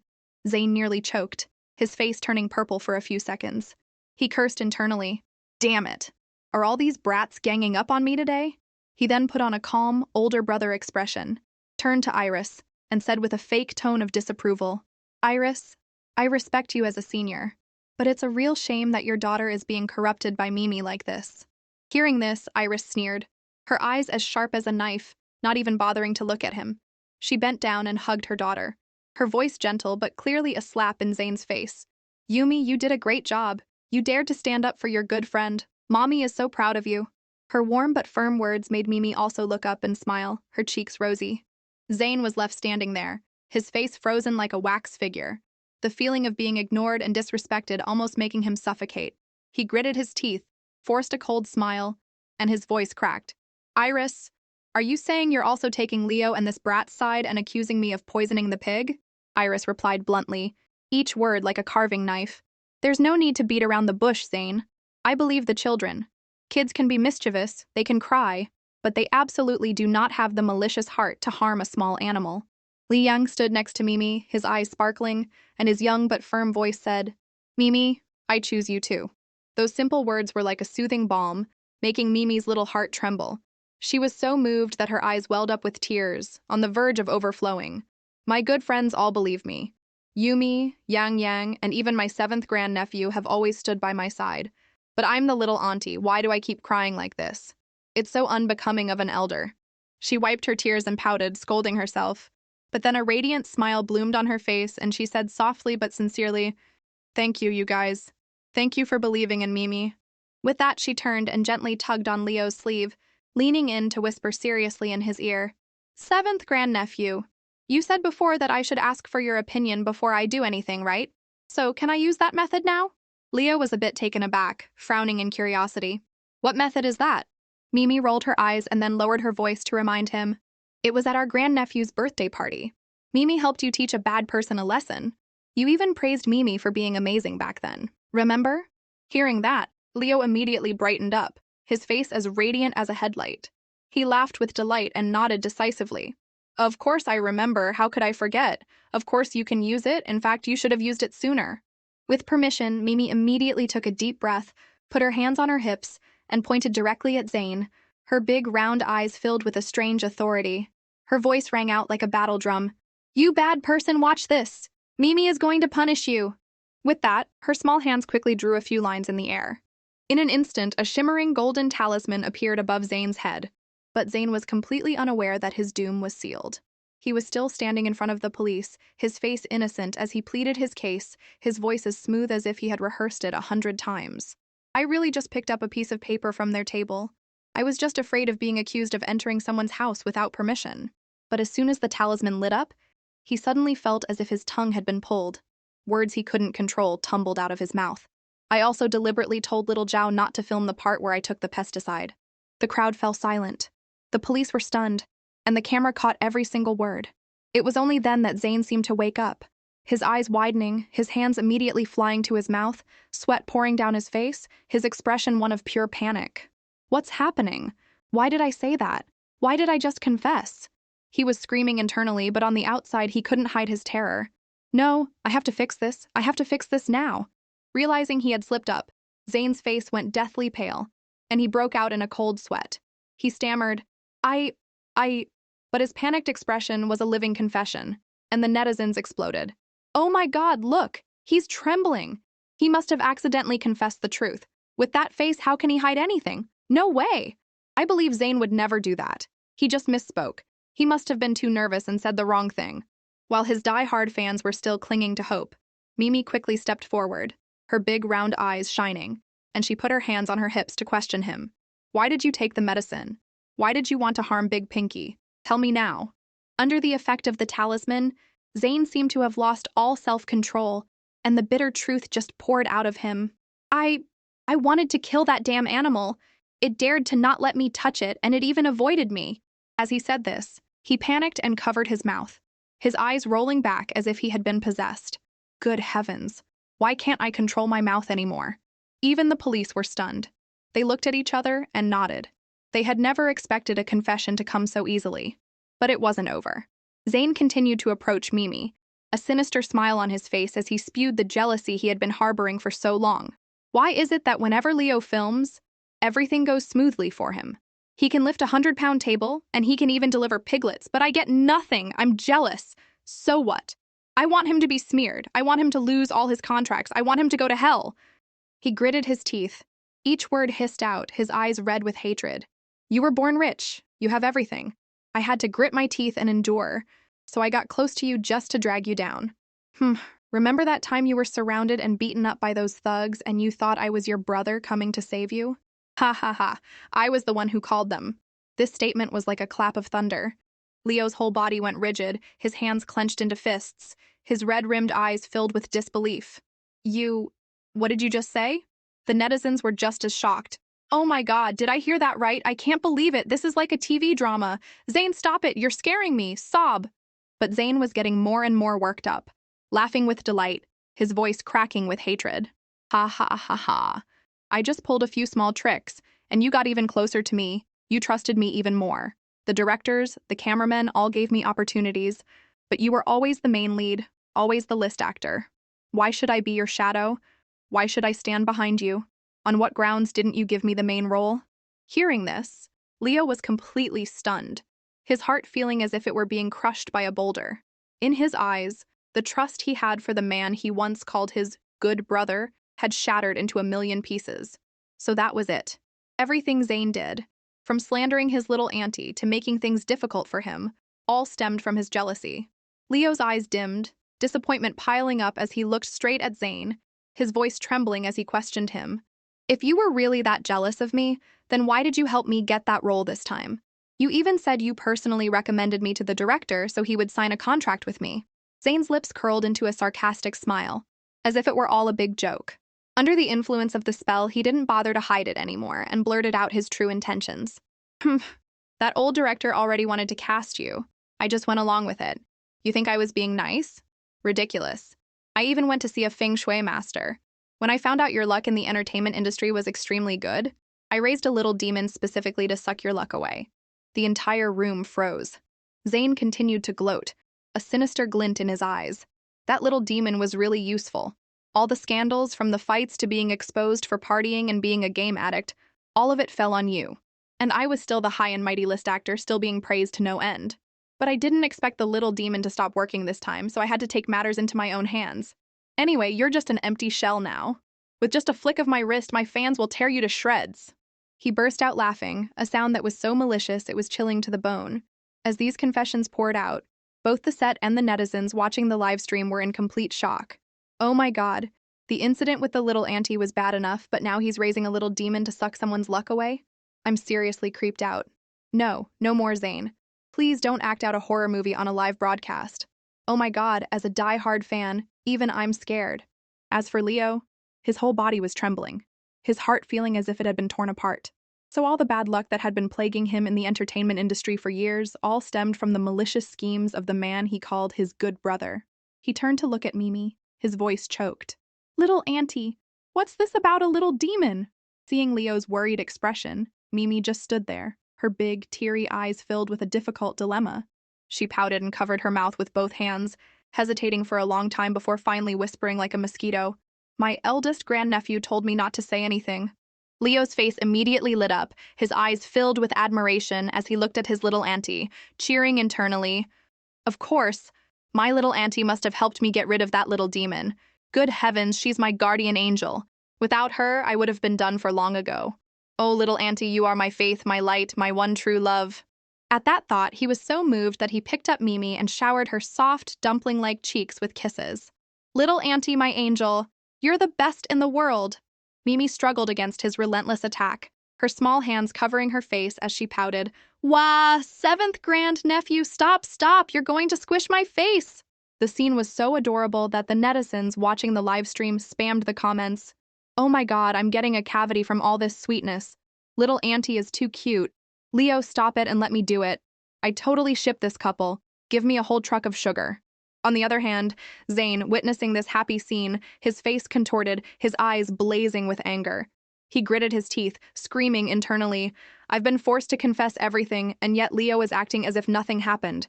He's not scared, he's not worried, and he even dares to be happy. Is he looking down on me? The anger exploded, and Zayn lost all reason, shouting at the camera, revealing everything. Fine, I'll tell you everything. I was the one who told my brother to push Li Yang. I wanted to frame Mimi. As soon as he said that, the set erupted. How, hearing this, burst into tears. Wah! I'm sorry, I didn't mean to. My brother forced me. He said if I didn't listen, he would throw away my wooden man. I just wanted to keep my wooden man. He cried and trembled, his voice full of fear. Seeing his brother crying and confessing, Zayn went crazy with anger. He turned and raised his hand to slap him. You nuisance! What are you crying for? I threw that wooden doll away a long time ago. Taking things from the Kang family only brings bad luck. Just as his hand swung, thud, the police quickly subdued him, pinning him to the ground. A cold voice rang out. Zayn Chin, you poisoned a villager's pig, and you've confessed to raising a little demon and coercing a child to cause harm. We have enough evidence to arrest you. You have the right to remain silent, but everything you have just confessed will be used as evidence against you in court. Pinned to the ground, Zayn's face was twisted in pain, but he still screamed like a madman. No, it's not possible, it's a trap. You're all framing me. The netizens watching had completely exploded. Oh my god, what goes around comes around. No wonder Leo has had such bad luck for years. His luck was being sucked away. Where are Zayn's die-hard fans now? Come out and explain this. Meanwhile, Mimi, sitting in Leo's arms, her cheeks still flushed from her seventh grandnephew's kisses, her eyes sparkling, the truth had finally been revealed. After Zayn was taken away by the police, the staff members he had bribed turned pale with regret. One of them quickly bowed his head, his voice trembling. I'm sorry, little auntie, I'm sorry.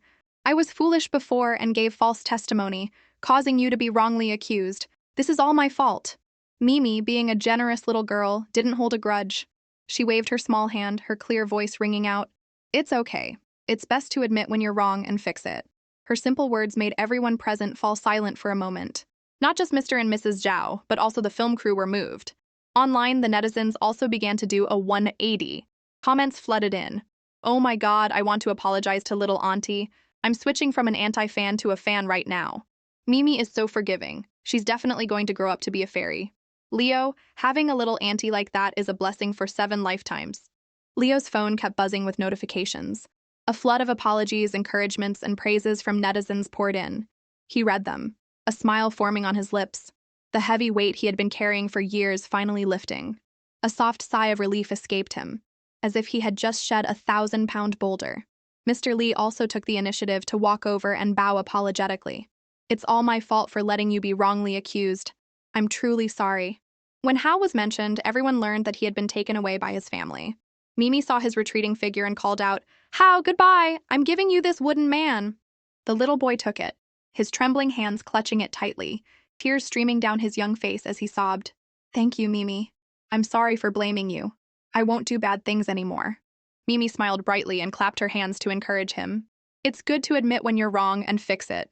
Don't worry, we'll see each other again. Beside them, Yumi and Li Yang also waved happily. Goodbye, goodbye. The atmosphere was cheerful, but that evening, the director personally sought out Leo, his face full of apology. Leo, I'm so sorry to you and little auntie. If Zayn hadn't confessed, I'm afraid little auntie would have been wrongly accused for a long time. On behalf of the entire staff, I apologize. Leo waved his hand and laughed heartily. It's okay, really. No need to be so formal. I should be thanking you. Thanks to the show, both my and my little auntie's reputations have been cleared. Inwardly, he was rejoicing. This is a golden opportunity. Not only did I clear my name, but little auntie has also gained more love. The director, hearing his positive attitude, was overjoyed. He even revealed, "Actually, I really liked your first movie, and you're very popular right now, so inviting you to this show was mutually beneficial. Oh, one more thing. We've already invited a new guest to replace Zane. They'll be flying in tonight and joining the crew tomorrow morning. I'm telling you in advance so you can be prepared, because this person is quite special to you." Leo was a bit taken aback. Special, do I know them? He went to bed with that question on his mind. But before he could have a good dream, the next morning at 5:30 a.m., the show's alarm blared. Both Mimi and Leo, snuggled in their warm blankets, grimaced with sleepiness. Leo mumbled groggily, "What's that noise? Who dares to ruin my beautiful dream?" Outside, the director's energetic voice echoed through a loudspeaker. "Dear guests, it's 5:30. Time to wake up, greet the sun, full of energy, and feel refreshed." Leo groggily stumbled to the door, and the first thing he saw was a cameraman with a huge grin. "Good morning." In the room, Mimi was still sitting sleepily on the bed, her little head nodding like a kitten being forced to wake up early. Seeing this, the director chuckled and said gently, "Little Mimi, the other kids have already brushed their teeth. Don't fall behind. There's a new mission today." Hearing new mission, Mimi's eyes lit up. She shot up, stretched, and even did a few warm-up exercises. The cameraman quickly filmed every moment. Mimi smiled brightly and waved at the camera.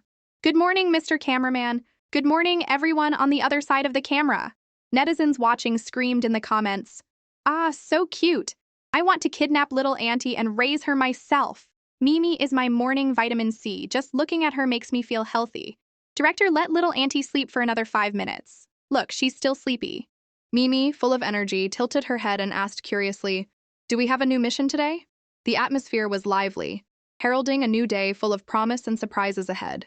Knowing he had let something slip, the director winked at her. "Let's keep it a secret. Little Mimi, you should go join the others now." Mimi smiled brightly and replied, "Yes, sir." Leo, still half asleep, went downstairs to join everyone. As soon as they saw each other, Yumi and Mimi ran to each other and hugged excitedly. "Good morning, Yumi." "Good morning, Mimi." Noticing a similarity in their outfits, Mimi laughed and said, "I can't believe our clothes both have little ducks on them." Looking at the little duck on her shirt, Yumi was reminded of the 2 ducklings from before. She asked, "Oh, Mimi, where are Big Yellow and Little Yellow?" Hearing this, Mimi remembered and let out a small "ah."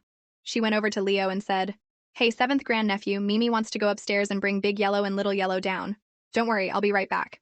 Leo instructed her, "Okay, the show hasn't started yet, so you can go, little auntie." With his permission, she and Yumi happily held hands and ran upstairs. Suddenly, an arm reached out and blocked their way. Zach stood in front of them, his face red as he stammered, "I want to go with you guys." Mimi didn't understand why Zach wanted to tag along, but she generously agreed. "Okay, you can come with us." Yumi kept turning her head to look at Zach, sizing him up. Her actions only made Zach blush more. Zach stubbornly followed them, which started to annoy Yumi. She whispered to Mimi, "He's so nosy. He keeps following you but doesn't say anything." Just as she looked back again, Yumi gasped. She realized someone else had joined them, and she asked in surprise, "Why is Liam here too?" Mimi also stopped and looked at the 2 boys behind them. "Hey, why are you all following us?" Liam, his expression unreadable, replied calmly, "I want to see Big Yellow and Little Yellow too." The atmosphere suddenly became strange, as if a little squad had spontaneously formed just for 2 ducklings. The contrasting expressions of the 2 boys made the netizens watching at home burst out laughing, comments flying in, "Ha ha, it's so obvious these 2 boys are competing for the girls' attention. Zach is so awkward he's blushing, while Liam is so direct. I'm dying of laughter." But I have to admit, after Mimi put him in his place, Zach has gotten so much better behaved. He's actually really cute. Mimi didn't pay much attention, just waving them over, her voice as sweet as candy. "All right then, you 2 can come with us. Let's go." Her generosity made Liam smile faintly, his gaze softening, as he naturally stepped forward and took Mimi's hand. "Let's go." This action completely changed the group's dynamic. Behind them, Zach was so angry his eyes welled up with tears, his expression one of pure dejection. Sniffle. I wanted to hold Mimi's hand too. Why did that guy get to it first? This both hilarious and adorable scene once again made the audience in the comment section explode with laughing, crying emojis. While the kids were off to find Big Yellow and Little Yellow down in the hotel lobby, the director's voice boomed, "Please welcome our special new guest for this episode." Everyone on set turned their heads, their eyes fixed on the door. The person who walked in was a woman with a powerful aura, her long hair in soft waves, her smile radiant, her posture confident. When Leo saw her, his expression immediately darkened, and all his interest vanished. He muttered under his breath, "Her again?" The newcomer was none other than Era. She smiled charmingly and waved. "Hello, everyone. I'm Era. It's been a while." Immediately, Iris and Vivian went over to chat with her, while the audience on the live stream spammed the chat at lightning speed. Leo crossed his arms, his cold gaze following her as old memories flooded back. That year, on a film set, he had actually slapped this woman, for real, not as part of a scene.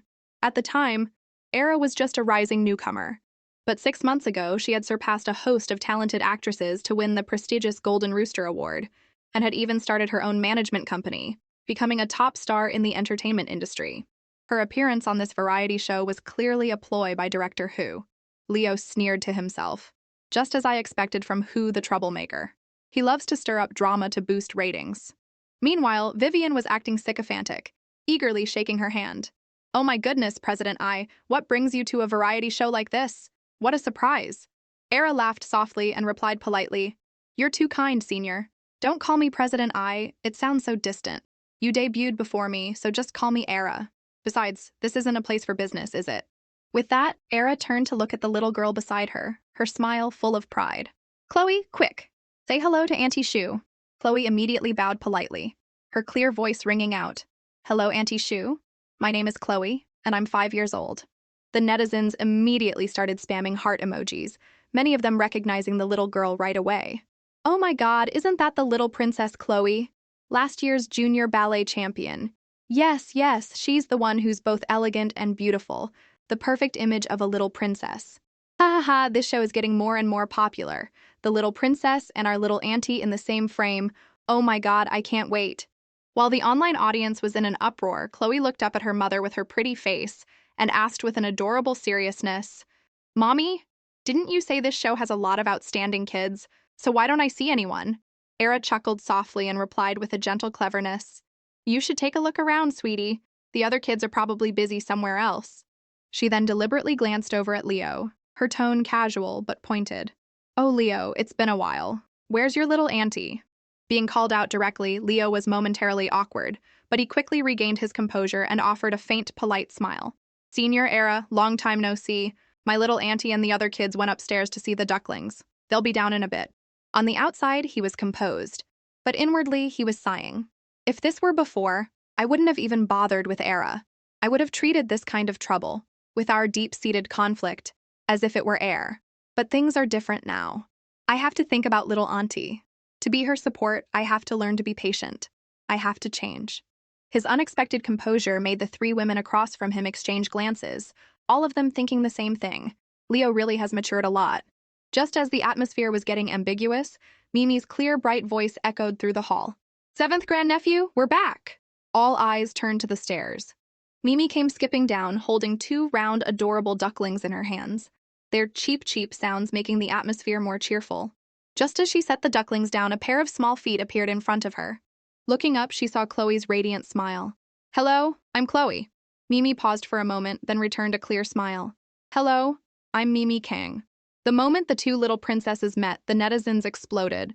"My god, this frame is worth 1,000 gold! A ballet princess on one side and the nation's little auntie on the other. The producer of this show is a genius." Chloe squatted down, her eyes sparkling as she looked at the 2 little ducks. "You ducks are so cute! Let's take them outside to play." With that, Chloe gently reached out to pick them up. But a strange thing happened. Big Yellow and Little Yellow, who had been happily chirping, immediately recoiled when her hand got close. They flapped their wings and cautiously backed away. The scene made Mimi's big, round eyes widen.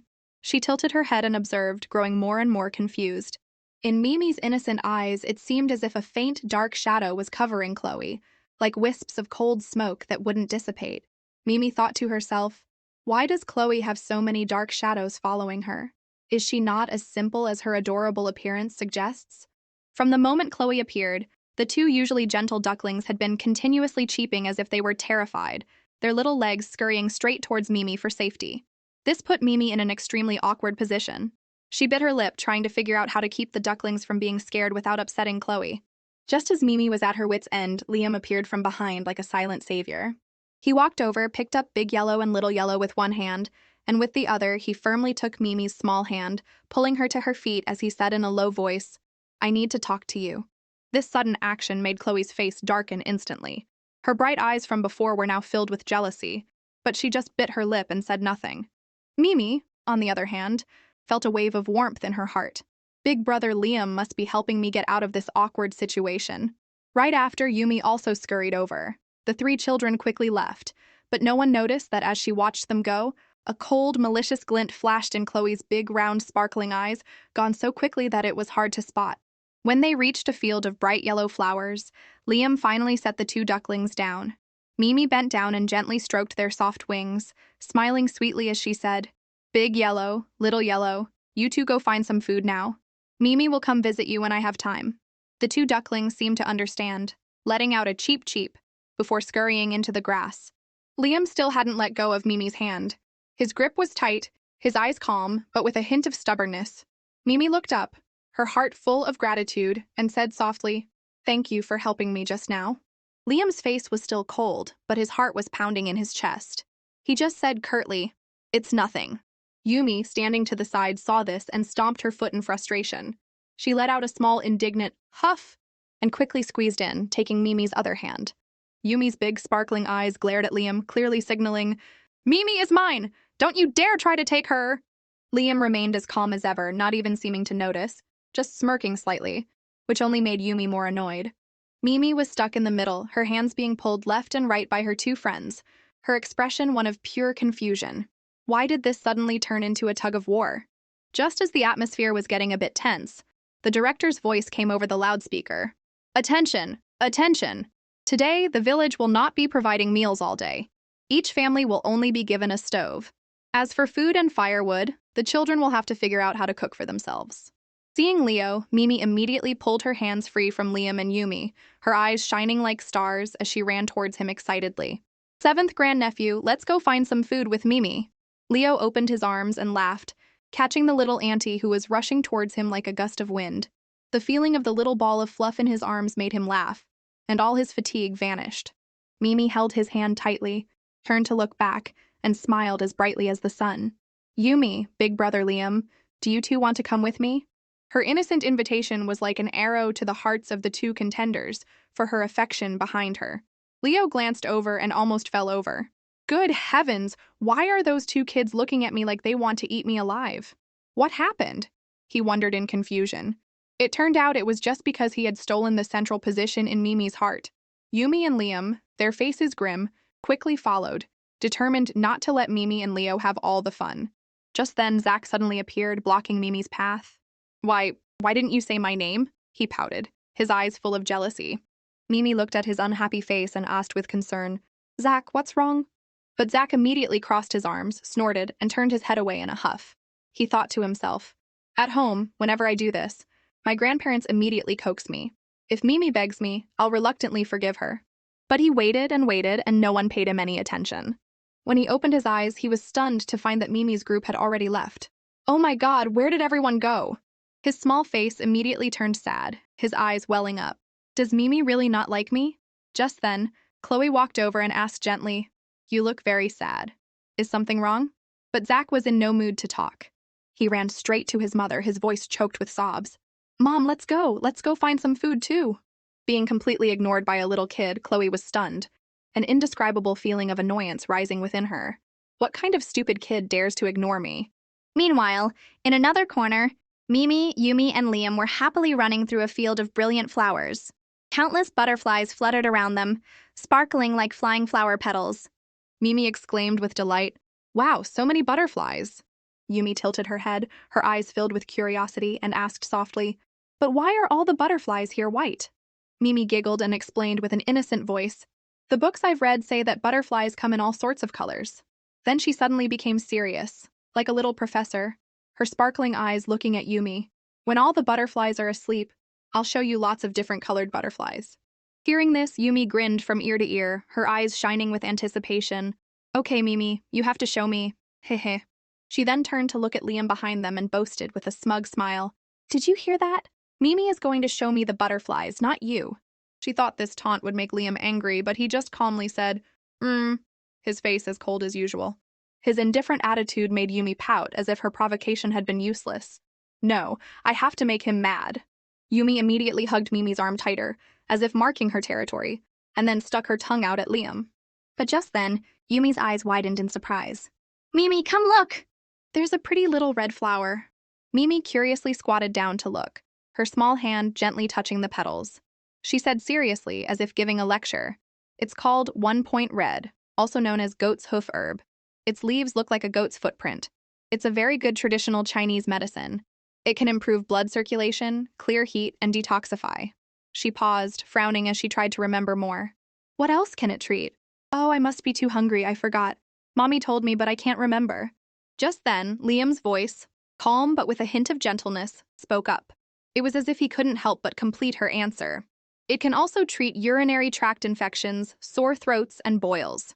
Mimi looked up, her eyes shining, and then held the small red flower in her hand, smiling in praise. Wow, you're so smart. In that moment, her cuteness made the netizens watching on screen melt. Ah, so cute. Someone screenshot this. If I don't make this my wallpaper, I'll have wasted my life. The cameraman is definitely getting an extra chicken leg today. This shot is perfect. Even the usually calm Liam felt his heart pound at Mimi's radiant smile. His face turned slightly red, and he quickly looked away to hide his embarrassment. It's just a coincidence. I read about it in a book before, he muttered, as if to cover up his feelings. Just then, Era and Vivian arrived. Seeing the small group gathered around the wildflowers, Era spoke up with a bright smile. Why are you all just getting here? I heard there are a lot of wild vegetables and mushrooms on the mountain. We can pick some on the way back to cook. Chloe took a tender green wild vegetable from her basket, her smile as sweet as honey, her tone full of confidence. Aunties and uncles, this type of wild vegetable is called a fern. It's a very delicious vegetable. If you see it on the way, be sure to pick some. We can use it for breakfast. Leo took the vegetable from her hand and examined it, nodding as if to commit it to memory. I'll remember that. He then deliberately held the vegetable out to Mimi as if for inspection. Little auntie, this is a fern, right? But as soon as she looked at it, Mimi's face tensed up. Her big, round eyes filled with worry, and she quickly pulled his hand down, her voice alarmed. Seventh grandnephew, what are you holding? That's poisonous! The atmosphere immediately froze. Chloe, hearing this, giggled, her sparkling eyes feigning innocence, but her tone was one of public refutation. Little Mimi, what nonsense are you talking about? How could this be poisonous? It's a fern, the most common vegetable in the countryside. Her light-hearted words seemed harmless, but they were like an invisible knife, immediately causing a stir among the netizens. Does our little auntie not know her wild vegetables? I just Googled it. Ferns are edible. It doesn't say they're poisonous. I'm dying of laughter. Mimi must be trying to show off again. She's probably just jealous that Chloe picked a vegetable first. The flood of comments suddenly made the netizens' affection for Mimi waver. But Mimi was not afraid. She pointed directly at the vegetable in Leo's hand, her voice surprisingly serious. This isn't a fern. It's called a crown fern. They're very easy to confuse. They look identical, but eating it will cause headaches, nausea, weakness in the limbs, and even difficulty breathing. It's really poisonous. Her clear words and firm gaze startled the entire crew on set. A few viewers outside also began to slowly change their minds. Wait, I searched for it. Wow, there really is a crown fern that looks like a regular fern. Damn, I almost fell for it. Thank goodness for little auntie. Mimi is much more reliable than those adults. While everyone was talking, a sharp, annoyed glint flashed in Chloe's eyes. She turned to look at Era, her eyebrows furrowed, silently scolding her. Mom, why are you like this? I clearly told you to memorize the shapes of the vegetables. Era, who had always been confident, broke out in a cold sweat at that look. Damn it, I was sure I recognized this one. Did I really get it wrong?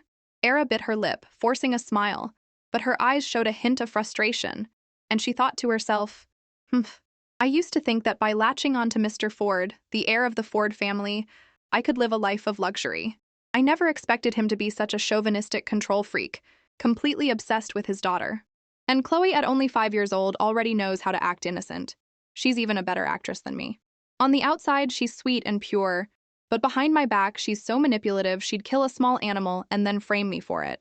At that thought, Era's heart grew even colder, but on the outside, she remained confident. She was sure of her limited knowledge. I couldn't have been wrong. The leaves of this vegetable have a distinctive curled edge. It's very easy to recognize. Era bent down and forced a kind smile, telling Mimi, Little one, you shouldn't just say things like that. How could this vegetable be poisonous? This is definitely a fern, there's no mistake. Chloe immediately chimed in, her voice as sweet as honey, deliberately trying to elevate herself. See? I told you so. Era, hearing this, was even more encouraged to flatter her. She turned to the little girl beside her. Chloe, the vegetable you picked is definitely fine. Your little sister is still young and doesn't know any better. We don't need to argue with her. Inwardly, she thought, this kid cares a lot about her image. She'll definitely be happy with what I said. But unfortunately, Chloe was not that simple. Behind her innocent facade, she had already calculated that she absolutely could not let Mimi steal the spotlight.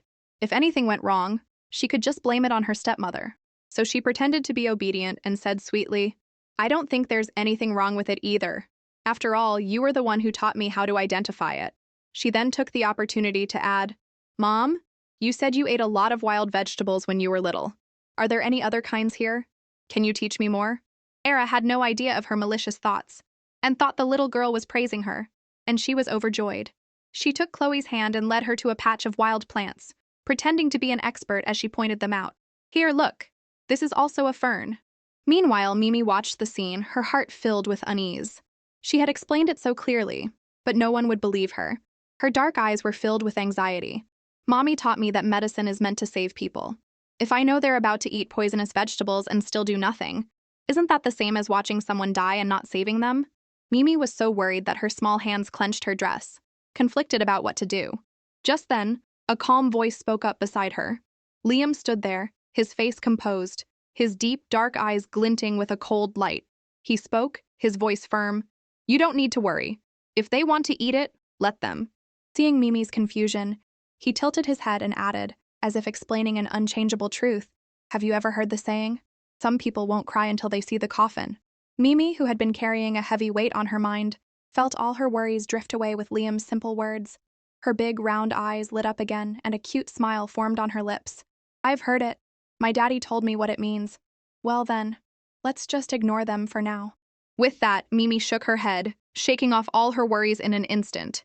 She took Yumi's hand, laughed brightly, and ran ahead, her voice chirping like a little bird. Hey, seventh grandnephew, Mimi has to go find food to feed you. Yumi, let's go! Yumi quickly caught on and happily ran after her. The two of them ran and laughed, their cheerful laughter echoing through the flower field. Before long, Mimi exclaimed with delight when she found a patch of mushrooms growing in a nearby bush. Yumi, come quick! There are so many mushrooms here! Yumi's eyes widened at the sight of the small, pretty mushrooms nestled in the green grass, and she jumped with excitement. Wow, so cute! Mimi then bent down and opened the small bag she was wearing. From inside, she pulled out what looked like a wooden doll. But in an instant, it twisted and transformed into a small, pretty wicker basket. Yumi, seeing this, gasped in amazement. Wow, that's so magical. Mimi beamed and held up the basket. Heh heh, this is Mimi's special treasure. Now we can pick as many mushrooms as we want. So the two little girls sat down, their small hands quickly picking mushrooms and putting them in the basket, laughing as they worked. Just then, Chloe walked over. As soon as she saw them, she stood up straight, pretending to be a knowledgeable older sister, her tone full of instruction. Mimi, you have to remember, only white mushrooms are edible. She even bent down, picked a mushroom, and held it up, acting wise. Red-capped mushrooms with white stems are poisonous. If we eat them, we might all end up dead. Mimi and Yumi exchanged a look and then completely ignored her. The two of them didn't even bother to reply, just turning and walking away. Mimi thought to herself, I've made up my mind. If Chloe wants to act so smart, I'll let her see the coffin before she cries. Let's see who really knows which mushrooms are edible. Being so rudely ignored, Chloe gritted her teeth in anger, a cold glint in her eyes as she screamed internally, I can't believe Mimi dared to ignore me. What a rude child. How can she be a member of the Kang family? Well, the Kang family is much richer than the Ford family, so it's no wonder everyone treats her like a treasure. At that thought, the jealousy in her heart grew even stronger. But in an instant, Chloe's expression changed, and she immediately put on her gentle princess mask. She flicked her hair and forced a sweet, innocent smile, her eyes sparkling as if she were completely carefree. I can't lose points in front of the camera. I have to act perfectly to get more followers on the broadcast. I have to be better than Mimi. I have to become the kind princess in everyone's eyes. With that, a benevolent smile on her face as she schemed. That's right. A kind princess can't just stand by and watch others pick poisonous mushrooms without stopping them.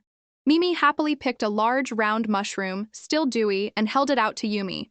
Yumi, smell this. This mushroom is delicious. It's called a porcini, and it smells so good. A fresh scent, like newly cut grass, filled the air and wafted up to Yumi's nose. She immediately grinned, shaking her head in delight. It smells so good, Mimi. Just as the atmosphere was getting warm, Chloe suddenly appeared like a rescuing heroine. She held out her hand to stop them, her face serious, her older sister voice ringing out, "Little sister Yumi, you have to believe me. Mushrooms with bright colors like this are definitely poisonous. You can't eat them." The netizens watching the live stream immediately fell for this saintly image of the little princess, commenting live, "Oh my god, the little princess is so kind and generous." Even though Mimi was rude to her before, Chloe is still reminding her. She has the heart of a bodhisattva. Our little princess is a true role model. I'm smitten. Of course, a few clear-headed netizens spoke up in defense of Mimi. Honestly, if Mimi did pick the wrong mushrooms, it would be dangerous, but I still believe in her. Chloe sounds nice, but something about her feels a bit fake. Chloe confidently thought Yumi would be grateful and take her side. But life isn't a movie. Yumi tilted her head, her gaze fixed on Chloe with an annoyance that seemed to say, "Just stay out of it." Then she delivered a firm statement that shocked the audience. "I believe Mimi." With that, Yumi didn't even give her another look, just took Mimi's hand and pulled her away, completely ignoring Chloe. "Mimi, let's go pick more mushrooms over there." Chloe was left standing there, her face frozen, her eyes flashing with jealousy as she gritted her teeth. So annoying. Why does everyone have to follow Mimi around? Half an hour later, under the bright sun, Mimi and Yumi had harvested 3 full baskets of fresh mushrooms and tender wild vegetables. Mimi dusted off her hands, her face as radiant as a little sun. "All right, we have mushrooms, purslane, and herbs. We have everything." Just then, Leo's group also gathered. Mimi suddenly had a brilliant idea, her eyes sparkling as she looked at everyone. "Hey, does everyone want to eat meat?" Just hearing the word meat, Yumi jumped up and down, her hands in the air as if she were cheering for a sports team. "Yes, yes, yes, Yumi loves meat." Who was passing by immediately sneered, her tone full of sarcasm. "Little Mimi, where are you going to get meat out here? Don't try to be funny." Mimi immediately frowned, her bright eyes shooting back without a trace of fear. "I'm not kidding." Without wasting another word on the stepmother-daughter duo, Mimi turned to everyone else, her voice as clear as if she were making a grand announcement in court. "So, does everyone want to eat wild rabbit or wild chicken?" As soon as she finished, the whole group cheered with excitement. Everyone's face lit up as if they had just seen a food-saving angel. They all had absolute faith in Mimi. Yumi was the first to claim her choice. "I want rabbit meat." Mimi held Yumi's hand and smiled with a confidence that seemed to guarantee success. "Okay, Mimi wants to eat rabbit too. The rabbit is coming soon." Just as Mimi finished speaking, thump, thump, 2 heavy sounds echoed, making everyone look up. From the sky somehow, 2 plump rabbits fell straight down, landing right in front of the group. Mimi cheered, her eyes shining like stars. "Look, the rabbits are here." The group was so stunned their jaws dropped, as if they had just witnessed a miracle. A few of them even rubbed their eyes, thinking they were seeing things. The same question echoed in everyone's mind. How could this be such a coincidence? Amidst the uproar, only Mimi remained as calm as ever. She smiled and thought to herself, this is completely normal for me. Ever since I was little, whenever I wanted to eat something, the animal would just appear at my door. Mommy used to say this was a special gift from heaven. She also told me very clearly that if I eat an animal, I have a responsibility to guide its soul so it can be reborn as a human. And just as her mother said, in front of Mimi, 2 translucent rabbit souls were floating. They were visible only to her, their eyes sparkling as if in anticipation. Mimi bowed her head slightly and whispered gently, "Thank you." Just then, Chloe stepped forward and put on a tragic act, her big, teary eyes trembling as she pretended to be on the verge of crying. "Oh my god, these rabbits are so cute. How could they have fallen and died? How about we bury them instead of eating them?" At first glance, it seemed like a saintly suggestion, but the 2 rabbit souls immediately flew into a rage, rushing over to scold Chloe, though of course only Mimi could hear them. "You little brat! We willingly offered ourselves to be eaten. Do you think we need your opinion?" After scolding her, the 2 rabbits turned back to Mimi and bowed repeatedly, their attitude one of desperate pleading. "Please don't listen to her. Please eat us. We want to be liberated. We want to be reborn as humans soon." Seeing their anxiety, Mimi's heart ached a little, but she still smiled gently to reassure them. "Don't worry, you'll be reborn soon." With that, she clasped her hands, her small palms seeming to glow. Ethereal brushstrokes formed a shimmering golden talisman, which she gently placed on the foreheads of the two rabbit souls. A golden light spread, and a gentle wind blew like the chiming of a bell. Mimi spoke sternly, but her young voice was full of warmth. "You can go now." The two rabbits were so grateful their eyes seemed to fill with tears. They bowed repeatedly in thanks before dissolving into a soft light, leaving behind a warm but somewhat mystical atmosphere. Once that was done, Mimi turned around, clapped her hands as if she had just completed a familiar task, and said with a cheerful smile, "Seventh grandnephew, quick, take these two rabbits with you. We're getting ready to go down the mountain." Leo immediately nodded and without a word even snapped his fingers. "Roger that, little auntie." The scene left everyone stunned. Meanwhile, in the background, Chloe was so thoroughly ignored that she gritted her teeth, growling internally, how dare you ignore me?" Not willing to accept this, she immediately played the victim, taking her mother's hand, her eyes welling up with tears as she cried as if she had been wronged by the whole world. "Mommy, why does Mimi always ignore me? What did I do wrong?" The sparkling tears rolling down Chloe's face successfully swayed the netizens to her side, and comments exploded like fireworks. "Oh my God, Princess Chloe is crying. My heart is breaking. How can Mimi be so heartless? She's made our princess cry her eyes out. Those two rabbits were definitely thrown down by the Kang family and the production team. There's no way rabbits just fall from the sky like that. If I remember correctly, Mimi has tried to act all mystical a few times before. Is she really that mysterious? I'm tired of it. I just want to watch the show in peace. I'm not commenting anymore." Hearing her stepdaughter's sobs, Era quickly knelt, her hands trying to wipe away the little girl's tears, her voice as sweet as honey. "Chloe, sweetie, be good. I'm sure your little sister Mimi is just young and doesn't know any better. It's normal for her not to know that she should respond when someone talks to her. Don't cry anymore. It breaks my heart to see you like this." Chloe rubbed her eyes and sniffled, looking so pitiful that anyone would feel sorry for her. But inwardly, she was thinking, "No, it's because I haven't tried hard enough to get all the attention. I have to make everyone remember me more." As if she had just remembered something, Chloe shot up and asked urgently, "Mommy, where's my toy? I want to give it to the little kids to play with." Era immediately took it out of her bag and quickly handed it to her daughter. "Here it is." Chloe dried her tears, her expression changing as fast as the wind. One second she was sniffling, the next she was smiling as brightly as an angel. She took a small branch with something that had a strange scent tied to the end. As soon as Chloe waved the branch, swarms of butterflies were immediately attracted, fluttering around her like a halo. The camera zoomed in, and the image of the little princess surrounded by a swarm of white butterflies immediately made the netizens explode with praise. "Oh my God, it's like a painting. She really is a little princess. She's beautiful when she cries, and even more beautiful when she smiles. Mimi has definitely lost this round. Who can compare to such a saintly image?" Chloe glanced over at Mimi, a triumphant glint in her eyes, and sneered to herself, What does a stupid, worthless brat like Mimi have to compete with me? I'm so generous and forgiving and so kind. The fans will definitely take my side." To further solidify her good image, Chloe pretended to be noble, smiling brightly as she ran towards Mimi and showed off the branch. "Little Mimi, I made a toy. Isn't it fun?" Mimi looked at her fake expression and just felt annoyed. She frowned and thought to herself, "I clearly heard her complaining that I was ignoring her. If she knows I don't want to pay attention to her, why does she keep coming over?" Mimi's dark, clear eyes blinked, and she quickly turned to look at Leo, her big, round eyes full of a plea for help. "Seventh grandnephew, save me." As soon as Leo saw his little auntie's pleading look, he immediately understood. He couldn't help but feel annoyed. So Chloe was deliberately trying to get close to Mimi from the start. There's a reason little auntie didn't want her to. There must be something unusual about this girl. He compared them in his mind. An adult like him could still force a polite smile to get through a situation with someone he disliked, but forcing a 3.5-year-old to endure and pretend to be happy with someone she didn't like was just too cruel. With his mind made up, Leo knelt to Mimi's level and gently stroked her head, his eyes full of love. "Little auntie, just say what you really think. You don't have to force yourself. You don't have to try to please anyone.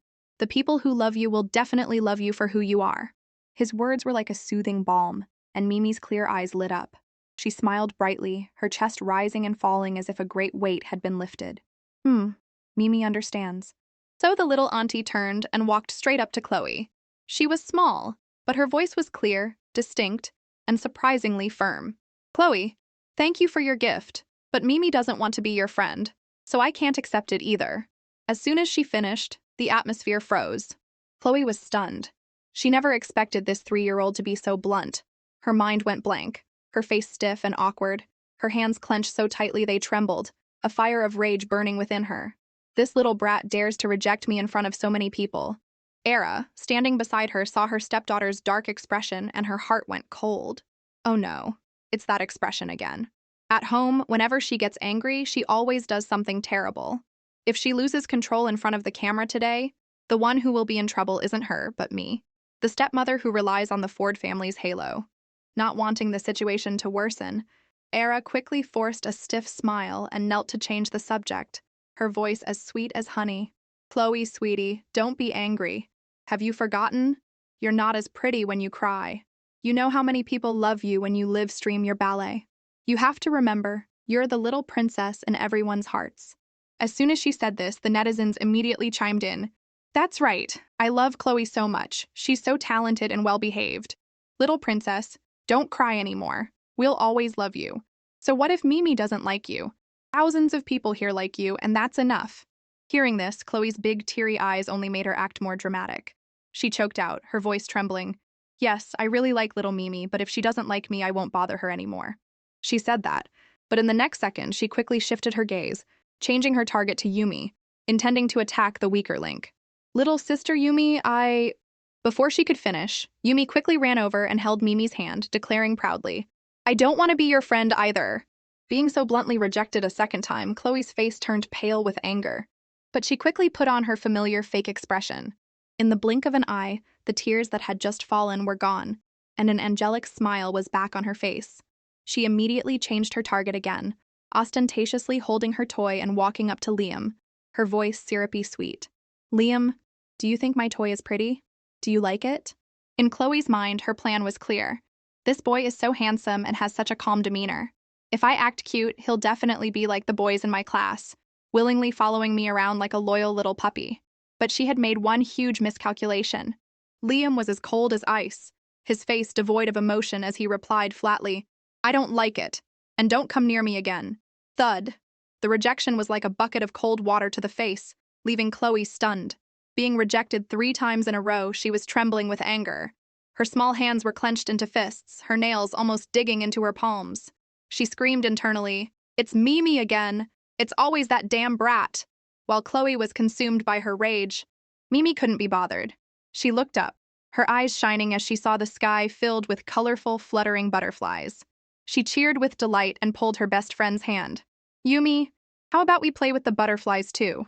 Yumi happily replied, Okay, I can finally see real butterflies, but Mimi, how did you attract them? Just as she finished, Chloe's sharp, mocking voice came from behind, where she had been secretly watching. Little Mimi wants to attract butterflies too? This toy is very complicated to make. A normal person definitely couldn't learn how. If you want, I can give you mine. Mimi immediately frowned and pouted, her small face clearly showing her annoyance. I already said I don't want to be her friend, but she keeps deliberately calling out to me. So annoying. At Yumi's curious and expectant look, Mimi reached into her small handbag, rummaged around for a moment, and then pulled out a pretty jar of wax. As soon as she opened the lid, a light, fresh scent filled the air. Yumi took a deep breath, her eyes shining as she exclaimed with delight, Wow, Mimi, you smell so good. Mimi giggled and ran a few steps forward to spread the scent. As she ran, she explained, This is a special scented powder. Mimi made it with her mommy. Butterflies love this smell.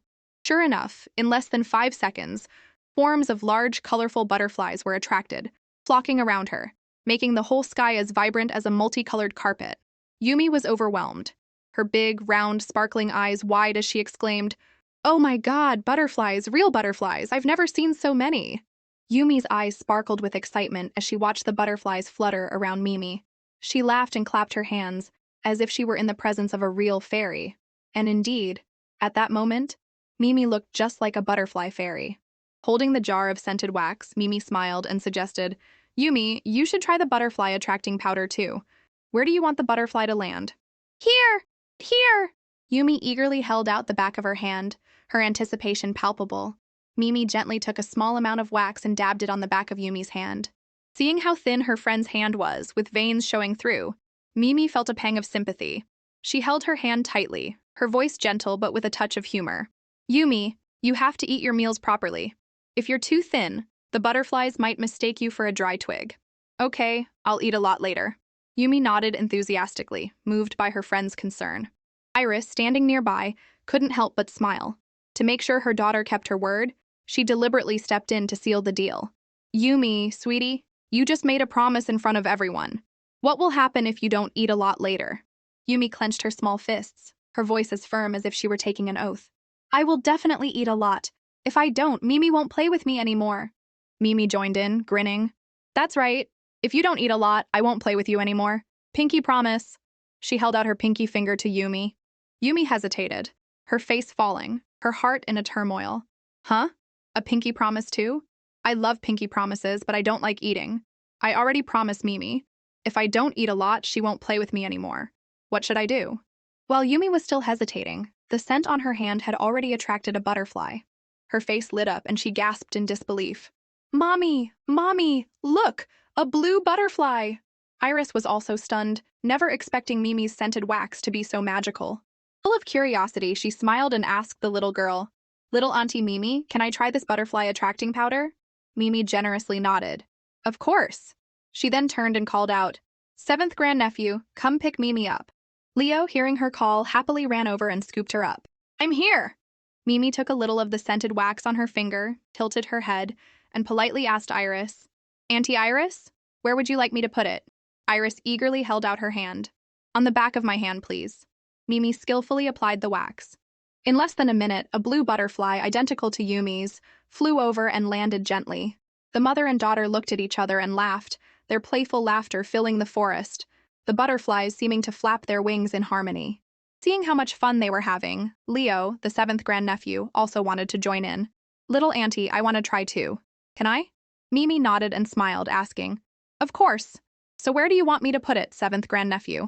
He immediately pointed to his mouth and winked suggestively. Here, right here. Knowing she was being teased, Mimi frowned slightly and delivered a sharp but charming comeback. If I put it on your mouth, the butterflies will faint from the smell. Leo's face fell.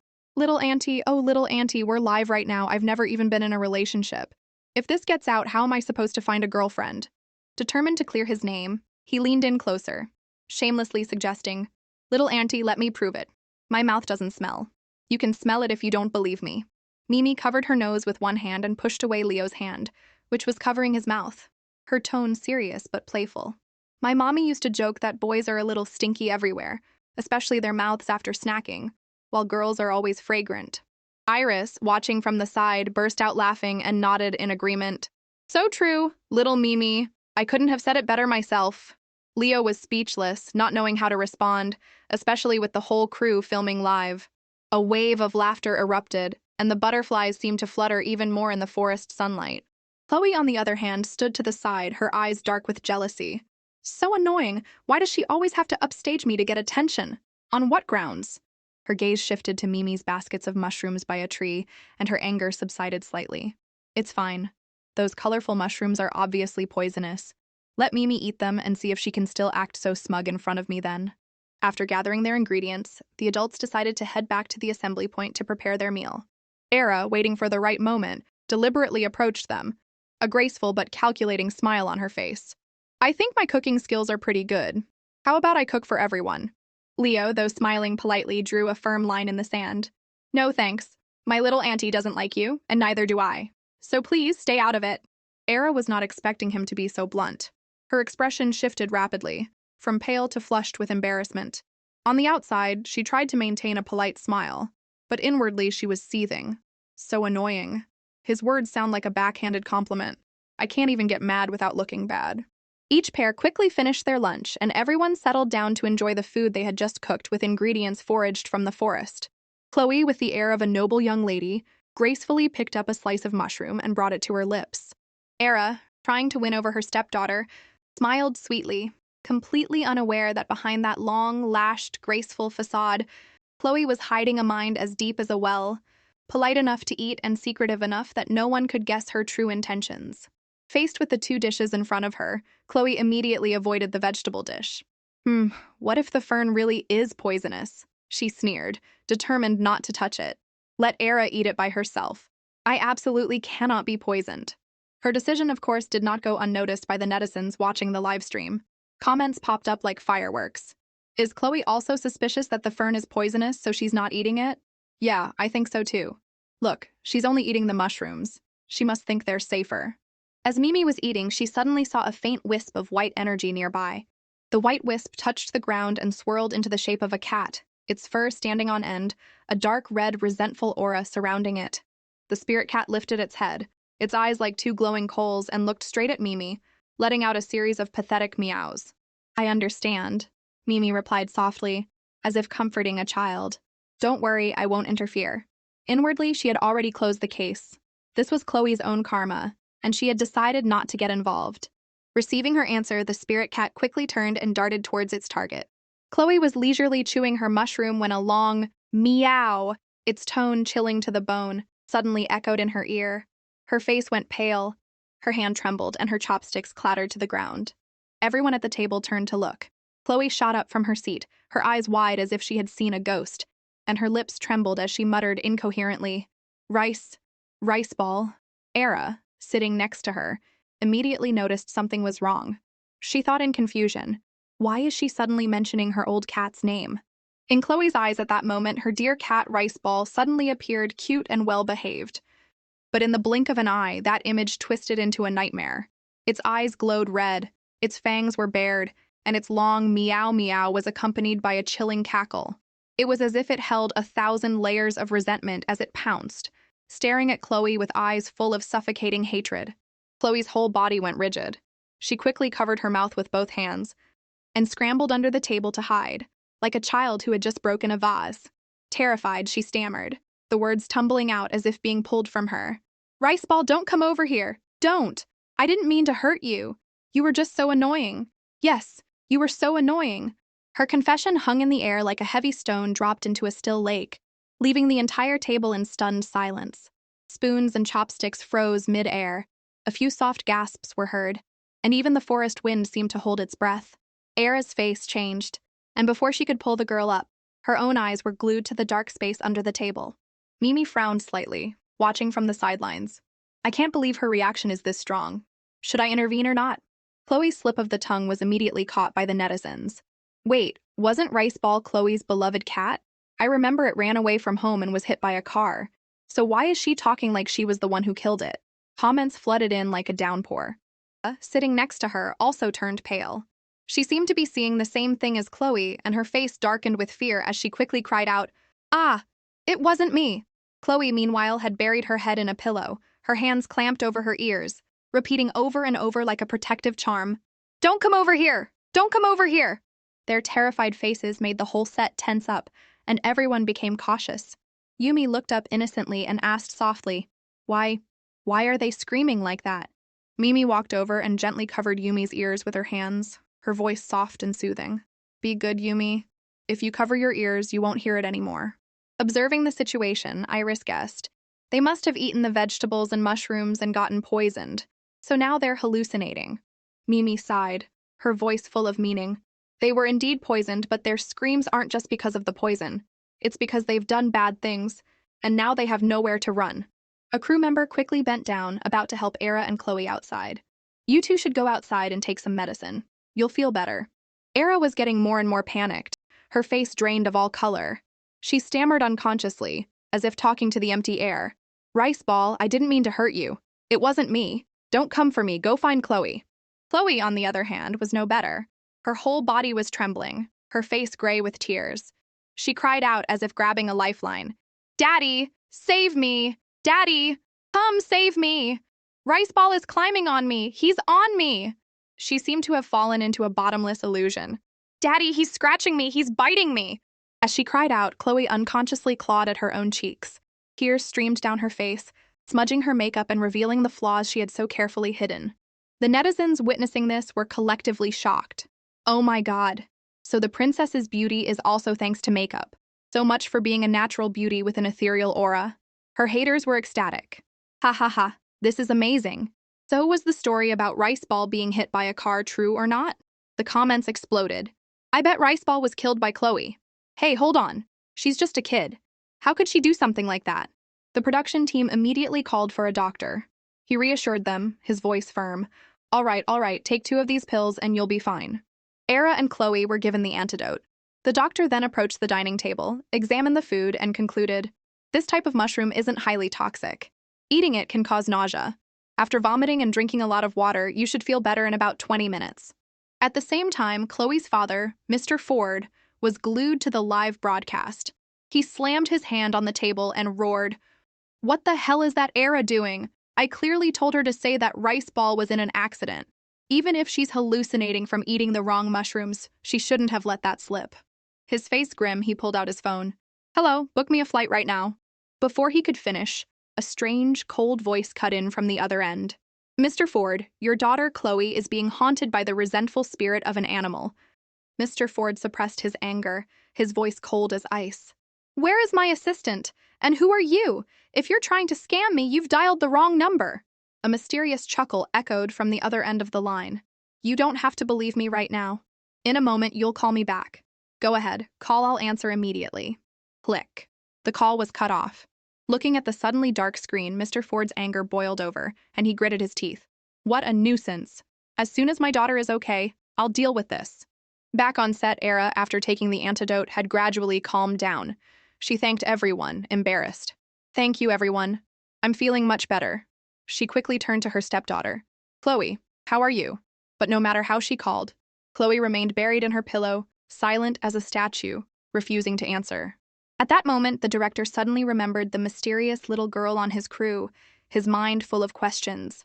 He approached her and politely asked, Little auntie, do you know what's going on?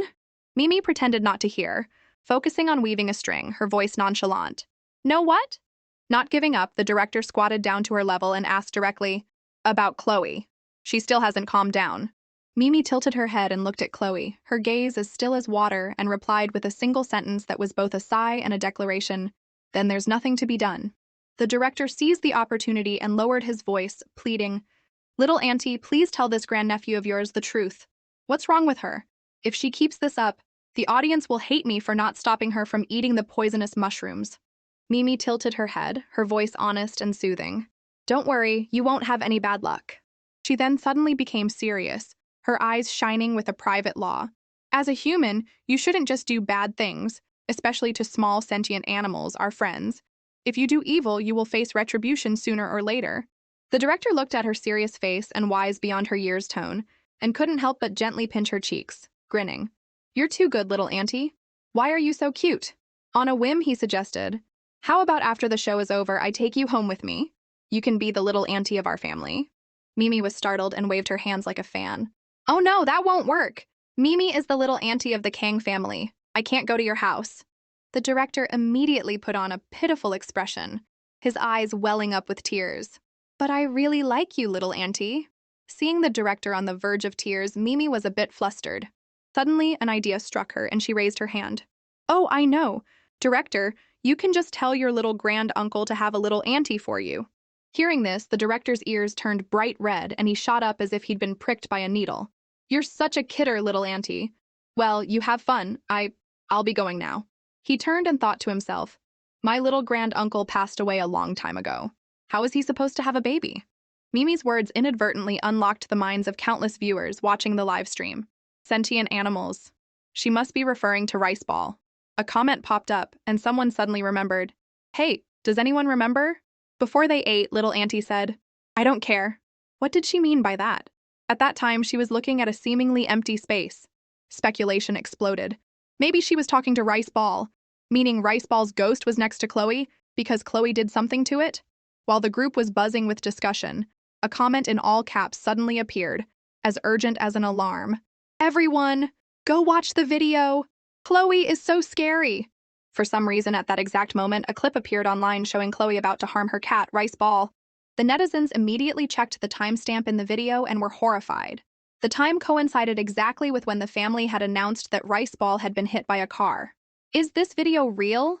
After seeing Chloe's true colors, the comments did a 180, scolding her mercilessly. Is this a corrupted soul or what? Can you even call her a child anymore? At the same time, in the airport lounge, Mr. Ford was watching his company's stock price plummet due to his daughter's scandal. He gritted his teeth and growled, Damn it, why is it dropping so fast? Remembering the mysterious man's words from before, Mr. Ford wavered and pulled out his phone. No, I have to ask him directly. As soon as he dialed the number, he heard a ringtone very close by, followed by a hoarse voice. Mr. Ford? Looking up, he saw a man dressed like a Taoist priest staring at him, as if he had been following him all along, just waiting for him to call. Mr. Ford immediately became wary and narrowed his eyes. Was that you on the phone earlier? The man in the Taoist robe smirked mysteriously. Who was on the phone doesn't matter. Who I am also doesn't matter. What matters is that I can save your daughter, and all you need to provide is money and cooperation. Though he was resentful, Mr. Ford had no other choice. He gritted his teeth and gave a firm nod. Fine. Aside from the incident with Era and Chloe, the other guests were fine, so the show continued as usual. Iris discussed with the crew and then returned to report, the production team isn't providing lunch today, they're saving the food for dinner. We're going to go fishing in the village lake. Leo scratched his head, embarrassed. Okay, but I'm terrible at fishing. Just as he was about to get ready, Vivian suddenly appeared with Zach. They both bowed their heads and apologized clearly. Sorry, Leo, sorry, little Auntie Mimi. Zach looked at Mimi, his face beet red, and his voice was a tiny whisper, as if he were afraid the wind would hear. I'm sorry, Mimi. I shouldn't have pulled your hair before. Can you forgive me? Mimi, being a sweet girl, didn't hold a grudge now that Zach had apologized. She smiled as brightly as the sun. Okay, since you've both apologized, I'll let it go. Actually, I shouldn't have pulled your hair either. But hey, if you do something bad again and don't apologize, I won't give your hair back. With that, Mimi held up a tiny fist and threw a playful punch in Zach's direction. Her words seemed to flip a switch in the little boy's head. Zach quickly nodded. Don't worry, I won't do bad things anymore. Forgiven by Mimi, he happily ran back to show off to his mother.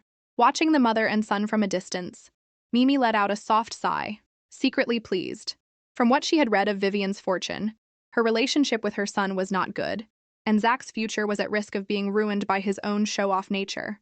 But now, after a sincere apology, those tangled threads seemed to be slowly unraveling. The trajectory of their fates had shifted slightly towards a brighter path. Thinking that she had just untied a knot in someone else's life, Mimi grinned, as happy as if she had just caught a big fish. I guess I did a good deed today. Leo, seeing that everything was settled, cheered. Little Auntie, let's go fishing! Mimi's eyes widened slightly. Fishing? After getting a firm nod from Leo, she immediately ran over to Liam. Little big brother, do you want to go too? On the other side, Leo immediately got jealous and shot him a look. It's this brat again. Liam froze, wanting to refuse but afraid of upsetting Mimi. But I can't go near the water. As if reading his mind, Mimi waved her hand. Little big brother, why are you getting shorter? Liam looked down, embarrassed. Mimi leaned in and whispered, her voice as sweet as cotton candy. It's okay. If you hold Mimi's hand, you'll be fine. We'll go together. There's nothing to be afraid of. Seen through, Liam was stunned. Before him was the little girl's bright smile, her small hand held out, innocent and firm. Let's go, little big brother. Liam stood still, his heart in a fierce battle. Behind them, Leo pretended to cough to ease the awkwardness. Seeing this, Mimi's face fell, her sparkling eyes drooping a notch. Does little big brother not want to hold Mimi's hand?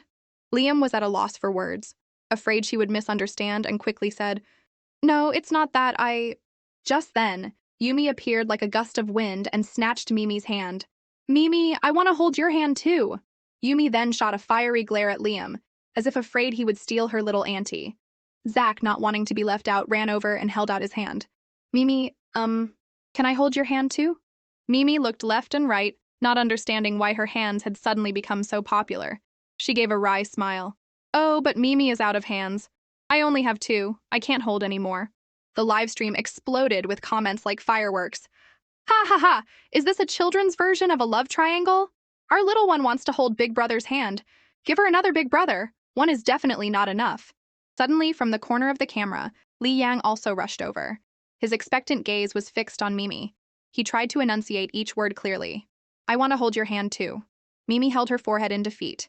She looked at Li Yang and then at Zach and seriously suggested, as if assigning a task, Mimi is really out of hands. How about you two hold each other's hands? Zach and Li Yang glanced at each other and got goosebumps, both shaking their heads vigorously, their attitude clear. Oh no thanks. But then a bold idea struck them both, and they simultaneously reached out and grabbed Mimi's shirt. This will work, Li Yang said, as if sealing the deal. I want to do it too. Zach immediately copied. So Mimi's small hands were holding Liam and Yumi, while her shirt was being pulled by Zack and Liang on either side. The little girl was stuck in the middle like a piece of candy, sweat beading on her forehead as she asked in confusion, "What are you guys doing?" Liang replied honestly, his face as serious as if he were taking an exam, "Holding on to Mimi." Zack also chimed in, "I want to hold Mimi's hand too." Watching this, Leo was so angry he was about to explode. He rolled up his sleeves, ready to rush in and rescue his auntie. "You little brats!" Just then, Mr. Lee called out, stopping him in his tracks. "Mr. Kang, which fishing rod would you like to choose?" Leo walked over and grabbed one randomly, muttering, "They're all the same, what's there to choose?" But Kian didn't think so. He picked up a rod, cleared his throat, and shared his secret. Fishing is all about the feel in your hand. First, you have to build a relationship with the rod.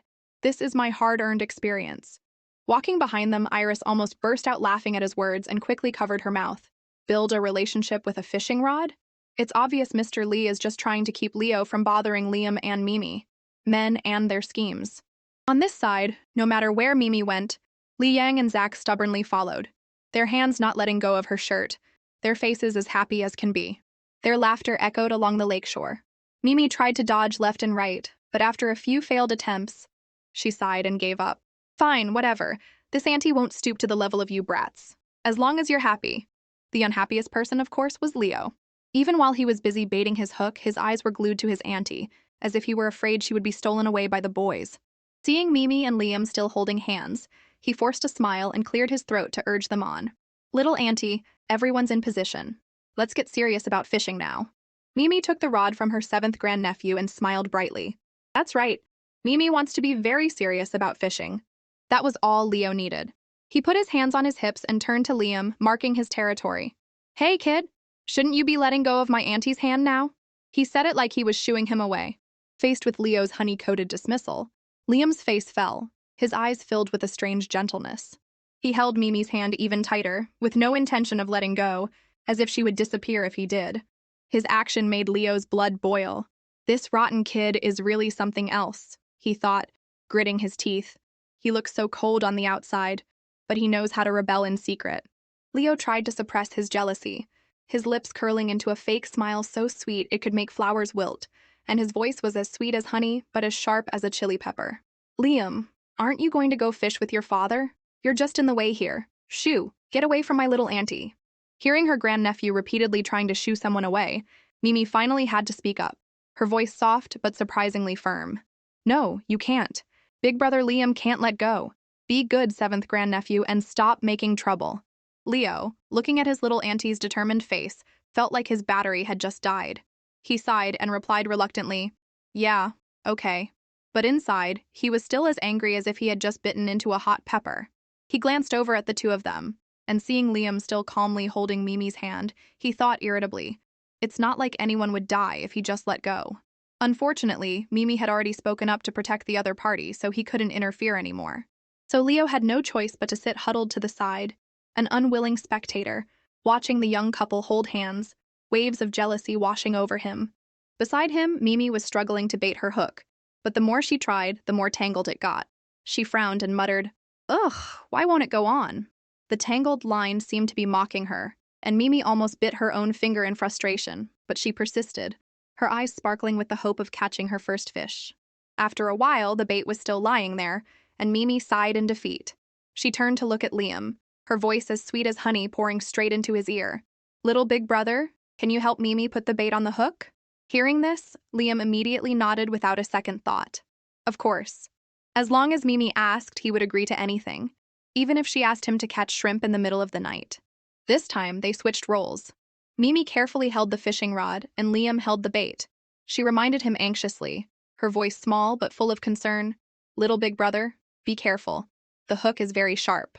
Liam just smiled softly, his movements swift and gentle, as if he had done this 100 times before.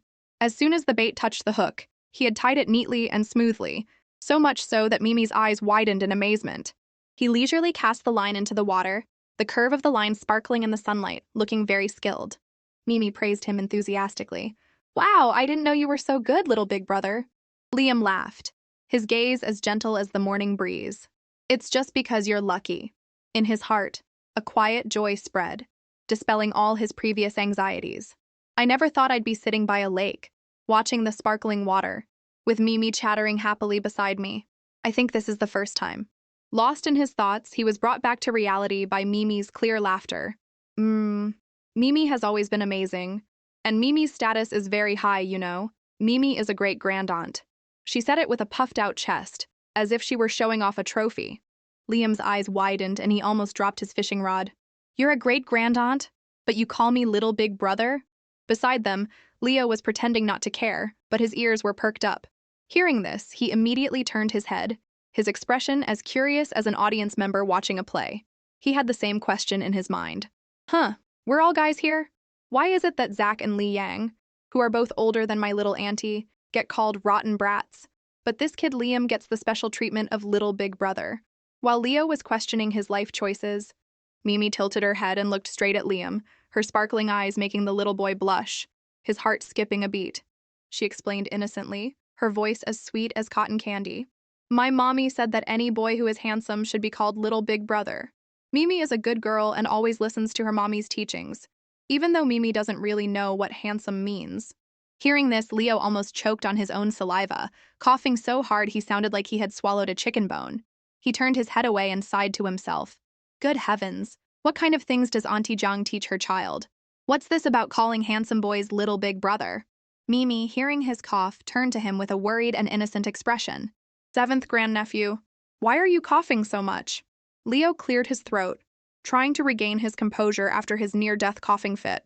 He waved his hand, his voice strained. It's nothing. Just coughing for fun. But when he saw Liam sitting nearby, his face scrunched up as if he had just eaten a lemon. I'm annoyed, but I have to admit, that kid is kind of handsome. The kind of handsome that just gets more annoying the more you look at it. With a stomach full of an odd jealousy, Leo tilted his head and asked Mimi, his tone slightly strategic. Hey, little auntie. Let's say I wasn't your seventh grandnephew. If you met me, what would you call me? Mimi didn't even have to think, replying coolly, Little big brother. That honey-sweet answer made Leo's face light up, and he grinned as if he had just been confessed to in the middle of a market. He cheered internally. Oh ho, so my little auntie thinks I'm handsome too. But before he could finish gloating, Mimi added a fatal blow, her clear voice cutting into his heart. But no matter what, you'll always be Mimi's seventh grandnephew. Thump. All of Leo's confidence, along with his newfound hope, sank to the bottom of the lake. He sat there, stunned, imaginary tears streaming down his face. Mimi, oblivious, just giggled and put a finger to her lips. What? Stop talking. You have to be quiet when you're fishing, or the fish won't bite. While the atmosphere by the lake was so peaceful you could hear the wind blow, back in the dining room, Chloe was huddled on a chair, clutching a pillow as if afraid someone would take it away.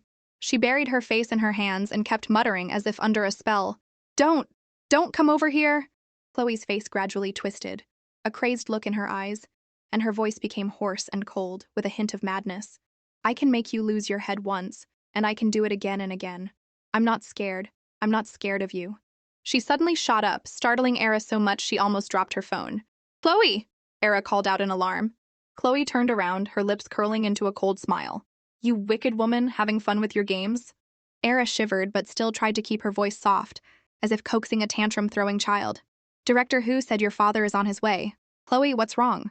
Chloe's response was a powerful kick to a chair leg, sending it skidding with a loud thud. She growled, You wicked woman, aren't you going to get me a glass of water? Era quickly forced a smile, her voice a tiny whisper. Okay. You sit tight. I'll go right now. The door closed, leaving Chloe alone in the room. She slowly walked over to the window, her dark eyes looking out at where Mimi was happily fishing. Suddenly, the water rippled, and Mimi yanked her fishing rod, her eyes shining. I got a big one. Liam beside her also jumped up, as excited as a child getting a present. But before they could celebrate, there was a snap. The fishing line broke, and the bait, along with the fish, disappeared under the water. Mimi sighed in disappointment. Oh man, what a shame. Just then, Chloe's voice came from behind, syrupy sweet but full of thorns. Oh, you're all fishing? What happened, Mimi? You let such a big fish get away. Her smile was soft to the point of being creepy, and her eyes glinted with something unreadable, as if they held a depth greater than the lake itself. Mimi quietly observed Chloe, a look of surprise on her face. A thought suddenly flashed in her mind. The little cat that Chloe killed. Its spirit should be clinging to her like glue. Why has it disappeared now? The more she thought about it, the stranger it seemed, and a chill ran down her spine, making her unconsciously flinch. Just then, Chloe's lips curled into a strange, twisted smile. Before anyone could react, from the hand she had been hiding behind her back, she suddenly pulled out a sharp object that glinted in the sunlight. In that moment, Chloe's face seemed to contort, her eyes turning red with a venomous hatred. "Mimi Kong, you can just die for me!" she screamed internally, as if all her pent-up hatred was exploding in one sentence. The atmosphere around them immediately froze. Mimi's big, round eyes widened, her heart pounding like a battle drum. Chloe moved so fast that Mimi didn't even have time to understand what was happening. In that split second, the sharp piece of glass flew straight towards her eye. But just then, Liam appeared like a flash of lightning. He swung his arm, pulling Mimi behind him, and with his other hand he knocked away Chloe's attack, his voice a thunderous roar. "Don't you dare hurt her!" The strong push sent the piece of glass flying from Chloe's hand, and it clattered into a bush of flowers below. Leo, who had just reacted, lunged forward and grabbed Chloe by the collar, his eyes burning with rage. "You little brat, do you have a death wish?" A wave of guilt and fear washed over him. If I had been just a second slower, Mimi would have been... He blamed himself for not being able to protect her in time. Chloe's attack left the netizens in shock, comments exploding like fireworks. "Oh my god, how did this kid change so fast? She was so well behaved a moment ago, and now she's a little wolf. I'm in love with that look in his eyes. What is this? First she kills a cat, and now she's trying to hurt someone else." Thank goodness Liam reacted so quickly, or Mimi would have been in real trouble. Faced with Leo's fury, Chloe, far from being scared, just sneered defiantly. "I'm a kid! What are you going to do to me?" Her arrogant words were like pouring oil on a fire, and Leo was so angry that steam was practically coming out of his ears. He raised his hand, his image completely forgotten, just wanting to teach this little brat a lesson she would never forget. You... But before he could, Mimi cut in. "Seventh grandnephew, don't hit her." Leo froze, taking a deep breath to calm himself. He looked at Mimi, his eyes a mix of anger and sympathy. "Little auntie, she almost hurt you with a piece of glass." Hearing this, Mimi went into full-on tiger mode. She clenched her small fists, her voice sharp and full of spirit. "It's okay, little auntie can handle this herself." And without letting anyone stop her, Mimi rushed forward like a tornado and delivered a powerful punch straight to Chloe's face. "You want to scratch Mimi's face? Take this. Anyone who dares to make Mimi ugly is a demon." Smack! A powerful sound echoed. Chloe flew backward and landed with a thud on the ground, her eyes widening before rolling back as she fainted. From a distance, Era saw her daughter get knocked out and screamed, running over, crying. "Oh my, Chloe, what happened? Don't be scared. Mommy will take you to the hospital right now." Suddenly, Mimi's big, round eyes widened as if she had just remembered something terrible. "Huh? Oh no." A very bad feeling washed over her, making the hair on her arms stand on end. Mimi quickly turned, her eyes frantically searching for Liam. "Oh no, I was so angry I forgot to hold his hand. Now it's over, Liam is about to become two Liams." And sure enough, Mimi's fear came true. Liam had already fainted in his father's arms, and his spirit was floating right beside him. Kian, Liam's father, his face full of despair, his voice trembling. "Little auntie, please, save my son." Mimi was stunned, her heart filled with self-blame. "Oh no, it's my fault. I carelessly let go of his hand, and now Liam's spirit has left his body." She looked up and saw Liam's spirit drifting in the air. Mimi quickly waved her hand, her voice urgent. "Little big brother, come down here, quick." But cruelly, every time Mimi's fingertips were about to touch Liam's, the distance between them would stretch even further. She cried out in a panic, "Oh my, what's happening? Who's pulling his spirit away?" Liam's spirit was getting fainter and fainter, moving out of her reach. Mimi was frantic, jumping and reaching out in desperation. "Hey, don't fly away, come back here." Liam's gaze grew hazy, as if his spirit were lost in a flood of memories. He remembered the words of the high monk from years ago. "Your fate lacks fire, and your spirit is compatible with water. To live a long and healthy life, your name must have the character for fire, and you must stay away from rivers and lakes. Otherwise, one day your spirit may leave your body without you even knowing, unless you meet someone with a destined connection who can resolve everything." Liam could only laugh wryly. He never thought that prophecy would come true today. He looked down and saw Mimi panicking below, a wave of sadness washing over him. "I finally met her. But why now? Liam's face was filled with sadness, his lingering gaze as if he didn't want to leave the mortal world, or more accurately, as if he didn't want to leave Mimi. He thought to himself, "This must be fate. I'm really done for this time." As for Mimi, she was on the verge of a full-blown panic. She watched Liam's spirit grow fainter and fainter, floating higher and higher like a balloon about to break its string. "A little big brother. If you fly like that, I won't be able to catch you. How am I supposed to save you now?" Her clear eyes began to well up with tears. And then suddenly, click, a bright light flashed in her mind. "Wait a minute, my special treasure." Mimi immediately rummaged through her small bag and pulled out a sparkling, flexible rope. Her eyes lit up like a warrior about to go into battle. "That's right. With this, I can definitely pull Liam back." Seeing the rope in Mimi's hand, the netizens immediately went wild. What is our little auntie planning to do? Why did that little big brother suddenly become motionless? I heard his father asked little auntie to save him. How is she going to do that? Everyone is wondering, but it's really strange. Mimi's small bag seems to contain the whole world. And now she's pulled out a whip? Huh? What is she going to do? Exorcise a ghost or save a person? Mimi's face was now serious. She closed her eyes and began to chant, her hands over her mouth. As her soft chanting continued, strange symbols began to appear, swirling around her like a magical ribbon of light. Suddenly, Mimi's eyes snapped open, and she swung the whip towards Liam, shouting, "Go!" Instantly, the whip seemed to come to life, flying up, coiling around, and then, whip, it wrapped tightly around Liam's waist. Below, Mimi gritted her teeth and pulled with all her might. But no matter how hard she tried, Liam remained as still as a statue, not moving an inch. Mimi was panting, sweat pouring down her forehead, a single thought in her mind. What's going on? Why won't he move? Is little big brother as heavy as a ton? The exhaustion was starting to make her angry. Humph. What kind of evil thing dares to snatch away little big brother's spirit? This is so unfair. Mimi frowned and thought for a moment before an idea struck her. No, I have to use my third eye to see what's really going on. Done. And just like she said, she took a deep breath and began to chant again. Her voice dropped, becoming much more mysterious. "Third eye, open!" Through her third eye, Mimi quickly spotted the problem. A strange character was hovering over Liam's head, and a red thread was wrapped tightly around his neck, as if trying to squeeze the soul right out of him. Mimi's eyes widened and she cheered. "I've got you now, you nasty little spirit!" Without a moment's hesitation, she raised her hands as if pulling a thread and chanted a few words. Swish!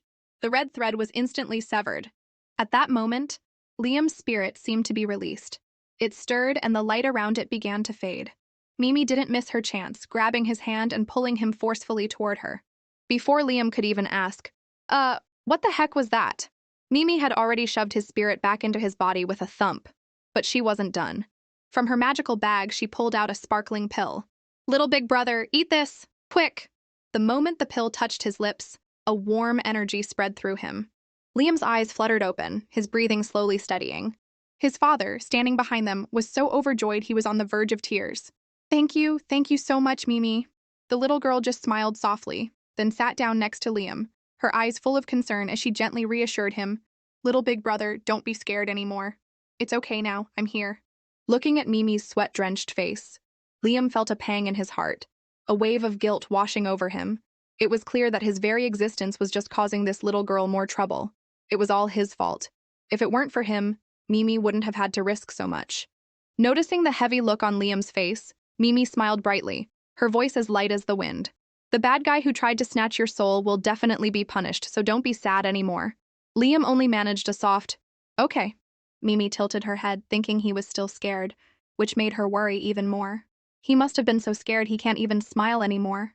Maybe I should do something to cheer him up. And so, without any warning, Mimi leaned in and planted a light kiss on Liam's cheek. Mwah! Liam froze, his entire body going rigid for a second. After getting an unexpected kiss from Mimi, Liam was completely frozen. His heart started pounding like a war drum, and his face turned as red as a ripe tomato.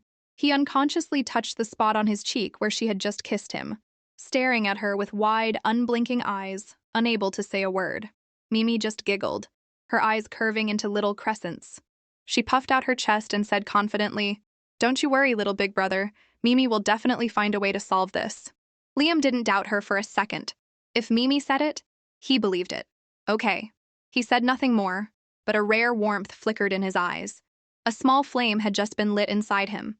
something he thought had been extinguished long ago. She held out her hand, and Liam immediately took it, a gentle smile appearing on both their faces. But just as the atmosphere was turning as sweet as cotton candy, bam! In another corner, Leo had reached his boiling point.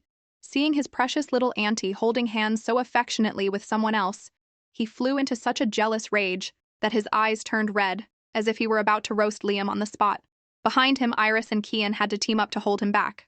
Hey! Hey, calm down, Leo. Don't do anything rash. Let the kid live. Meanwhile, the netizens who had been watching the whole thing unfold were about to explode. What the heck? How is Mimi's whip just floating in mid-air like that? Wait a minute. Did Liam faint because his soul really left his body? No, don't scare me. I'm getting creeped out. If people really have souls, then my faith in science is about to be shattered. It was only then that Mimi realized she had been surrounded by the show's film crew. Everyone's eyes were shining as if they had just seen a superhero step out of a comic book. Mimi asked innocently, her voice soft, why is everyone looking at Mimi like that? But before she could figure it out, the group swarmed her like a hive of bees. One held a mic, another a camera. Everyone was shouting with excitement. Little auntie, what was that just now? The whip just flew up on its own. Oh my god, it was just like a fantasy movie, so magical. Mimi could only blink, not knowing what to say, when Leo cleverly stepped in. He gently put an arm around her, leading her away as he forced a laugh. That was just a special performance. It was a bit of a high-difficulty move, that's all. Nothing to see here. He waved to reassure everyone. Now, everyone calm down. Let's get back to the show. Back to fishing. The crew, hearing this, all said, as if they understood, and then started chattering amongst themselves. So it was a performance? I almost thought it was real. That was close. I was about to believe in magic. That's right, everyone. Trust in science. Long live science. The netizens watching the live stream were also cracking up, the chat box exploding with comments. But at the same time, a mysterious grandmaster was performing a strange ritual. He took out a golden talisman and pressed it firmly onto a meticulously carved wooden doll. Chloe's father, sitting beside him, his face full of worry, asked, Grandmaster, is it really okay to put my daughter's birth date on this like that? The Grandmaster just smirked mysteriously. Without a word, he muttered a few strange incantations and then suddenly pointed at the doll, shouting, Activate! As soon as he finished, the wooden doll began to tremble and then let out a strange, cackling laugh. The sound was so chilling. It sent a shiver down Chloe's father's spine, and he jumped up, screaming, What the heck is that? Faced with his panicked expression, the Grandmaster, Wu Day, just gave a sinister laugh, his voice hoarse. It's done. The spirit has been summoned. Chloe's father, half believing, half doubting, shakily took out his phone and immediately called Era. Hello, how's my daughter? Is she okay? On the other end of the line, a soft voice replied, Yes, Chloe is fine now. There's nothing to worry about. Hearing this, his jaw dropped, and he looked at the Grandmaster in disbelief. Is this real? Wu Day's dark arts are actually real? Wu Day, hearing this, laughed slyly, a smug look on his face. He took out another talisman and muttered as if he had just won a great victory. Haha, I never thought I'd encounter the soul of a person who has been righteous for 9 lifetimes. It seems even the heavens are favoring me. He then looked up, his voice full of arrogance. So, can I get my promotion and raise now, Mr. Ford? But as soon as he finished, disaster struck. The red thread connecting to Liam's soul suddenly vibrated violently and then snapped with a twang, as if it had been cut. Woody was immediately hit by the backlash, spitting out a mouthful of blood and stumbling backward. The wooden doll in front of him also fell to the ground with a thud, its sinister light vanishing. In that moment, he was horrified to see the severed red thread transform into the shape of a wolf. The wolf bared its fangs, letting out a ferocious growl, its blood-red eyes staring straight at him with a warning look. Woody's face turned as pale as a sheet. Just as the red wolf lunged, its sharp claws about to reach him, Woody, in a panic, pulled a protective talisman from his robes and slapped it onto his chest. No, don't get me! He screamed, his trembling hand held out to ward it off. The red wisps of energy slowly dissipated, leaving a deathly silence. Wude peeked open his eyes, and seeing nothing had happened, he let out a sigh of relief, sweat dripping down his temples. Phew, that was close. Sitting beside her, Chloe's father wore a look of mixed sarcasm and contempt. What's wrong, Grandmaster Wu? Did your promotion and raise not work out? Wude immediately frowned and shot him a look. After regaining his composure, he tried to reassert his authority, clearing his throat and speaking in a grand manner. You're a mere mortal with limited understanding, so don't ask too many questions. I just intervened to help your daughter. I could have solved the problem completely if she hadn't brought this trouble upon herself. Woody paused, narrowing his eyes at him, his voice as cold as ice. Anyone who dares to provoke me must bear the consequences. The vengeful spirit of that animal has escaped, but it's very likely it will continue to haunt your daughter. Those words left Chloe's father stunned, his face drained of all color. He swallowed hard and then lowered his voice, almost begging. Grandmaster Wu, please help her one more time. Is this price acceptable? Just as he finished, Woody's phone pinged with a notification. You have just received 1,000 yuan. Hearing this, his face immediately lit up, and he grinned from ear to ear, nodding enthusiastically. Of course, of course. Just leave your daughter's matter to me. Meanwhile, back with Mimi, with no one to bother them anymore, the atmosphere returned to a peaceful calm. Everyone eagerly sat down and continued their fishing session. Mimi was also excited, carefully casting her line into the water. Before long, her fishing rod started to shake violently. I got a fish. With Leo's help, she skillfully reeled in a big, plump fish. The funny thing was, the fish didn't struggle at all and even seemed proud to have been caught by Mimi. Seeing their impressive catch, Iris laughed and said, "All right, that's enough for today. If we catch any more, Mr. Lee's pond will be empty." Leo, holding 2 large fish, turned to the little girl to show off. "Let's go, little auntie. Time to go home and eat some fish." Hearing the words eat fish, Mimi's eyes lit up and she nodded enthusiastically. Okay, let's go, let's go." But as the group was about to enter the dining hall, the atmosphere suddenly froze. In front of them was a man holding Chloe in his arms, his expression stern. He glanced at Leo and then spoke. "Hello, everyone. I'm Mr. Ford, Chloe's father." Although he disliked Leo, Mr. Ford still had to show some respect to the Kang family. He forced a smile and held out his hand to shake, his tone polite. "Seventh Master Kang, a pleasure to meet you." But after holding out his hand for a long time, Leo remained as still as a wooden statue, not shaking his hand, not nodding, not even looking at him. Mr. Ford's face immediately darkened. With so many people watching, he had to awkwardly keep his hand in midair, both annoyed and embarrassed. Mimi, observing from the side, tilted her head and commented softly, So that's Chloe's father. The ancients used to say, to raise a child without teaching them is the father's fault. For Chloe to have done so many bad things, this man must have been a great teacher." Her words made the netizens burst out laughing. Mimi really never held back. At that moment, Leo sneered, looking straight at Mr. Ford's still extended hand, his voice as cold as ice. "No need to be so formal. I think you should be more concerned with re-educating your daughter." He crossed his arms and continued firmly, full of authority. "Using a piece of glass to injure someone is something our Kang family will not let slide. You can expect a lawsuit from our lawyers." The atmosphere immediately became tense. Hearing this, Mr. Ford's attitude flipped faster than a pancake, and he immediately counterattacked. "My daughter is naturally kind and gentle. If you people hadn't let her eat poisonous wild vegetables, she never would have lost control and done such a thing." Hearing Mr. Ford's unreasonable words, Mimi couldn't stand it anymore. She put her hands on her hips and retorted sternly. Mimi already stopped her. Mimi said that wild vegetable was poisonous, but Chloe and her mother said it wasn't and wouldn't throw it away. Why are you blaming Mimi? Her words made the entire room fall silent for a few seconds. Mr. Ford, of course, wouldn't back down, and he shot back. Then what about the mushrooms? My daughter already reminded you not to pick them randomly. Why didn't you remind her in return? Mimi pouted, her small face filled with defiance. Mimi doesn't play with little kids who don't listen to Mimi. If someone doesn't want to listen, then let them be. The netizens watching this were dying of laughter. Every word out of little auntie's mouth was a critical hit. Leo, standing beside her, watched his little auntie's tiny queen-like demeanor and could only praise her internally.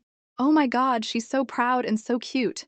He gently picked up Mimi and held her in his arms, his voice cold but full of power. I suggest you take your daughter to see a psychiatrist soon, Mr. Ford, before she goes out and causes more trouble for the world. His words were like a knife to Mr. Ford's pride, leaving him stunned on the spot, his mouth moving but no words coming out. Knowing he had lost the argument, Mr. Ford could only swallow his anger and turn to leave. Era, let's go. Before walking out the door, he threw back a resentful parting shot. 30 years of fortune on one side, 30 years on the other. Just you wait and see. After the commotion, the atmosphere finally settled down. At that moment, Kian walked over with his son, his face still filled with emotion. He bowed his head and said, Little auntie, thank you so much for saving my son today. I don't know how I can ever repay you.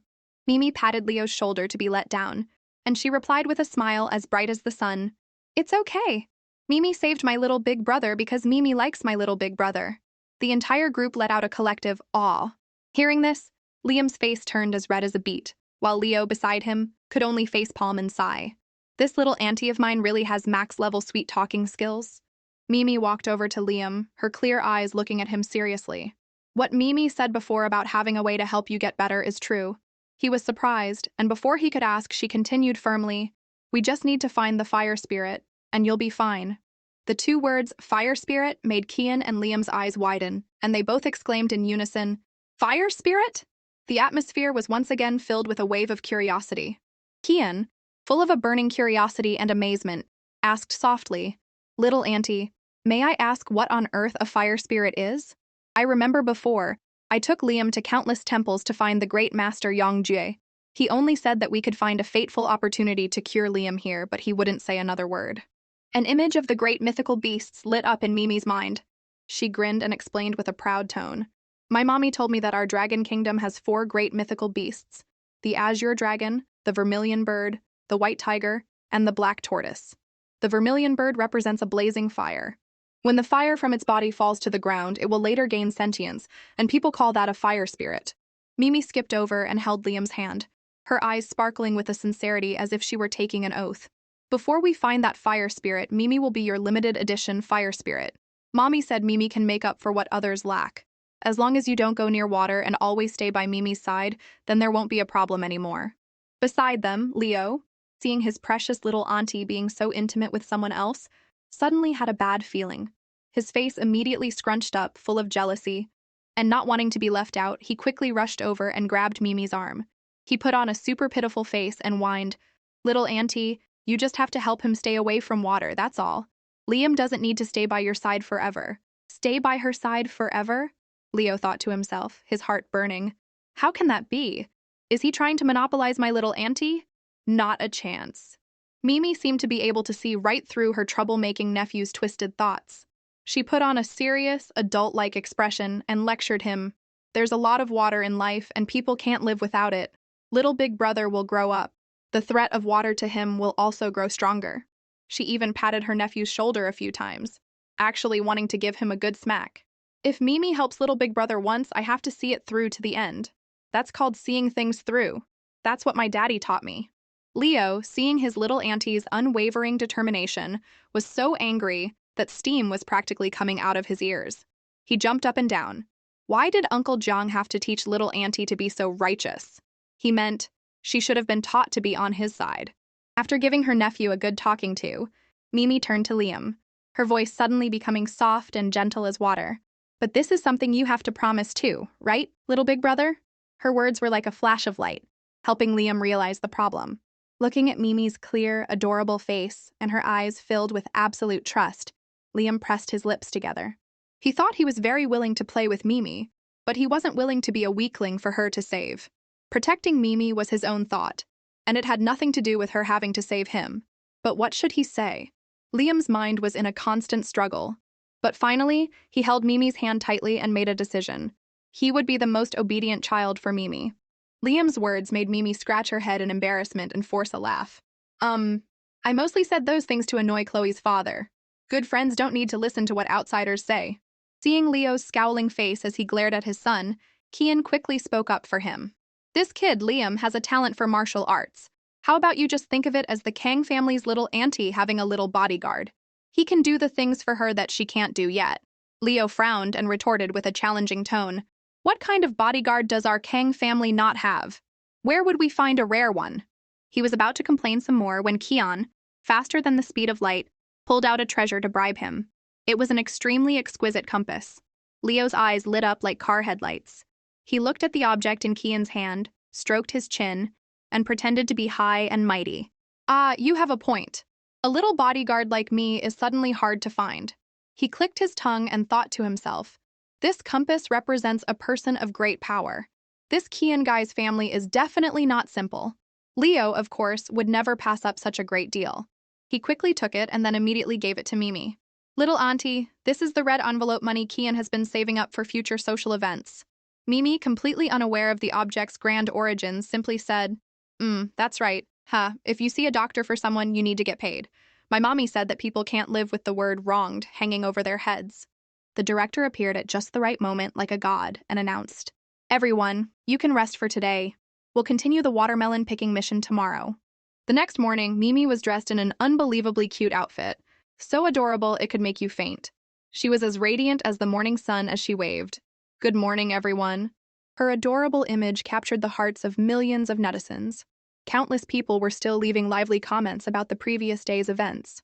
I heard that little Auntie's eldest grandnephew sent a lawyer's letter to Mr. Ford yesterday. He's so cool. Have you all seen the news today? The Ford family's electronics company stock plummeted because of the Chloe incident. I saw a lot of people resigning from Mr. Ford's company today. The Kang family even posted that anyone who leaves the Ford company can send their resumes to the Kang company. It looks like the Kangs are trying to cut off all of Mr. Ford's lifelines. At the same time, at the Ford residence, the atmosphere was extremely gloomy and heavy. Chloe, her face full of anger, sat on the sofa, gritting her teeth and hissing each word as if she wanted to eat her rival alive. Mimi Kang is so annoying? Mr. Ford also added in a cold voice. The Kang family is annoying too. Chloe, seeing her fan count dwindling, was even more unwilling to accept it and quickly grabbed her iPad.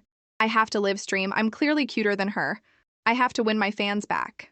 As soon as the live stream connected, Chloe began to defend herself, her voice full of arrogance. I'm also prettier than her. So on what grounds do you all keep praising her? Reading the comments, Chloe suddenly lost her composure. She said without a hint of remorse, So what if I got rid of that rice ball? But didn't she also kill that rabbit? So she still got to eat rabbit meat? On what grounds? Chloe's arrogant and thoughtless words directly caused the last of her fans' admiration to crumble and shatter. So scary. What am I watching? I have to unfollow her right now. Oh my god, look at her cold expression. I'm afraid she might commit a crime someday. Countless comments appeared on the iPad screen. Quit the industry. Quit the industry. Chloe, quit the industry. Quit the industry. Reading the comments, Chloe tried to force out a few crocodile tears, covering her face and crying pitifully, seeking the sympathy of the netizens. Wah! I was beaten up like this, cursing at me, but no one sympathized with her. The screen was filled with the words, Quit the industry. Chloe was furious and threw her iPad on the floor with a crash. She sobbed and ran to her father, tattling with a resentful tone. Daddy, it's all because of that Mimi Kang. Yes, it must be her. I want revenge. Mr. Ford's expression was no better. He muttered, I can barely take care of myself right now. Suddenly, from the door, a cold laugh was heard from the Taoist priest from before. I see you two both want the Kang family to pay, don't you? Chloe, seeing a stranger appear unannounced in her house, asked cautiously, Who are you? The Taoist priest laughed with a sinister, demonic air. I am the one who will help you get revenge on Mimi Kang. With that, he lightly flicked the horsetail whisk in his hand, and a mass of dark purple energy appeared, enveloping him. Not only that, but behind him, countless wailing, resentful spirits appeared, a truly terrifying and chilling sight. This scene made the father and daughter duo freeze, their faces turning pale as they screamed, Ah! But a second later, Chloe did a complete 180, and a cold smile formed on her lips. She said excitedly, A little scary is fine. Quick, help us take down the Kang family. Mr. Ford was of the same ilk as his daughter. He laughed with anticipation and made a flattering offer. Grandmaster, we're counting on you. After you succeed, you won't be lacking in rewards. The Taoist priest's eyes became dark and deep, and he replied curtly, Leave it to me. As for Mimi, at that moment she was busy working nonstop, helping the villagers harvest watermelons. She held a very large one as carefully as if she were holding a baby and placed it in a bamboo basket. After that, she happily sang a little song to her hard-earned harvest. But out of nowhere, Mimi slipped and fell with a thud. Mimi, covered in dust, sat up, holding her head where it had hit the ground. Ouch, that hurts so much. She had a feeling that something was wrong. Mimi closed her eyes, used her hands to do a quick divination for herself, and kept muttering, Not right, not right. As if she had seen something incredibly terrifying, Mimi's eyes were stunned, wide with worry. A bad omen! Hearing Mimi's cries, Leo ran over as fast as he could, seeing his little auntie sitting on the ground, her face smeared with dirt like a kitten that had just rolled in a charcoal stove. He couldn't hide his worry. Little auntie, are you okay? Are you hurt anywhere? Mimi calmly looked at her nephew, her voice still a little choked up. Mimi is fine, but I just fell on flat ground. This means the heavens are sending me a signal that something is about to happen. So Mimi tried to do a divination, and sure enough, it's a majorly bad omen. Leo helped her up and carefully dusted off the dirt on her clothes. Mimi's face was as dejected as a deflated bun, and she thought to herself, I can't divine the details of major events related to myself. I don't even know if the people around me will be affected. She put on her hat and tried to comfort herself. Although my mommy said that when this happens, I shouldn't be scared, that once it happens, there will be a way to solve it. But even so, Mimi is still so scared. The worry made her feel flustered, and she held her face and sighed. Oh dear, what should I do? The netizens watching this began to guess. What does a majorly bad omen mean? Oh my god, please don't let anything happen to the cute little ones. Or is someone going to be in danger? All the guests left are the ones I like. Please don't let anything go wrong. Liam, seeing Mimi so sad and dejected from a distance, ran over to ask with concern, What's wrong? Is something the matter? Distracted, Liam had raised his hand to wipe his face, leaving a few smudges of dirt. Seeing this, Mimi quickly reached into her small bag to find a handkerchief. Little big brother, why is your face so smudged? That's not pretty at all. She smiled and held out the small handkerchief to Liam. Your face is dirty. You should wipe it. Liam was a little embarrassed. He took off his gloves and took the handkerchief Mimi offered. Thanks, let me do it myself. As he wiped his face, Liam didn't forget to ask Mimi what was bothering her. Hearing his question, Mimi's mood became gloomy again. Her voice dropped with worry. Something is about to happen. Something really big. But Mimi doesn't know what it is, only that it's a bad thing that will affect a lot of people. She said sadly, Mimi doesn't know what to do and doesn't know if I can solve it. Liam, seeing her bad mood, continuously reassured her. If you don't know what to do now, that's okay. When it happens, I believe Mimi will definitely find a way. Mimi looked dejected, not sure if she could really solve it. Suddenly, Liam pointed to himself and asked, So am I going to die? Mimi's big, round eyes looked at him, and she replied loudly with a firm determination, No, Mimi promised to save you, little big brother. You won't die, little big brother. Liam smiled and looked at Mimi with absolute trust. He continued to comfort her. If that bad thing happens, I think Mimi will definitely find a way to turn it into a good thing, just like I've always believed that Mimi would definitely save me. At that, Mimi's mood finally improved. She clenched her fists and replied resolutely, You're right. If a bad guy comes, Mimi will just beat them until they run away. As for everything else, Mimi will definitely think of a way. Feeling her mood lift, Liam held Mimi's hand and cleverly changed the subject. I got your handkerchief dirty. I'll wash it and give it back to you. Mimi smiled and nodded enthusiastically. Okay. She even comforted him in return. Don't you be scared either. Mimi will definitely think of a way to help you. Their intimacy made Leo, standing behind them, exude a strong sour smell of jealousy. After harvesting a good amount of watermelons, the director came over, clapped his hands, and announced today's new mission. Here we go. Each group of guests will be given 30 watermelons. You'll then gather and take them to the market to sell. Please note, the adults are not allowed to interfere and can only assist the children. The children are allowed to use any means necessary to sell the watermelons at the market price. And I mean any means necessary. The director gave a playful wink and announced the prize. The group that sells the fastest can continue to stay in this small villa. As for those who are too slow, I'm sorry, but you'll have to move out. Those are the rules. The new mission rules surprised the children, and they all let out a collective, oh. In contrast to the children's surprise, the netizens were quite excited. Haha, they've been so friendly for so long and suddenly they're rivals. The kids are all stunned. Even Yumi looks like she has no competitive spirit at all. I have a feeling the kids don't even understand what's happening. Haha, I can't wait to see how the kids sell watermelons. After receiving their 30 watermelons, Leo quickly loaded them onto a cart and then excitedly pulled Mimi into the driver's seat. All right, let's go. Behind them, the director's voice still echoed through the loudspeaker. This street is already full of watermelon stalls. Your rivals aren't just each other. Just as the director said, both sides of the street were lined with watermelon stalls. As the group was walking, they were stopped by a police officer who warned them, Hey, you all! Make sure you keep a close eye on the kids. The streets haven't been very safe lately. There have been child kidnappings. So in crowded places like this, you need to be extra vigilant. Hearing the police officer's words, Leo bent down and whispered in Mimi's ear, Auntie, could this bad omen be about a kidnapper? A bad feeling rose in Mimi's heart. Mimi doesn't know either. It's possible. Worried, Mimi turned to her friends behind her and warned them, Absolutely do not follow strangers. If you're in danger, you can find a police officer or you can come find Mimi. Yumi took Mimi's hand and said, "You be careful too, Mimi." Zach, not wanting to be overshadowed, also said loudly, "Mimi, you can't follow strangers either. If you're in danger, you can call me. I'll help you beat up the bad guys." Feeling the sincerity of everyone's concern, Mimi smiled as warmly as the sun. Mimi knows. Thank you." Zach blushed at her smile and thought to himself, "Why am I so happy just from being praised?" Before leaving, Liam also anxiously came over to remind the little girl, "Mimi, if anything happens, you can find my dad. He's very powerful."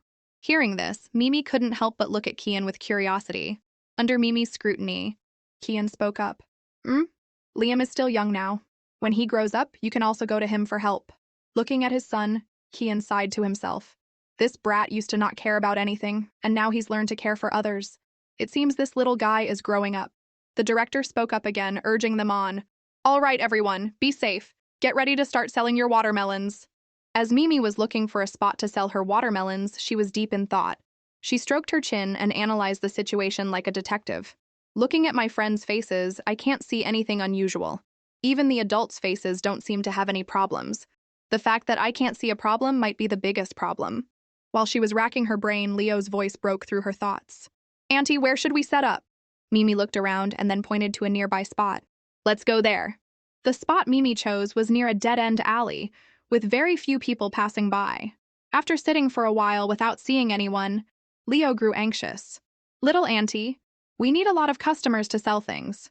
How are we supposed to sell anything in a deserted place like this?" Mimi didn't seem worried at all. She walked over to the watermelon cart, picked up the scale, and smiled with a confident and mysterious air. "It's okay if there are no customers. With this, we can attract people." Leo was still confused, not understanding Mimi's supreme watermelon selling strategy. He asked, bewildered, "What are you going to do, little auntie?" Mimi didn't answer, just focused her energy and cleared her throat for dramatic effect. The next second, this mini mogul had picked up the scale and was banging it repeatedly, creating a resounding clang, clang, clang. Then, she raised her voice and shouted, "Take a look, take a gander, don't miss out, folks." It was over.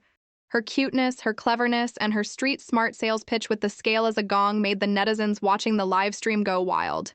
"Ha ha ha, this little auntie is amazing! She's using a scale as a gong. That watermelon selling vibe is definitely not to be underestimated. I'm dying of laughter." It was only then that Leo understood, and up until that point he had been as clueless as an alien. He happily pulled out a chair and sat behind her, praising her nonstop. "Oh, so that's what you were doing. You're so smart, little auntie." Seeing the strategy was effective, he quickly followed her lead and shouted, "Hey everyone, take a look, take a gander, we've got big sweet watermelons over here." Their shouts, combined with the divine clanging of the scale, successfully attracted the attention of countless people. A man approached, a big grin on his face. "Hello, little girl. Are you and your big brother selling watermelons here? How much are they?" While Leo was happily helping the man pick a watermelon, Mimi suddenly froze. Her supernatural intuition told her something was wrong. She carefully observed the man. Mimi's gaze hardened, and she made a judgment. "No matter how I look at him, this man is not a good person." Afraid of scaring him off, Mimi decided to act quietly. "I don't have time to discuss this with my 7th grandnephew, Leo. I can only strike directly." Her tiny hands quickly performed a spell. Taking advantage of the man's focus on the watermelon, she blew a truth-telling talisman at him. Mimi approached and pretended to make small talk. "It's about 2 yuan a pound. Are you buying, mister? If you buy a lot, Mimi will give you a discount." The man smiled and nodded, pretending to pick a watermelon. Let me see which one to choose." As he chose, he started asking questions. "Little girl, what's your name? How old are you? Why are you selling watermelons with your big brother?" He's definitely asking with a purpose. Mimi feigned innocence and replied, "My name is Mimi, and I'm 3.5 years old. I'm selling watermelons with my grandnephew, not my big brother." She then began her plan to lead him on and get information. "So, how old are you, and what's your name? Why are you buying watermelons?" Under the effect of the famous truth-telling talisman, the man unconsciously blurted out all his dark thoughts. "My name is Ma Kang, and I'm 25 years old. Buying watermelons is secondary. My main purpose is to see if there's a chance to kidnap a pretty little girl like you." His confession, which went right to the heart of the matter, made everyone around them go on high alert. Kidnap what? What is that man saying? Is he confessing on his own? Leo, quick as a flash, pounced and pinned Ma Kang to the ground. The surprise attack was so fast that the criminal only had time to let out a grunt. After subduing him, he looked at the crowd of onlookers filming and shouted, "Quick! We've caught a human trafficker here! Someone help me call the police! Less than 5 minutes later, the police arrived and politely gifted Ma Kang a shiny pair of handcuffs. The police chief looked at Leo and Mimi and said sincerely, "Thanks to you two, this escaped trafficker has been brought to justice. On behalf of the police department, I thank you." Mimi grinned and waved her hands politely. No need to thank us, it was the right thing to do. Watching the police and the criminal disappear, Mimi declared with a burst of spirit, "Doing a good deed is really fun. Now it's time to get back to work." Leo replied with an affectionate gaze. "Okay, whatever you say, little auntie." The street ahead was bustling, with vendors shouting everywhere. 3 for 10 wan, come and get 'em! Anyone selling old refrigerators, old TVs? Mimi also shouted loudly, but the clanging of her scale was drowned out by the other noises. After shouting until her voice was hoarse without selling a single watermelon, her spirits fell. What should I do now? Just as she was feeling down, a kind old man holding a red megaphone came over. "Why are you kids still using such primitive tools? In this modern age, everyone uses a megaphone to sell things. It saves a lot of effort." Hearing this, Mimi's eyes lit up. She said politely, "Thank you, sir." Their first encounter with high technology, the two of them fumbled with it for a while, trying to figure out how to use it. Maybe you press here first, and then here. That's right. That's how you use it. After recording Mimi's clear voice into the megaphone, the two of them sat back on their chairs, turned on the speaker, and leisurely waited for customers. Mimi's unbelievably cute voice kept playing from the speaker. "Sweet and big watermelons, fresh and ripe watermelons, only 2 yuan a pound. Everyone come and take your pick. First come, first served, but we've got plenty for everyone." Her incredibly cute voice quickly attracted a crowd to her watermelon stall. Oh, what a cute voice. Let me see what's for sale. I have to admit, her voice is so adorable. A curious auntie asked, "Little girl, can we have a free sample of this watermelon?" Mimi bent down and easily lifted a large watermelon, stunning the onlookers. Oh my god, this little girl is so strong. She can lift a watermelon that's at least 4-5 kilo. Mimi smiled and replied, "Welcome, everyone, to have a free sample. I guarantee if it's not sweet, you don't have to pay." She held a hand over the watermelon and continued with a smile. "Next, Mimi will split this watermelon for everyone to taste." The crowd, seeing her pose, smiled and commented, "Look, these two kids might be martial artists." A person standing nearby asked curiously, "She said she's going to split the watermelon, but how is she going to do that without a knife?" Just as he finished, Mimi answered with her actions. She slammed her hand down on the round watermelon. Under the force of her blow, the watermelon quickly split into several even pieces. The bright red flesh looked incredibly appealing. This strange feat attracted the attention of many people. Everyone was amazed by the little girl's skill. "Oh my god, this little girl is so good! She can split a watermelon with her bare hands. That's truly amazing. Wow, that watermelon looks so delicious. So red and juicy, it must be very sweet." Someone couldn't help but swallow and ask, "Little girl, can I have a taste?" Mimi took a piece of watermelon and held it out to the auntie, smiling brightly. "Of course. Mimi has already tasted it, and it's very sweet. Please, have a try." The auntie took one bite and praised it to no end. "Oh, I can't believe how sweet it is. It's really delicious. I'll take 2. Mimi signaled to Leo. Seeing their first sale, he was also cheered up. Okay, coming right up." Gradually, word spread, and soon Mimi's watermelon stall was swarmed with people fighting to buy. "I'll take 1. I'll take 2 over here. Pick the biggest one for me." Mimi stood on a chair, holding the megaphone, and smiled. "There's enough for everyone. Please form a line." Suddenly, a gruff voice cut through the crowd, silencing them. A bald, tough-looking man holding a megaphone warned, "I'm telling you all, if anyone here dares to buy from that kid today, then don't ever come to our area to buy food again." It turned out this man's name was Young Dagat, and he was a well-known figure in this area. He glanced around and warned again, "I'll remember each of your faces. If I see you, I'll beat you." The crowd, hearing this, was scared and put down their watermelons. "Why is Young Dagat here? He's in charge of this farmer's market. This is the only place in the village where we can buy vegetables." An auntie spoke up in protest. "If he doesn't let us buy from him, then how are we supposed to live?" Young Dagat's reputation made the crowd afraid to stay long, and one by one they left. "We'd better get out of here quickly before he holds a grudge. We can't mess with this guy.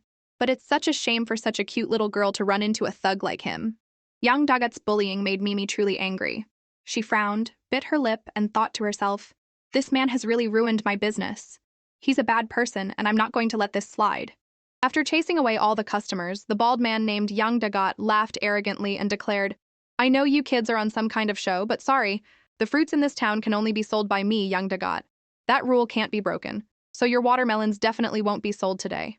Mimi refused to back down from this blatant robbery of her customers. She frowned, her tone sharp. It's because you do things like this that your father's health isn't good.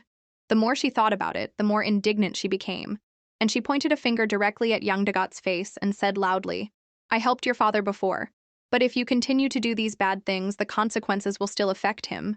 Being touched on a sore spot, young Dagat flew into a rage and shot back, What nonsense are you talking about? My dad, he's very healthy.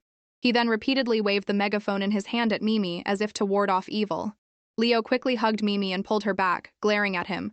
What are you doing? Young Dagat, embarrassed and angry, yelled at them to go away.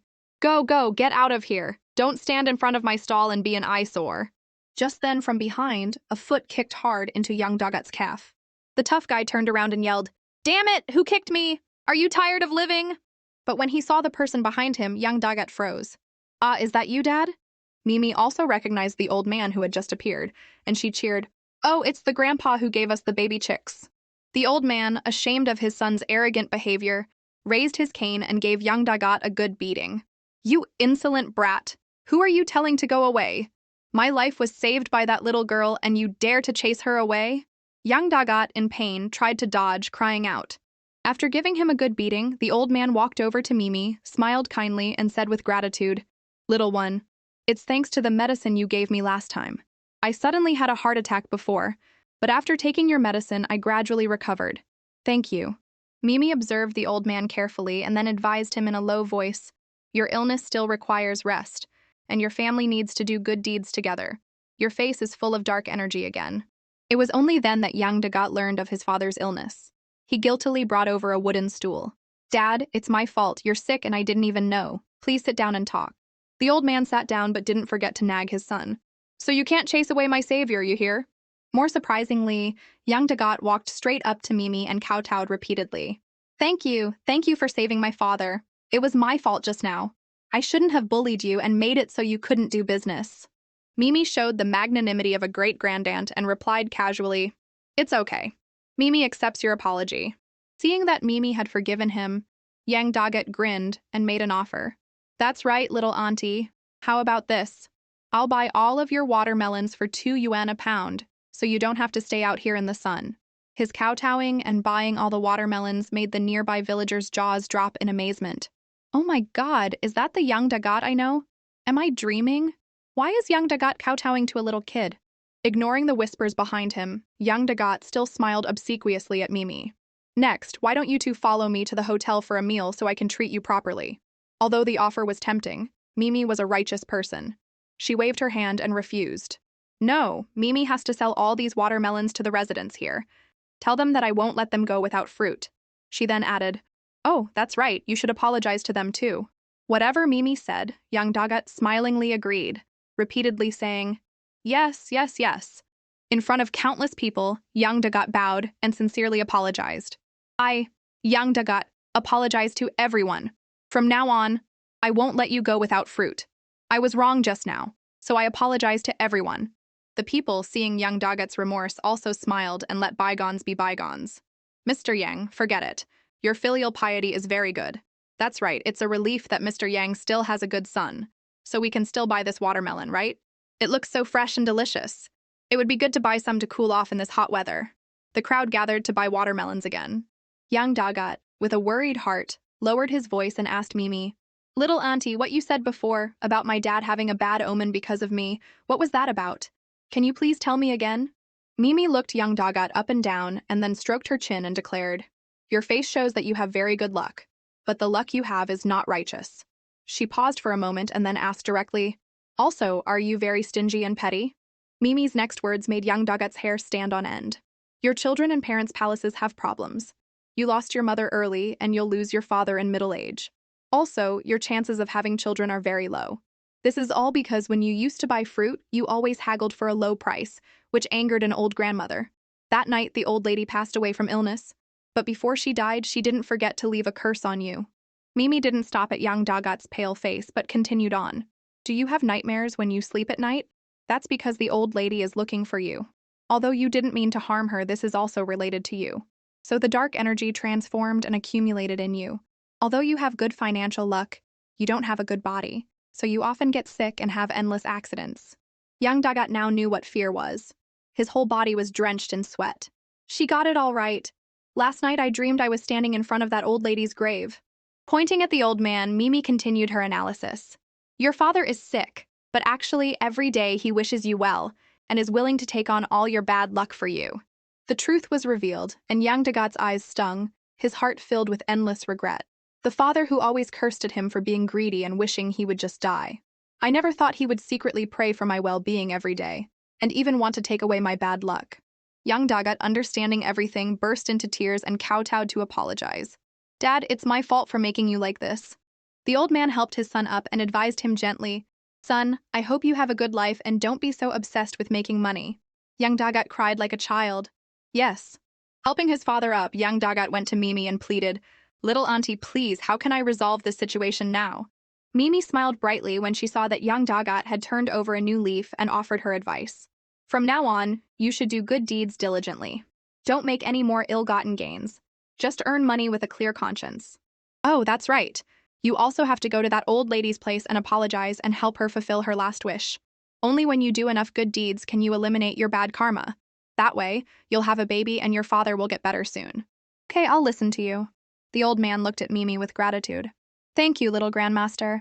Mimi noticed that the dark energy on the old man was much less than before and was secretly pleased. It seems young Dagat has really changed. Mimi reached into her bag to check her jar of water. Seeing that the water in the jar had increased by a lot, she was even more delighted. Great. Mimi saved someone, so the water in the jar has increased. From out of nowhere, an old lady ran over, fell to the ground, and cried, clasping her hands and begging Mimi. Little auntie, my grandson was kidnapped by traffickers 2 days ago, and now I don't know where he is. Can you please help me find him? Mimi, being kind-hearted, couldn't bear to refuse. Do you have a picture of your grandson? It's easier to find him with a picture. The old woman quickly took out her phone from inside her clothes, which held a photo of her grandson. Yes, here's the photo. Mimi also secretly observed the old lady but couldn't see anything. Using her features to predict her grandson's fate is getting cut off, and I can't even see the dark energy clearly. But this dark energy is similar to the kind on my eldest grandnephew Daniel. At that thought, Mimi's expression darkened, and she quickly came to a conclusion. The person who helped Nora do bad things to the one who kidnapped her grandson must be the same person. This made Mimi fall into deep thought. So is the culprit related to that person? Mimi, the genius fortune teller, held the phone tightly, the screen showing a picture of a boy her age. Her eyes focused, her fingers nimbly performing a divination. She announced softly, The boy is in the northwest, still safe in the mountains. Right now, he's sleeping soundly in a place surrounded by cliffs. The crowd watching the live stream and the show's staff stared in amazement. The Northwest Mountains? Isn't that Mount Erniang right here in this village? Surrounded by cliffs? Sounds like some kind of secret cave. The boy's grandmother was so overjoyed she burst into tears. Without a shred of doubt, she immediately turned and ran, her voice trembling. Northwest Mount Erniang, I have to call the police right away. My grandson is coming home. Watching the old woman's retreating figure, Mimi felt a heavy weight in her heart. That dark, ominous aura I saw during the divination, it's not normal. She was worried whether the police officers could handle whatever that was. Mimi turned to her companion, seeking the opinion of her handsome 7th grandnephew, Leo. 7th grandnephew, should we go help them find him? Leo, sensing the unusual trouble, thought for a moment. This was clearly no longer just about participating in a TV show. He replied, Of course, but we have to ask Director Hugh first. The show might have to pause its commercials for a bit. Director Hu had just returned to the assembly point. Before he could even turn off his car, the assistant director ran over, his face pale as a sheet, yelling, It's bad! A bad guy in the village kidnapped Li Yang, the second boy. The villagers are calling the police, and his father, Mr. Li, is frantically searching the mountain. What? Li Yang was kidnapped! Mimi's face went pale. She had been divining the first missing boy's location all morning, but hadn't been able to find Li Yang. The shock made Mimi so upset that tears welled up in her eyes. No wonder there was a bad omen. The great misfortune has already begun. I couldn't find Li Yang's location at all. I can't even divine the fate of his father, Mr. Li. For the first time, Mimi felt so helpless. She blamed herself for being useless. Livestream comments. A big fan of babies. Oh my god, I can't stand to see her cry. The last time she argued with that man, I was already heartbroken. Mommy team spirit, my heart is breaking too. Did something really happen to Li Yang? Anti-drama. Don't jinx it. Li Yang is his father's hope. If he's gone, his dad will fall apart. Mimi tried to hold back her tears and looked at Director Hu with determination. I want to go find Li Yang. And I want to find the other little boy too. I want to catch the bad guys. Just then, Kian also returned. After hearing what had happened, he also suggested to Director Hu, "We finished selling our watermelons. I'll take Liam and little auntie referring to Mimi with me." Director Hu was still hesitating when Leo cut in with a grin. "Don't worry, we signed a contract. If anything unexpected happens, we'll take responsibility." Kian also nodded. "That's right, we can sign a contract too."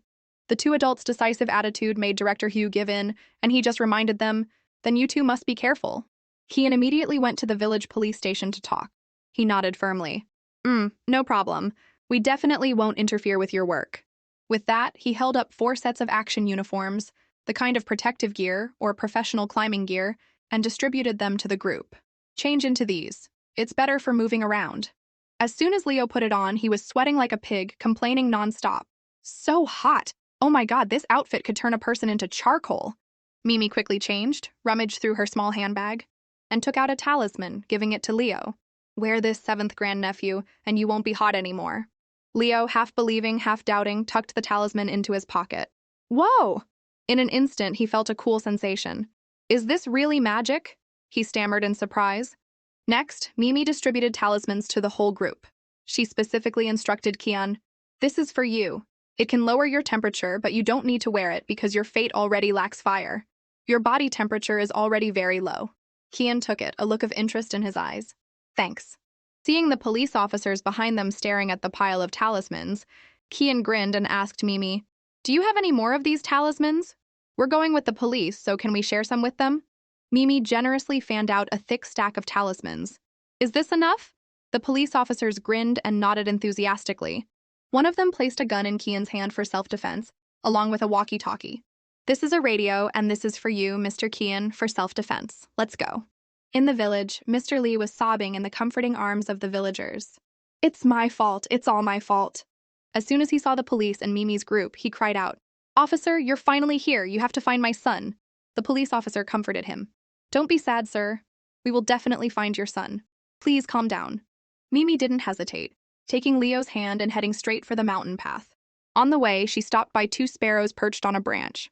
"Hello, little sparrows. Can you help Mimi with something?" The sparrow tilted its head and replied to her with a series of chirps. Mimi took a handful of rice from her bag, and as she placed it in her hand, she spoke to them in their language. The sparrow immediately flew down to her palm, and as it ate, it chattered away with her. While waiting for little Auntie Mimi to finish her detective work, Leo turned to Liam and whispered, "I really don't understand a thing." "You don't understand either, right, little Liam?" Liam replied softly. "No, I don't," Leo exclaimed in surprise. "What? You don't understand either? Then can you tell me what my auntie is talking about with those sparrows?" Liam shot him a faint, disdainful look. "Mimi is asking the sparrows where Li Yang went, who took him, and if they can lead the way." Leo was still half believing, half doubting, not knowing if Liam was just guessing or for real. But Mimi's next words made his blood run cold. "The sparrow said it saw the person who took Li Yang, and it can lead us to him later. Are you two ready?" Leo looked at Liam with a look of utter adoration. "Wow, how did you know all that?" Liam was tired of Leo's naive expression and thought to himself, it was so obvious. How could he not have guessed? No wonder he could be good brothers with someone like Zane and get so thoroughly deceived. It all makes sense. Liam said seriously, "I'm ready." Leo also quickly nodded. "I'm ready too, let's go." As soon as he finished, the sparrow flew from Mimi's palm, leading the way. The group of 4 carefully followed. Ahead of them was a massive cliff face. At the same time, in the production crew's logistics room, the assistant director was laughing with a sinister smile, reporting on the phone, "The formation is all set up. I guarantee we can suck all the luck out of these celebrities." With the enthusiastic guidance of a local sparrow, Mimi's rescue team easily reached the cave where Li Yang was being held. Just as expected, the entrance was guarded by a single soldier who looked extremely bored. The 4 of them hid behind a rock and quietly observed. Liam whispered, his voice serious, "Is Li Yang in there?" Mimi nodded with a curt, She didn't hesitate, immediately taking out 4 blue invisibility talismans from her bag, high-quality ones she had drawn herself, and distributed them. "Put these on. Quick!" Thanks to the protective talismans, the group casually walked right past the guard. He was still sitting there, grumbling about everything, his tone as tragic as if the whole world owed him money.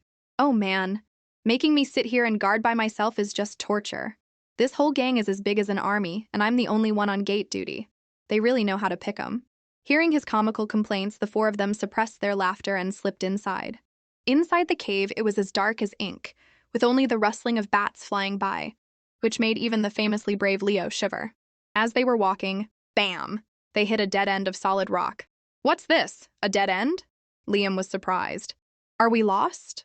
Leo looked around, his expression clearly bewildered. While everyone was confused, Mimi had already activated her little detective mode. She remembered her experience from the ancient books she had read. Her small hands felt all over the rock face opposite them. In less than a few minutes, she found a strange spot. There's a mechanism here, Mimi cheered happily. Without waiting for anyone to stop her, she pressed it. Click, clack, a heavy sound echoed, and a secret door slowly opened, revealing a long staircase bathed in the brilliant light from countless lamps inside. Leo marveled. I can't believe a place like this still exists in the modern world. Kian, walking and observing, his brow furrowed. An ancient tomb. What are the kidnappers doing with the kids in an ancient tomb? As they went deeper, a sudden voice was heard. Mimi stopped and listened. Inside, a threatening voice said, Are you going to be my subordinate or not? If you don't, I'll throw you to those bats. She carefully peeked her head out and was shocked. She whispered in surprise, Is that Chloe? She's here too? At that moment, Chloe was standing with her hands on her hips, her face arrogant, and she declared to Li Yang, I'm much more powerful than Mimi Kang now, you know. Despite her monologue, Li Yang remained silent. This attitude immediately angered Chloe. I'm talking to you. Why aren't you answering me? With that, she raised her hand to teach Li Yang a lesson. Li Yang closed his eyes and resigned himself to his fate. But just as Chloe's hand was about to reach him, Mimi, quick as a flash, intervened. In the darkness, Mimi's hand secretly fought against Chloe's. The pain that shot through her made Mimi frown. How is she so strong? This isn't normal. Chloe, her eyes red, was also a bit scared when her hand was blocked by an invisible object. What's going on? It feels like something is blocking me. Taking advantage of her opponent's distraction, Mimi didn't hesitate and delivered a powerful punch straight to Chloe's face. Chloe cried out in pain. Clutching her stinging face, she spun around and yelled furiously, Mimi Kang, is that you? How dare you come here? She ran to the door of the next room and called out, Master! Master! The Taoist priest rushed out and Chloe said excitedly, It's Mimi Kang! Mimi Kang is here! The Taoist priest looked around, saw nothing, and said irritably, Chloe, I told you I'm doing something important. Can you please stop acting like a child? If you have time to be paranoid, you might as well go drink some more of your father's blood so you can evolve into a complete Zhangshi sooner. Mimi, eavesdropping, felt uneasy. So Chloe was poisoned by a Zhangshi, that's why she's like this. The Taoist priest, seeing Chloe was still suspicious, coaxed her. Chloe, we still have important things to do. Don't worry. Master still has his master's ultimate move, and we also have the wolf demon. If Mimi Kang dares to come, she definitely won't be able to win. Master wants to complete the mission soon. Who knows? Yinggo might be hiding among these children. Hearing the name Yinggo, Mimi's expression became wary. Yinggo? Isn't that one of the legendary Zhangshi kings? That's from the prehistoric era. How could he be among these children? Absolutely not. She silently refuted the Taoist priest's words. His sweet words made Chloe completely believe him. She gritted her teeth. That's right. We still have the wolf demon. Bye-bye. Bye-bye is so powerful, he'll definitely defeat Mimi Kang for me. I want to become powerful too. This conversation was completely overheard by Kian. He secretly took out his phone and recorded the entire incident as evidence. After Chloe and the Taoist priest had left, Mimi and Liam finally removed their invisibility talismans. Phew, they're finally gone, Mimi said with relief. Li Yang, it's me, Mimi. Li Yang never thought he would see Mimi again. He held her hand tightly and cried out, Mimi! Behind them, the cries of the other children still echoed. Li Yang quickly comforted them. Don't cry, someone is here to save us. Mimi took a wooden doll from her bag and coaxed them in a classic style. Little ones, I am the great hero, Woody. I am here to save you. The children looked at the object Mimi was holding, and then huddled together and cried even louder. Mimi was at a loss, her face blank. What's going on? Why are they crying even harder? Just as she was at her wit's end, Liam stepped up to save the day. He stood with his hands on his hips, looking like a brave hero. Hello, everyone. I am Woody the Superman. Don't cry, you are all brave children. Although you have been poisoned by the bad guys, Woody the Superman and the great hero Woody have brought the antidote. You must drink it, you hear? The children, hearing Superman and antidote, immediately believed him and obediently took the medicine. Leo looked at Liam with admiration. Using a cartoon character that the children loved to win them over, this kid was really smart. After taking the medicine, the children all gathered around Liam and asked a barrage of questions. Woody the Superman, can we go home? Woody the Superman, I miss my mommy. Liam, holding the invisibility talisman Mimi had just given him, acted like a leader. Of course we're going home. Now we have to get you all out of here. Remember to hold on to your invisibility talismans. No matter what you see or hear, you can't make a sound, you hear? The group all nodded and did as they were told. Mimi led the group back to the exit. As they were walking, thump, the group suddenly ran into Chloe, who was coming back. Chloe was leading the wolf demon, bye-bye, and she ordered, Big bye-bye, your nose is very sensitive. Go find Mimi Kang. The white wolf sniffed the air. And then it suddenly looked straight at where Mimi's group was standing and gave a dangerous smile, as if to say, Found you. Mimi's face went pale and she quickly covered her mouth, screaming internally, It's over! The big white wolf is about to find us! The heavy, thudding footsteps of the giant wolf cut through the silence, each sound like a hammer blow to Mimi's chest. She held her breath, her small body hidden behind a large rock. The massive white wolf, its fur as white as snow, sniffed a few times and then suddenly stopped. Mimi's whole body was tense, ready to react, which actually meant she was preparing to chant a spell. But in the next second, the seemingly ferocious animal wagged its tail, blinked its sparkling golden eyes, rubbed its head against the rock, and then, like a little puppy, it gave a playful grin. Mimi almost burst out laughing and praised it silently. Oh my God, this big white wolf is so cute. What a good boy, he has the potential to be my friend. After sniffing and being affectionate with Mimi's hiding spot, the white wolf voluntarily turned and walked away, not exposing her location at all. From a distance, Chloe was furious. She gritted her teeth and yelled at the wolf, You useless beast! You can't even smell Mimi Kang's ragged scent! Overcome with anger, she rushed over, pushed the white wolf hard, and yelled, What are you still lying here for? Go find her! Provoked so crudely, the big white wolf no longer maintained its puppy-like demeanor. It let out an annoyed growl, and then quickly turned and pounced on Chloe. The fight was on. Chloe was startled and furious. Ah, you beast! Let me go! Do you believe I'll kill you? Her declaration clearly had no effect on a wolf in a rage. Mimi, seeing the opportunity had come, immediately led the trembling, hidden group of children. She blinked and signaled to those behind her. Let's take this chance and run! The children rushed towards the dark cave entrance. As soon as they got out, the police were already waiting. Hearing the hurried footsteps, a police officer shouted, They're out! Escaping from hell on earth, the children burst into tears of joy. That's great, we're alive! The police quickly arranged to take the children back to their families. One of them approached Leo and Kian, his voice full of gratitude. You've worked hard. Thanks to you, everything went so smoothly. Kian calmly handed over the clip he had filmed inside the cave. Hello, officer. I have some confidential information I need to discuss with you privately. The officer looked at the clip, his expression immediately turning serious. Okay, this will be extremely helpful to our investigation. Mimi turned to Liam. My little big brother, you take the other kids and go. Mimi has to throw them off our trail. Liam, knowing her abilities were beyond ordinary, was at ease but still reminded her, you be careful. Leo, her 7th grandnephew, insisted on going with her. Let me come with you. Mimi shook her head vigorously. You can't come, 7th grandnephew. Ordinary people can't participate in magical battles. Leo anxiously reminded her, his voice like a wise old man. Then you be careful, little auntie. Mimi followed the old path back deep into the cave. She saw Chloe still struggling with the big white wolf. Stay still, her shrill scream echoed. Mimi secretly followed behind, looking for an opportunity to break the spell. The Taoist priest, who was busy muttering incantations, was suddenly disturbed and said gruffly, I told you not to cause trouble. Why did you let it out? Chloe had already lost her composure, her red eyes bulging. I let it out to find Mimi Kang. Didn't you say it was very powerful? But I don't think it's powerful at all. It just knows how to fight with me.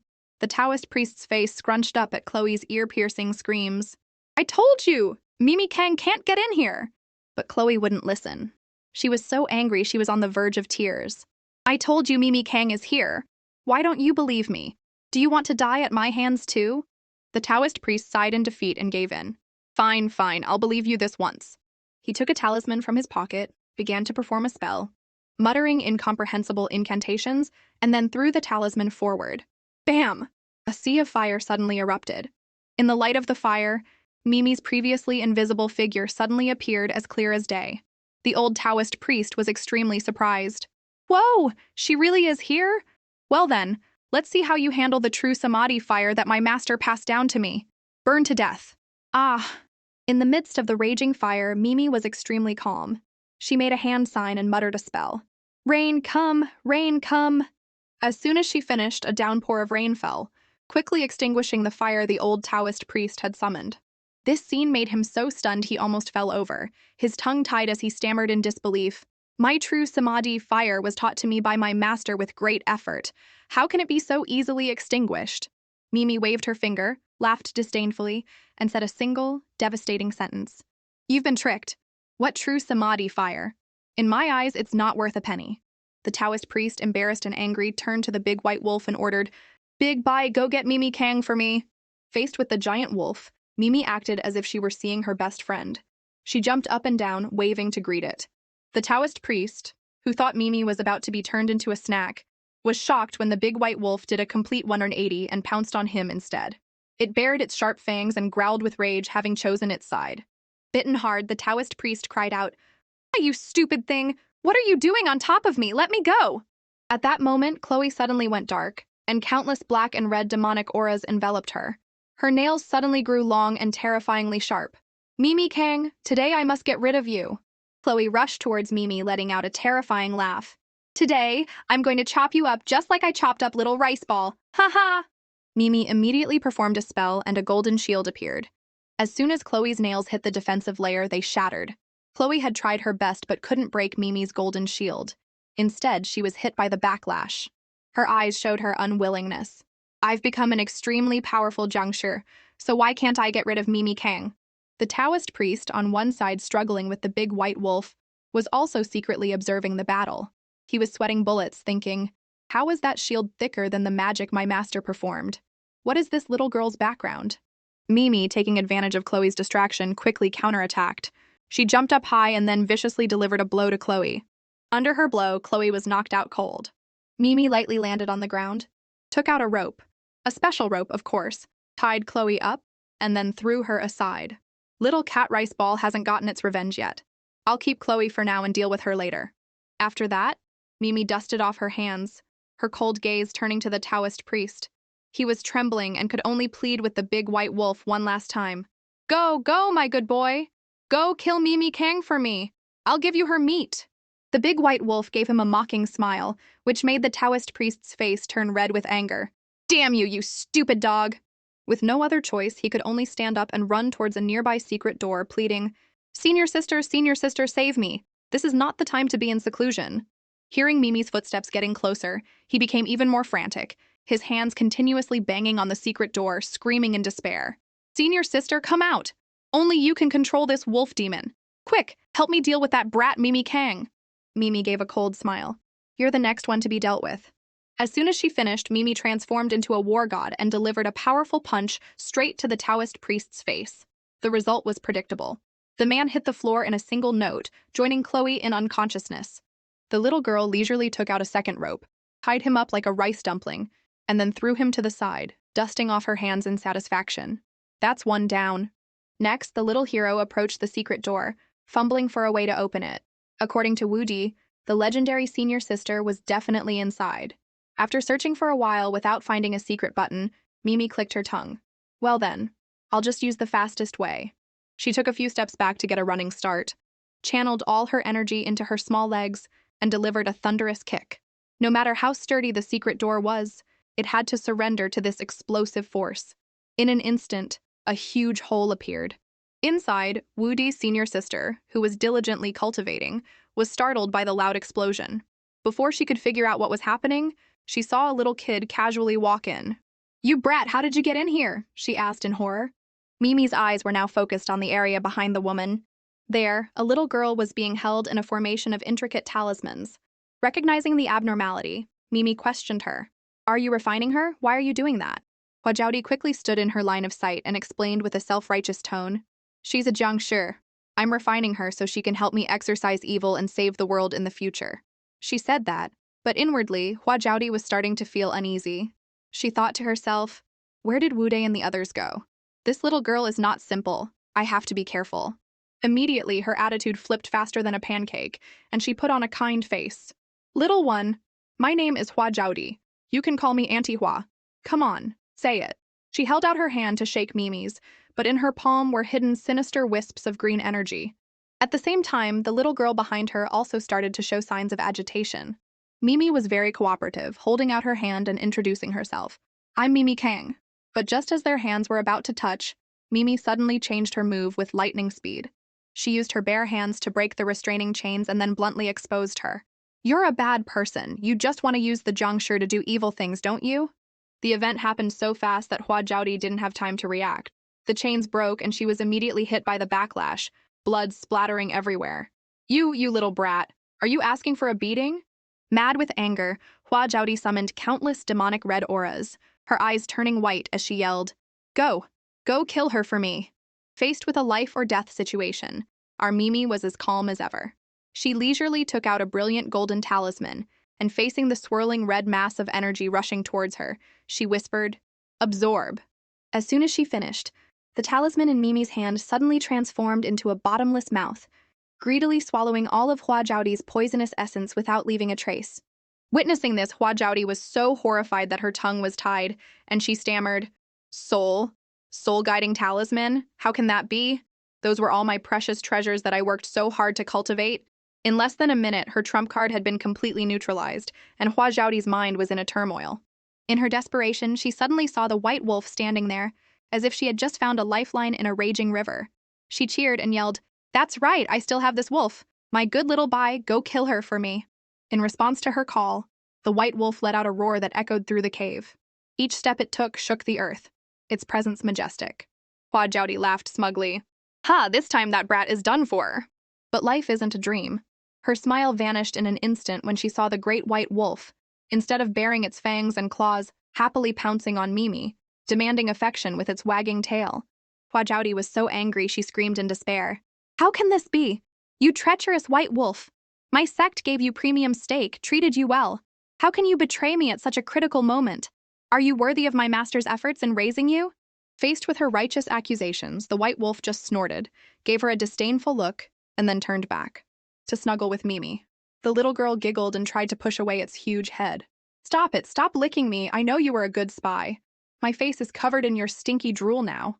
It stinks so much. Hua Jiaodi was as stunned as a phoenix that had turned into a chicken. Spy? Seeing her rival still confused, Mimi, while stroking the white wolf's head, explained for him. That's right. Bai has always been a member of our family from the mountains. Actually, the white wolf was also thinking to itself, I was just going to go down the mountain to find Mimi, but I didn't expect her to find me first. Well, I'll just enjoy this for now.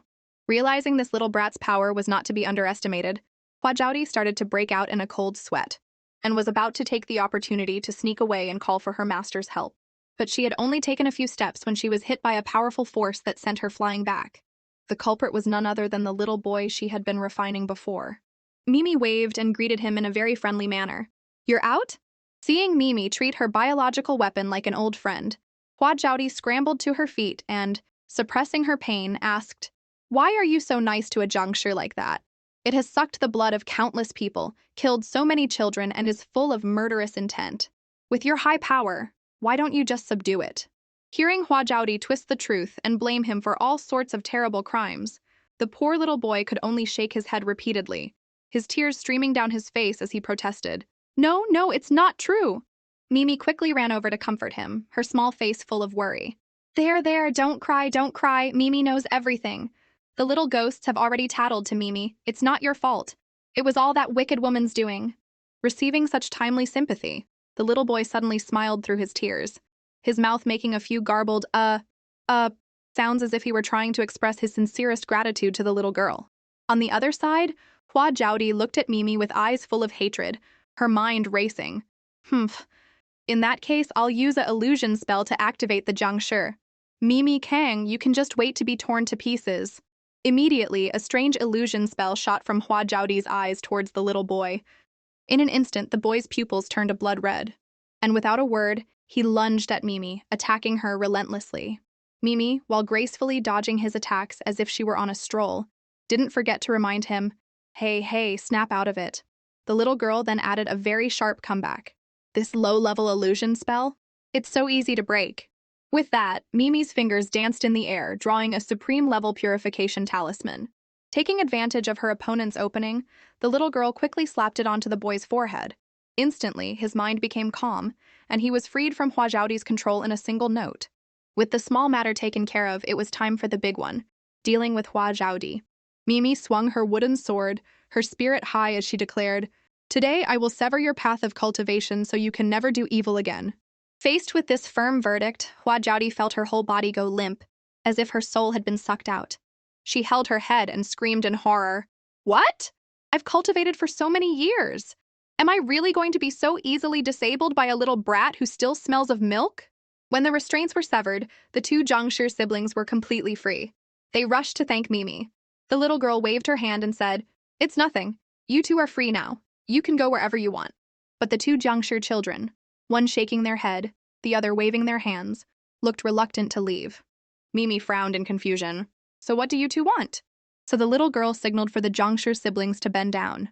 "Don't be scared. I'm just going to help you talk." With absolute trust in their savior, the two of them obediently bowed their heads. Mimi placed her small hands on their foreheads, and a warm spiritual energy began to spread. In an instant, the two siblings were able to speak clearly. The boy clasped his hands and said respectfully, "Greetings, my lord. I am Ying Fang, and this is my younger sister, Ying Diao. Thank you for saving my sister. I am willing to be a beast of burden to repay you." Ying Jiao was full of gratitude, her face so sincere she was on the verge of tears as she choked out, "Miss, I will never forget your great kindness, even in death. I am willing to be a beast of burden to repay you." Hearing this, Mimi waved her hands frantically, shaking her head like a drum. "Oh no, no. You two are Zhangshi now. You can't be beasts of burden." But Ying Fang and Ying Diao had already made up their minds. With a thud, they both knelt, their expressions one of utmost sincerity. "Please accept us, miss. I can be your study companion. That's right, I can also be your handmaiden." Mimi quickly helped the two ancestors up and gently advised them, "You really don't have to. You are all free now. Why would you need to be anyone's servant?" Seeing Mimi repeatedly refuse, the two Zhangshi siblings started to play their final card, putting on a pitiful expression, their eyes welling up with tears. Seeing this, Mimi finally gave in. Sigh, all right, don't cry anymore. Let me go discuss this with my seventh grandnephew. After all, I'm just staying at his family's house." Just then, Leo walked over, and hearing this, he pretended to be offended. "Staying at our house? What are you talking about, little auntie? You are the great-grand-aunt of our Kang family. We're all one family. It's our house, so you live here. Who dares to say you're just staying?" He bent down slightly, glanced at the two Zhangshi siblings who were putting on a show, and then turned to Mimi. "Do these two want to follow you, little auntie?" Mimi nodded. "That's right. I also want to take them with me to teach them how to cultivate properly." Leo waved his hand and approved. "Then pack your bags and let's go. Our house is huge. Raising a few more people, or a few more Zhangshi is no problem." But looking at the two siblings' strange appearance, he was a bit hesitant. But if they go out looking like this, they'll definitely be a trending topic. "Do you have any transformation tricks, little auntie?" "Piece of cake," Mimi replied, and she reached into her magical little handbag, pulled out two transformation talismans, and with a swish, threw them at Ying Fang and Ying Diao. In an instant, the two Zhangshi siblings had been upgraded to a very sleek, modern style. Seeing everyone get a makeover, the white wolf behind them also growled, demanding its rights. Mimi looked at its huge body and suggested, "Bye-bye, you're too big to walk around like this. You should transform too." In less than 3 seconds, under Mimi's magical hands, the majestic great white wolf had transformed into an unbelievably cute, fluffy puppy. It seemed to be quite pleased with its deceptive appearance and kept barking excitedly. It was only then that Leo glanced over at Chloe, Woody, and his senior sister, who were tied up like rice dumplings on the floor, and asked with a tilt of his head, "So what about these villains?" Little Auntie Mimi thought for a moment and then decided to go big. She would destroy that bizarre blood pool to cut off the supply of ferocious Zhangshi. Then, pointing at the 3 people on the floor, she suggested clearly, "Let's just hand these bad guys over to the police." Receiving the report, the police team quickly arrived to take them away. Before they left, Mimi carefully handed Kian 3 truth-telling talismans with a reminder. "These are truth-telling talismans. Once you put them on, they won't be able to lie." Kian took them, his voice as firm as a nail. No problem. These three will definitely face a bitter end. Seeing the respectful attitude of the head of the Dragon Bureau towards a little kid, the two police officers beside him were completely stunned. Hey, is Mr. Kian really the head of the Dragon Bureau? Why does he look like that kid's disciple? Seeing his colleague being so nosy, the other police officer quickly pulled his sleeve and advised, "Just stop it, man. Mind your own business if you want to live." Just then, Mimi felt a warm touch on her hand. It was the spirit of Chloe's cat. She cheered with delight. "Riceball, is that you?" The cat looked at her with a smiling and grateful expression. "Thank you, Mimi. The bad guy has finally gotten what she deserves. I'm going now." With that, Riceball transformed into a ray of light and flew away to be liberated. Mimi smiled, waved her small hands in goodbye, and then hugged the white wolf and sighed. "It's all over. Let's go down the mountain." The next morning, while Mimi was still lost in her dreams, she felt something wrong on her body. When she opened her eyes, the first thing she saw was the annoying face of the white wolf. Its mouth was holding two small chickens which were cheeping continuously. Mimi shot up, grabbed the dazed wolf by the scruff of its neck, and scolded it. "Bye-bye, what are you doing now? Let go of Big Yellow and Little Yellow right now." Being scolded, the white wolf looked hurt and thought to itself, how can Mimi dote on these two chickens? I'm clearly number one. Seeing the big wolf still stubbornly refusing to cooperate, Mimi pretended to be furious. "Let them go, or Mimi will get really mad." With no other choice, the white wolf reluctantly let go of its two preys. As soon as they were free, Big Yellow and Little Yellow were so angry their feathers stood on end, and they immediately rushed to settle the score with the white wolf, creating a chaotic chase scene. Seeing the excessive noise, Mimi was about to run over and cover Leo's ears, muttering, "Be quiet, seventh grandnephew is still sleeping." But it was too late. The cheep and the commotion had woken Leo up. He had just opened his eyes, not yet sure where he was, when bam! The white wolf's fat body crash landed right on his face. Leo was so scared he screamed for help as if he had just seen a monster.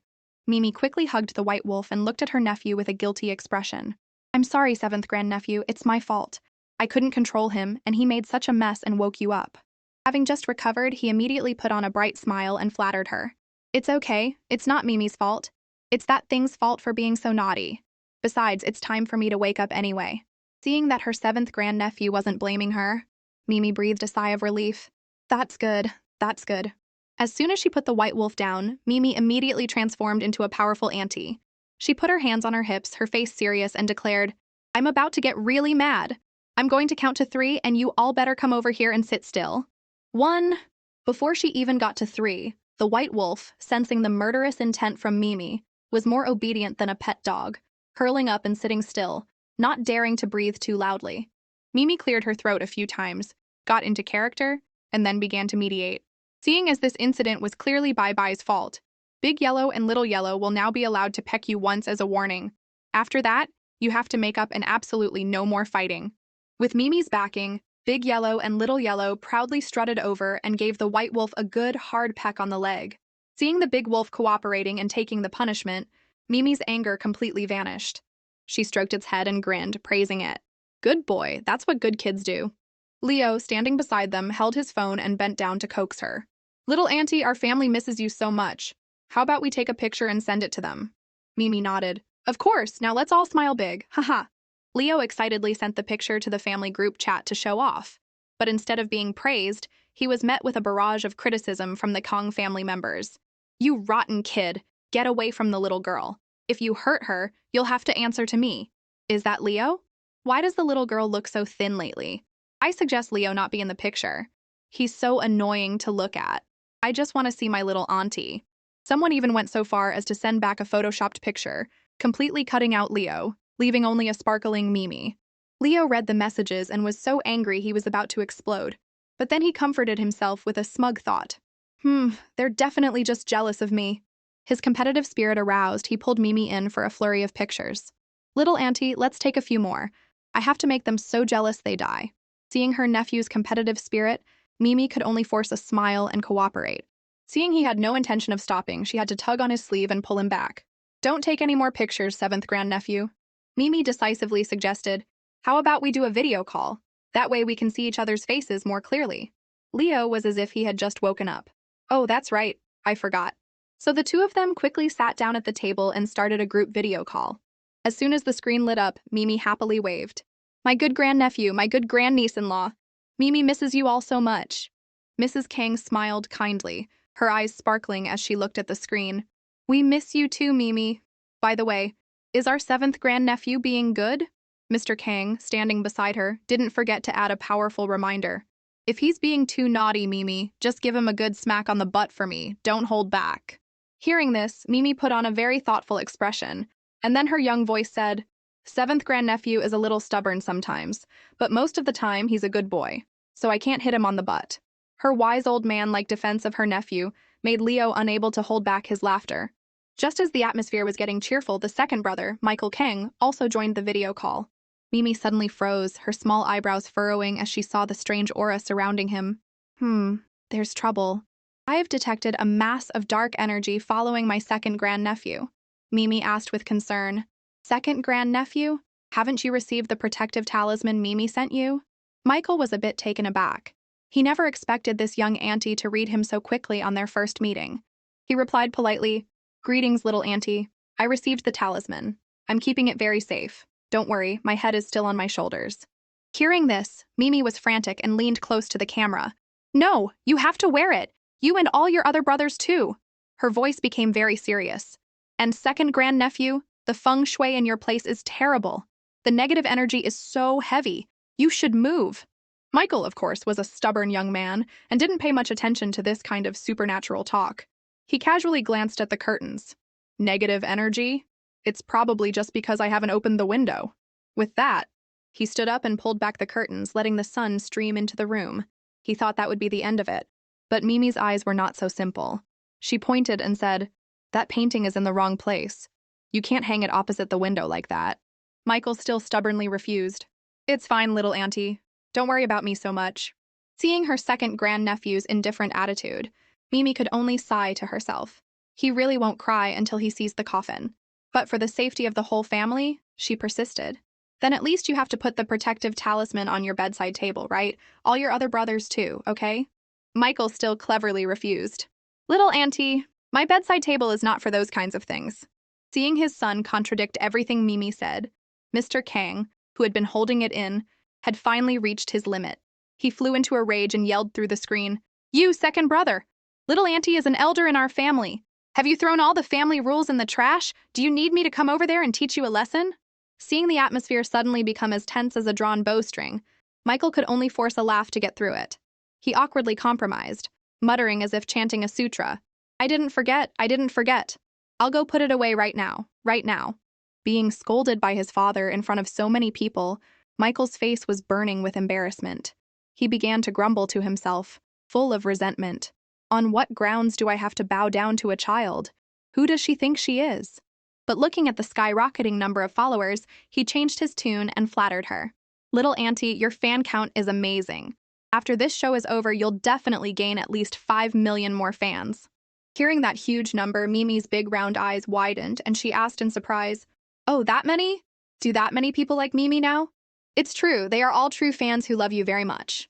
Hearing this, Mimi was overjoyed and cheered. That's great! She couldn't wait another second, and ran to find her precious glass jar. Seeing the water level inside was hundreds of times higher than before, Mimi's heart bloomed.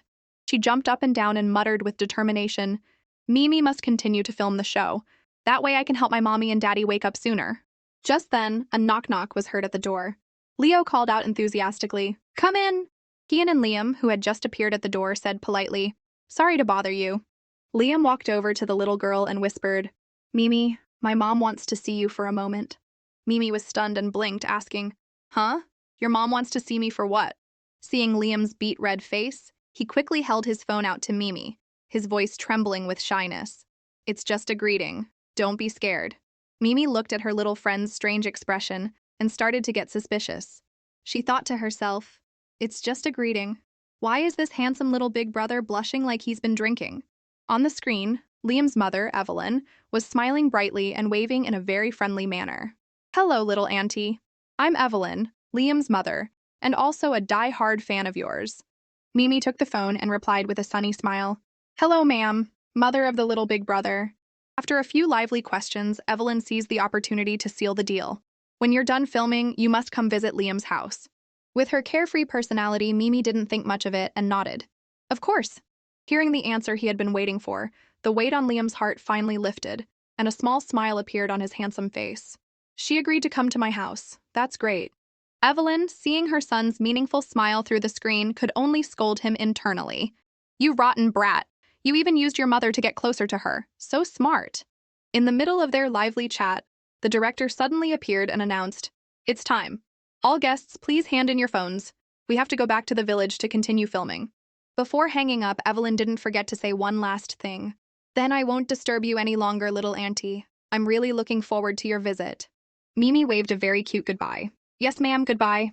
As soon as they stepped out the door, Leo and Mimi were both stunned by the huge crowd that had suddenly appeared in front of them. Leading this army was young Dagat, the representative of the group of people Mimi had helped. Seeing the little girl's small figure, young Dagat shouted loudly, Greetings, little auntie! Followed by a chorus of enthusiastic greetings. It turned out the whole group had agreed to wait until Mimi was done with her work before approaching her to express their gratitude. These were all families who had been reunited with their loved ones thanks to little auntie's great powers. Look, everyone was looking at Mimi with sparkling eyes of gratitude, their hands full of all sorts of local gifts, from baskets of chicken eggs to bags of newly dug potatoes. An old lady in the group, recounting her story, was so moved that tears streamed down her face. She tremblingly handed a small gift to Mimi and choked out, Little auntie, thank you for saving my grandson. This is a small token of our gratitude. We hope you will accept it. We country folk don't have anything valuable, but in the future, if you ever need anything, just say the word, and we brothers and sisters swear we won't refuse. Faced with this overwhelming affection, Mimi's eyes also stung. She was very understanding and replied softly, Mimi just did what she had to do. If Mimi were kidnapped by bad guys, my mommy and daddy would probably be just as worried as all of you. To please everyone while still adhering to her professional principles, she humbly went over and only accepted a few fruits from the basket of gifts, as a small token to balance the karma between them. Seeing this, young Dagat spoke up to help his little auntie out. The thought is enough, everyone. Let's not delay little auntie's filming any longer. Let's disperse, brothers and sisters. The group reluctantly waved goodbye. Mimi also grinned and waved her small hand in return. Bye-bye, everyone. But amidst the warm atmosphere, a pair of sharp, hawk-like eyes were hiding behind a door, secretly watching. It was the assistant director, his face full of hostility. He gritted his teeth and muttered, blaming the two good-for-nothings Huajiaodi and Wu Dai for ruining the sex mission. But then he smiled smugly. Even if that brat Mimi Kang has some skills, once she steps into my formation, she'll have no choice but to surrender. Just then, Director Hu broke the atmosphere with his loudspeaker, loudly announcing the new rules of the show. Announcement! Announcement! For the next recording, the production team will implement a 3-no policy, no food, no supplies, no assistance. Everyone has to survive on their own. The villagers will be the judges. Whoever performs the best will be given a good person card. Whoever collects the most cards will have a golden opportunity to participate in Mimi Entertainment's Superstar project, along with a huge investment. The detailed agreement is here. Please review and sign this life and death waiver. Good luck, warriors. Everyone was glued to the plan they had just been given. The title immediately caught everyone's eye and made them pause. Mimi Entertainment's Superstar Creation Plan. Iris frowned and muttered with a look of suspicion. Mimi Entertainment? That name sounds so strange. Where did this company come from? Why have I never heard of it before? Just as she finished, they both froze, a flash of realization hitting them. Wait a minute, Mimi Entertainment? That name sounds familiar. They both turned to look at the bewildered little Mimi and silently guessed, could this be a family company that little auntie's family just set up? Not wanting to keep everyone guessing for long, the online detectives quickly went to work. The comment section was buzzing. Everyone, I just checked. The legal representative of Mimi Entertainment is Leo Kang. It's over. With such a huge backing from the Kang family, the title of a star is practically guaranteed. It doesn't matter how low your starting point is. Meanwhile, the main character, Mimi, seeing everyone staring at her, could only look left and right in confusion and blink her big, round eyes. Why is everyone looking at me like that? Is there something on my face? Still full of questions about Director Hugh's words from before, she tugged on Iris's sleeve and asked softly, Auntie Iris, what are the rules of this game? What's a good person card and an agreement? Seeing her adorable expression, Iris couldn't help but laugh.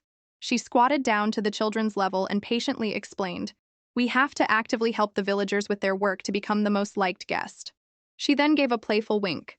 Whoever wins will receive a secret prize, and we can give that prize to someone we like. Do you understand? Hearing prize, the kids were immediately excited. Except for the boy from the Liam family, the other three children all shouted in unison, "We understand." It was only then that Mimi ran over to Director Hu and timidly asked, "So can Yingfang and Yingdiao participate too?" Director Hu looked at the two siblings standing timidly under a tree in the distance with expectant eyes. He nodded. Of course they can participate too. Mimi was overjoyed, her smile as radiant as the sun. Really? She quickly ran over to the two of them and urged them on. You two should join me. Doing good deeds will be very beneficial for you. Of course, the two of them listened to Mimi's every word. The boy, Yingfang, silently resolved to do as many good deeds as possible to repay this little friend. And so the race to do good deeds officially began. Everyone threw themselves into helping the villagers. As for the dynamic duo, Leo and Mimi, they received a mission from an old lady in the village to go up the mountain and pick mushrooms. The two of them were full of spirit, puffing out their chests and guaranteeing, "Don't you worry, ma'am. We'll complete the mission perfectly."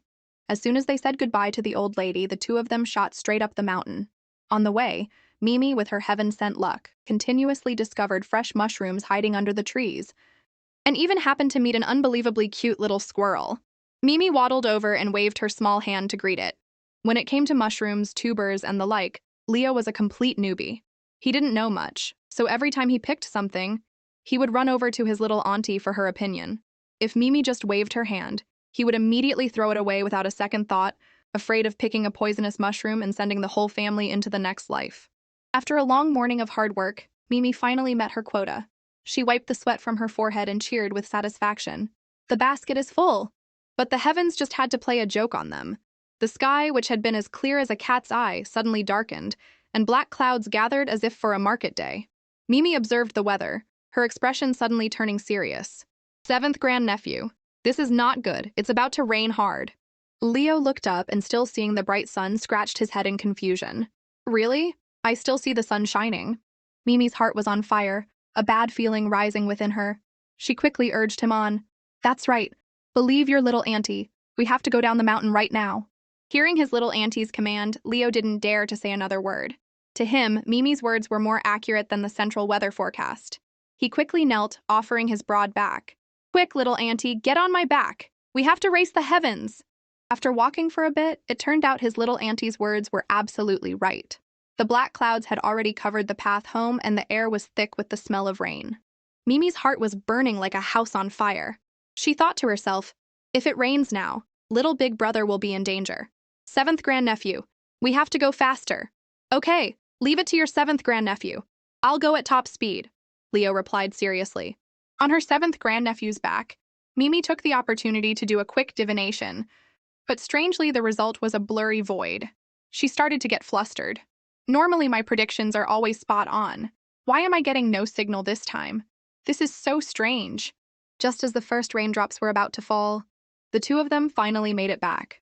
Mimi jumped off and immediately grabbed a nearby staff member, asking urgently, "Have you seen Liam?" Just as she finished, Kian, his face contorted with worry, ran out of the house with Liam in his arms. Here, thank you for your concern, little auntie. Mimi rushed over and held Liam's hand tightly. Feeling the warmth from his small hand, the boulder in her heart finally lifted. She let out a soft sigh of relief. Okay, this is good. Don't be scared anymore. Just then, the downpour began. Liam held Mimi's hand tightly, and the two of them quietly watched the white sheet of rain. It's raining. Standing beside them, Leo watched the intimate scene, the smell of sour jealousy rising in the air.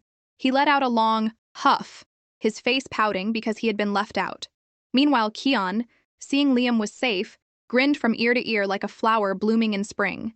About 2 hours later, the clouds parted, the rain stopped, and the sun began to shine again, as if nothing had ever happened. Seeing that everything was okay, Mimi finally let go of Liam's hand. She gave him a very bright, encouraging smile. Then you have to keep it up. Let's go do our mission. Seeing her let go so decisively, a look of disappointment flashed in Liam's eyes. He replied reluctantly, but in his heart he was screaming, I wish it would rain a little longer. Mimi enthusiastically continued her mission. As soon as she reached Mrs. Zhao's gate, she called out cheerfully, Grandma, Grandpa, we've brought back some wild vegetables. Hearing Mimi's clear, bird-like voice, Mr. and Mrs. Zhao quickly ran out, smiling kindly. Is that little Mimi? Come on in, dear. The little girl was very understanding and politely offered the basket of vegetables to Mrs. Zhao with both hands. Look, Grandma and Grandpa, they're so fresh. We'll come back tomorrow to pick more mushrooms. Eating mushrooms after the rain is the best. At the mention of mushrooms, Mimi dreamily thought of her favorite chicken and mushroom soup. But as soon as Big Yellow and Little Yellow heard the words chicken and eat, their 3 souls and 7 spirits flew away. They frantically clucked and clucked, as if they had just seen the Grim Reaper. Seeing the 2 little ones so worried, Mimi quickly stroked their heads to comfort them.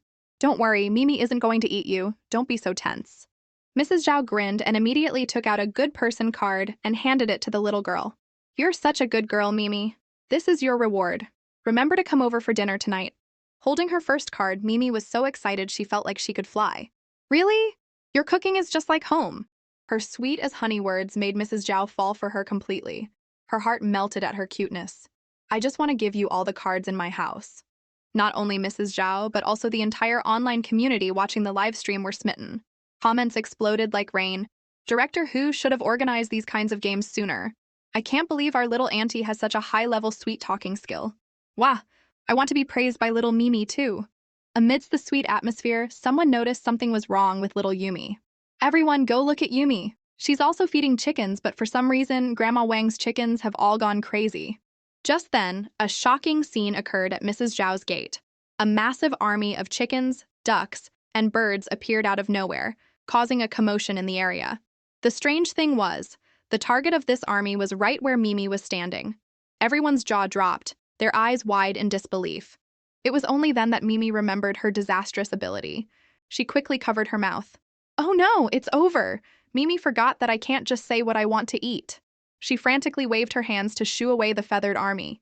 Go home, everyone! Mimi doesn't want chicken and mushroom soup anymore. Rejected so bluntly by their crush, the whole flock of chickens, ducks, and birds looked utterly disappointed and dejectedly waddled away. This once-in-lifetime scene made the netizens watching the live stream laugh until they cried. The cameraman also quickly panned his camera to not miss a single divine moment. The white wolf, holding a pitch-black, ominous-smelling flag in its mouth, scurried back. It barked continuously, its tail wagging furiously as if it were reporting a great achievement to Mimi. Seeing her 4-legged big brother return, Mimi thought he was just being hyper again and said with a slight scolding tone, Bye-bye, what are you doing now? Hearing this, the white wolf used its special move, jumping up on its hind legs and shoving the black flag in Mimi's face so she could see it clearly. On the flag were a series of strange, chilling characters and writings. Seeing her big brother being so serious, Mimi also stopped smiling, squatted down to look, and then said with a deadpan expression, This flag looks so ominous. It's not a good thing. Did you bring it from an ancient tomb? This is a very bad item. The white wolf let out a few arfs from its throat, as if it were recounting its crime-fighting journey. Hearing the dog's report, Mimi was startled and asked, You said you found it in the village? How can that be? Leo, standing beside them, also felt a chill run down his spine. He seriously suggested, Isn't this flag an unclean thing? Then, little auntie, you should have Bye-Bye do another sweep to see if there are any more. We'll gather them all and destroy them at once to be done with it. Mimi nodded. Let's find them all and destroy them. Meanwhile, in a closed room, the assistant director was staring at a surveillance camera screen with bloodshot eyes. Seeing his meticulous plan being ruined by a dog, he was so angry he slammed his hand on the table, his teeth grinding. Damn it, how was that flag found? Where did that dog come from? Fuming, he shakily took out his phone and called his big boss. Master, it's bad. The flag has been exposed, Master. On the other end of the line, a hoarse voice like a crow's caw echoed. Don't worry, I've already set up a rain formation, which will also wash away the scent on the flag. Losing one flag is not a big deal. You just need to go plant another one. The old man didn't forget to remind him in a mysterious tone. Tonight at 12 is the auspicious time to activate the formation. I've already prepared the sacks to collect the luck. Wu Dai and Hua Zhaodi have already been caught, so if you mess up too, you'll be in deep trouble. You hear me? The assistant director, hearing this, nodded repeatedly. I know. You can trust me, Master. I'll go plant a new one tonight. I guarantee everything will still go smoothly. Hanging up, he thought smugly. My master is amazing. He can even make it rain from so far away. I definitely can't let him down. When the moon reached its zenith and the clock began to count down to a new day, inside the room, Mimi and Leo were still fast asleep, dreaming sweet dreams. completely unaware that death was knocking at the door. Only the white wolf, the guardian of the group, suddenly opened its eyes.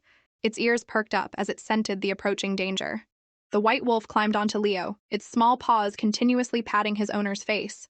Seeing him lying there like a log, it grew anxious and let out a few loud barks to wake him up, but it seemed all its efforts were in vain.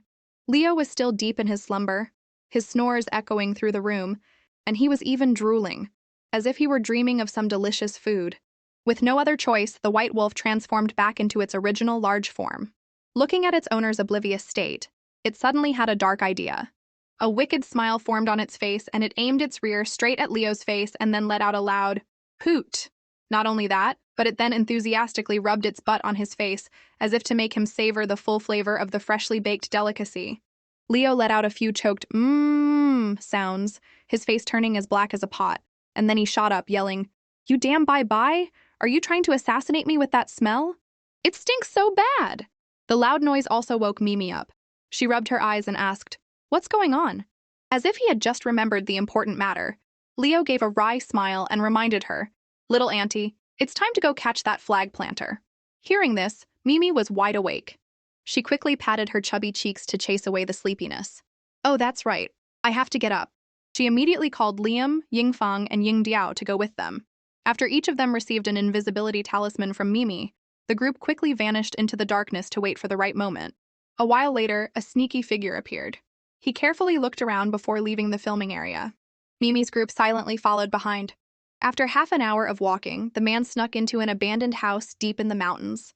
It was only then that the assistant director, Wei Guanzheng, officially revealed himself. He took out a strange black flag, chose a prime location, and then planted it firmly in the ground. Done. I just have to wait until 12 for the formation to activate, and the luck of everyone in here will be mine. Hey, my master will definitely reward me handsomely for this. He was laughing smugly when Yingfang and Yingdiao, under Mimi's command, suddenly appeared behind him. This jump scare nearly made Wei Guanzheng wet his pants. He jumped up, his face drained of all color. "Ah, what the heck is that?" Seeing Mimi's group just appear out of nowhere, he stammered in horror. How are you all here? Were you following me?" Wei Guanzheng couldn't believe his eyes, and he pointed a trembling finger. "The path up here is all mud. You didn't even leave a single footprint. How could you have followed me?" Leo puffed out his chest and laughed smugly. "Of course, it's because my little auntie is better than you. With her protecting us, if you want to harm anyone, you can just wait in line for the next life." Mimi, standing beside him, was no less feisty. She playfully made a face and stuck out her tongue, which made Wei Guanzheng's blood boil. Seeing his evil plan had been exposed, Wei Guanzheng quickly took out a smoke bomb from his pocket and sneered, "If you're so good, then catch me? I'm not going to let you catch me that easily." With that, he threw the object at Leo's group. A dry boom echoed, and thick white smoke billowed out, obscuring their vision and leaving them all blind. The pungent smoke made the whole group cough violently, tears and snot streaming down their faces. Mimi, covering her nose, whimpered, "Cough, cough, my eyes sting so much. They're about to turn into a fountain of tears." Taking advantage of the chaos, Wei Guanzheng was about to jump out the window to make a quick escape, silently cursing his perfect plan for being ruined at the last minute. But life isn't a dream. Just as he thought he had reached freedom, Yingfang and Yingdiao appeared as if from out of the ground. They shouted in unison, "Don't even think about running!" and each grabbed one of his legs, pulling him back. Not only that, but the white wolf also appeared to provide a very harsh backup. At first, it just intended to playfully gnaw on Wei Guanzheng's other leg, but seeing that wasn't enough, it transformed back into its large form and pinned him to the ground. Its thunderous growl and sharp fangs right at his neck made Wei Guanzheng so scared he almost fainted. He stammered, begging for his life. "Ouch, big brother, please spare me, I won't do it again." Mimi, finding the smoke still too annoying, rummaged in her clothes for a talisman and muttered, "Wind, come here, blow this nasty smoke away."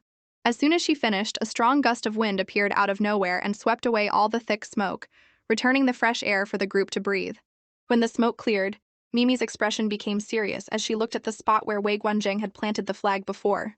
"This evil formation can't stay." She decisively used her small hands to break the flag in a single note. A dry crack-crack sound echoed, and the flag shattered into several pieces. Taking advantage of their opponent's dazed state, Qian took the truth-telling talisman from Mimi, slapped it onto Wei Guanzheng, and began his interrogation. "Billet, who told you to do this? What is this formation? What's your purpose?" Under the effect of the truth-telling talisman, Wei Guanzheng was as obedient as a puppy and confessed everything. It was my master who told me to do it. This is a luck-stealing formation. The little demon that Zane used to suck a little of Leo's luck before was just child's play. He laughed smugly, his face as if he had just won the lottery, and continued to confess. This formation is the real deal. It can completely wipe out the luck of everyone inside so my master can have it all. Once my master finishes refining the elixir of immortality, I'll also get a share and live forever, haha. Liam, who was now playing the role of a field reporter, held his phone to record the evidence and asked sternly, "What's your master's name? Where is he? How did you two meet? Besides these cheap tricks, what else have you two done?" Wei Guanzheng, his eyes glazed over, his mind in a daze, confessed everything. Master has never revealed his real name. We all just text online. The group has successfully controlled a host of list stars to suck their luck, and has also made my master more and more powerful. Mimi, standing beside him, immediately caught the ridiculousness in his words. She pouted, her eyes full of disdain. What's the use of being that powerful? If you do bad things, the heavens will just send a few crispy lightning bolts to strike you down. Hearing this, Wei Guanzheng laughed maniacally as if a nerve had been touched. The heavens? Are you talking about the heavenly Tao? The spiritual energy is depleted, and human faith has hit rock bottom. The heavenly Tao has long since retired and doesn't care about the mortal world anymore.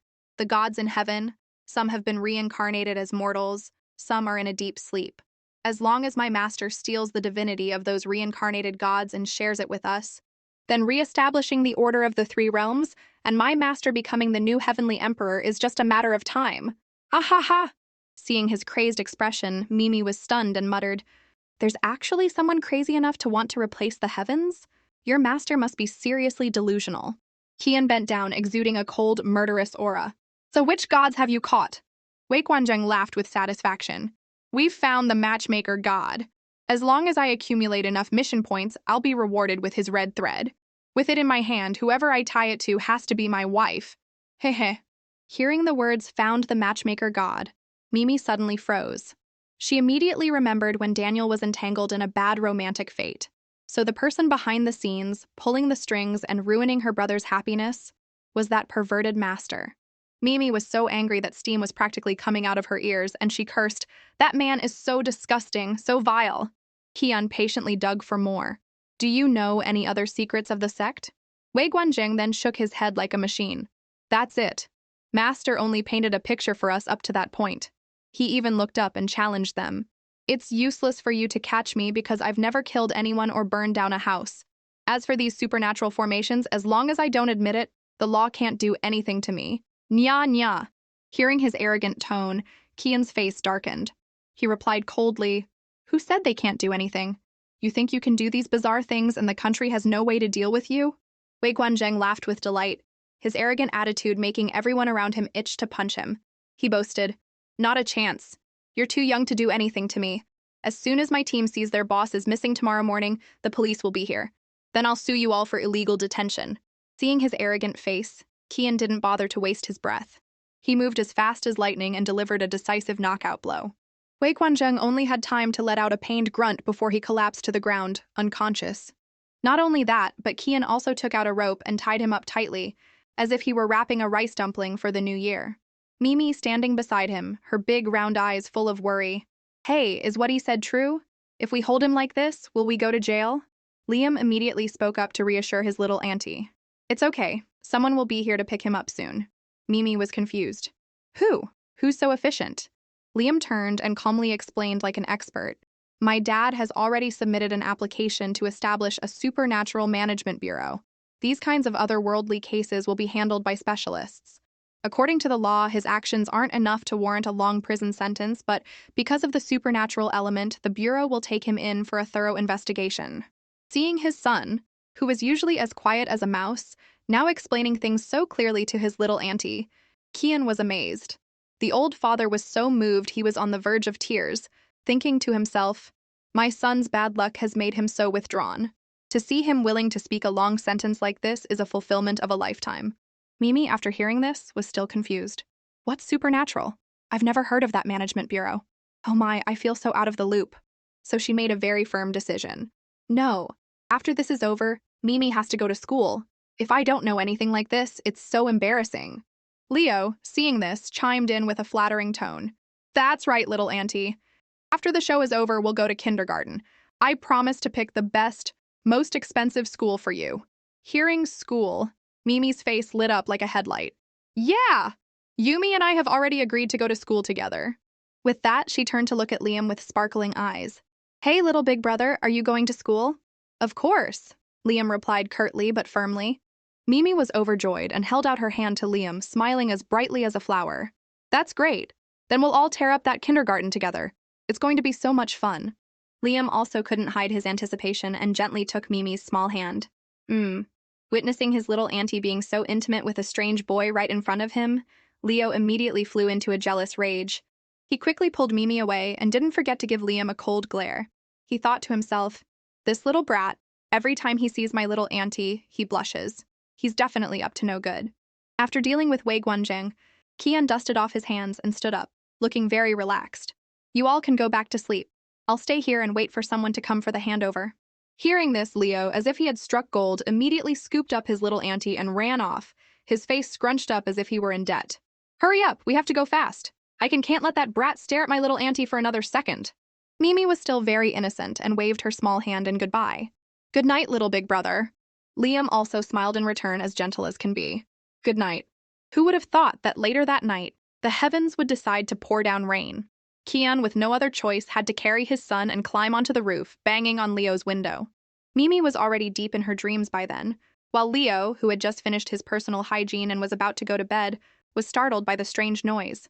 As soon as he looked out the window, his heart almost jumped out of his chest when he saw the ominous faces of the father and son duo pressed against the glass. Leo quickly opened the window, muttering nonstop, What are you two doing? The front door is right there. Are you trying to be burglars or something? Qian put on a guilty but calculating expression. Sorry, it's raining too hard. Liam had to come seek refuge with little auntie. Hearing this, Leo's face turned as black as a pot. What kind of rain is this? So perfectly timed. That brat can only survive if he sleeps next to my little auntie. What a lucky guy. Although he knew they were both still young and sleeping together was not a big deal, Leo was already worried about 10 years from now. The ancients used to say that at the age of 7, boys and girls should be separated. And now, thinking about the prospect of my little auntie being snatched away in the future, he scratched his head and screamed internally, This is so annoying. Finally, he reluctantly made a condition. Come over here, but you can only hold little auntie's hand. Liam obediently hugged his pillow and walked over, nodding enthusiastically. He climbed into bed and gently touched Mimi's hand, his heart pounding, his affectionate gaze fixed on the sleeping little girl as if he wanted to memorize her. Seeing that not-so-innocent look, Leo immediately threw a teddy bear down, blocking Liam's view, and with his hands on his hips, he warned him seriously, You are forbidden to cross this line, you hear? Liam replied with a very obedient, Yes, sir, but who knew what he was really thinking? Leo sat beside them, his chin in his hand, keeping watch, his heart restless. When little auntie grows up, this rotten little brat will definitely try to snatch her away. This is so annoying. After a while, sleepiness washed over him, and Leo's eyes drooped before he quickly collapsed onto the bed. But even in his dreams, he kept muttering, Little auntie, no, that brat is not a good person. At that moment, Leo's hand accidentally pressed on Mimi's hair, which made her a little uncomfortable. On instinct, Mimi snuggled closer to the warmth beside her, her small hand unconsciously resting on Liam, creating a scene that would make any shipper squeal. Liam, who was dozing off, felt a strange warmth. He startled awake, and the first thing he saw was Mimi's small face nestled right next to him. In that moment, his little heart skipped a beat, and his face turned bright red with embarrassment. When did we get so close?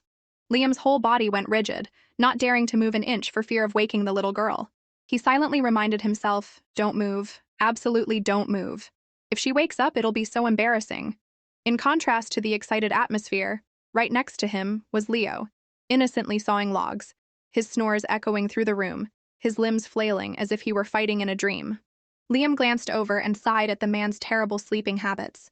He thought to himself, why would they let such an unreliable adult with such a terrible sleeping posture take care of Mimi? Just then, Leo suddenly swung his leg, about to throw it over the two children. In less than 5 seconds, Liam, quick as a flash, perfectly positioned himself and delivered a swift kick to the man's leg, sending it in another direction. Ouch! That hurts! Leo was wide awake, shooting up like a spring, his face scrunched up as he held his throbbing leg, feeling as if it had just been crushed by a 1,000-pound boulder. Liam, after his deed, had quickly closed his eyes, pretending to be fast asleep as if nothing had happened. Leo looked around, and seeing that Mimi had to squeeze over to Liam's side because of a lack of space, he suddenly felt very guilty.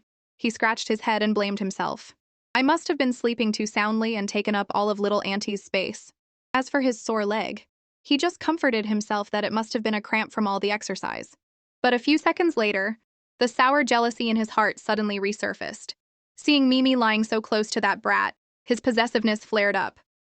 No, little Auntie can't lie so close to this brat. So Leo carefully took Mimi's hand and gently pulled her away from Liam's danger zone. After arranging her properly, he was finally at ease and pulled the blanket over himself to go back to sleep. After the man's snores started up again, Liam slowly opened his eyes. He scooted a little closer, gently touched his head to Mimi's, and whispered, "Good night, Mimi." The little boy smiled and then also drifted off into a sweet sleep. The next morning, Leo woke up out of habit. He had just stretched and yawned when Liam's greeting startled him. "Good morning." Looking out the window and seeing it was still pouring, Leo's mood soured. It's still raining. That rotten little brat is still clinging to my little auntie. He got out of bed and didn't forget to turn back and give him a cold warning. "Good morning, you rotten brat.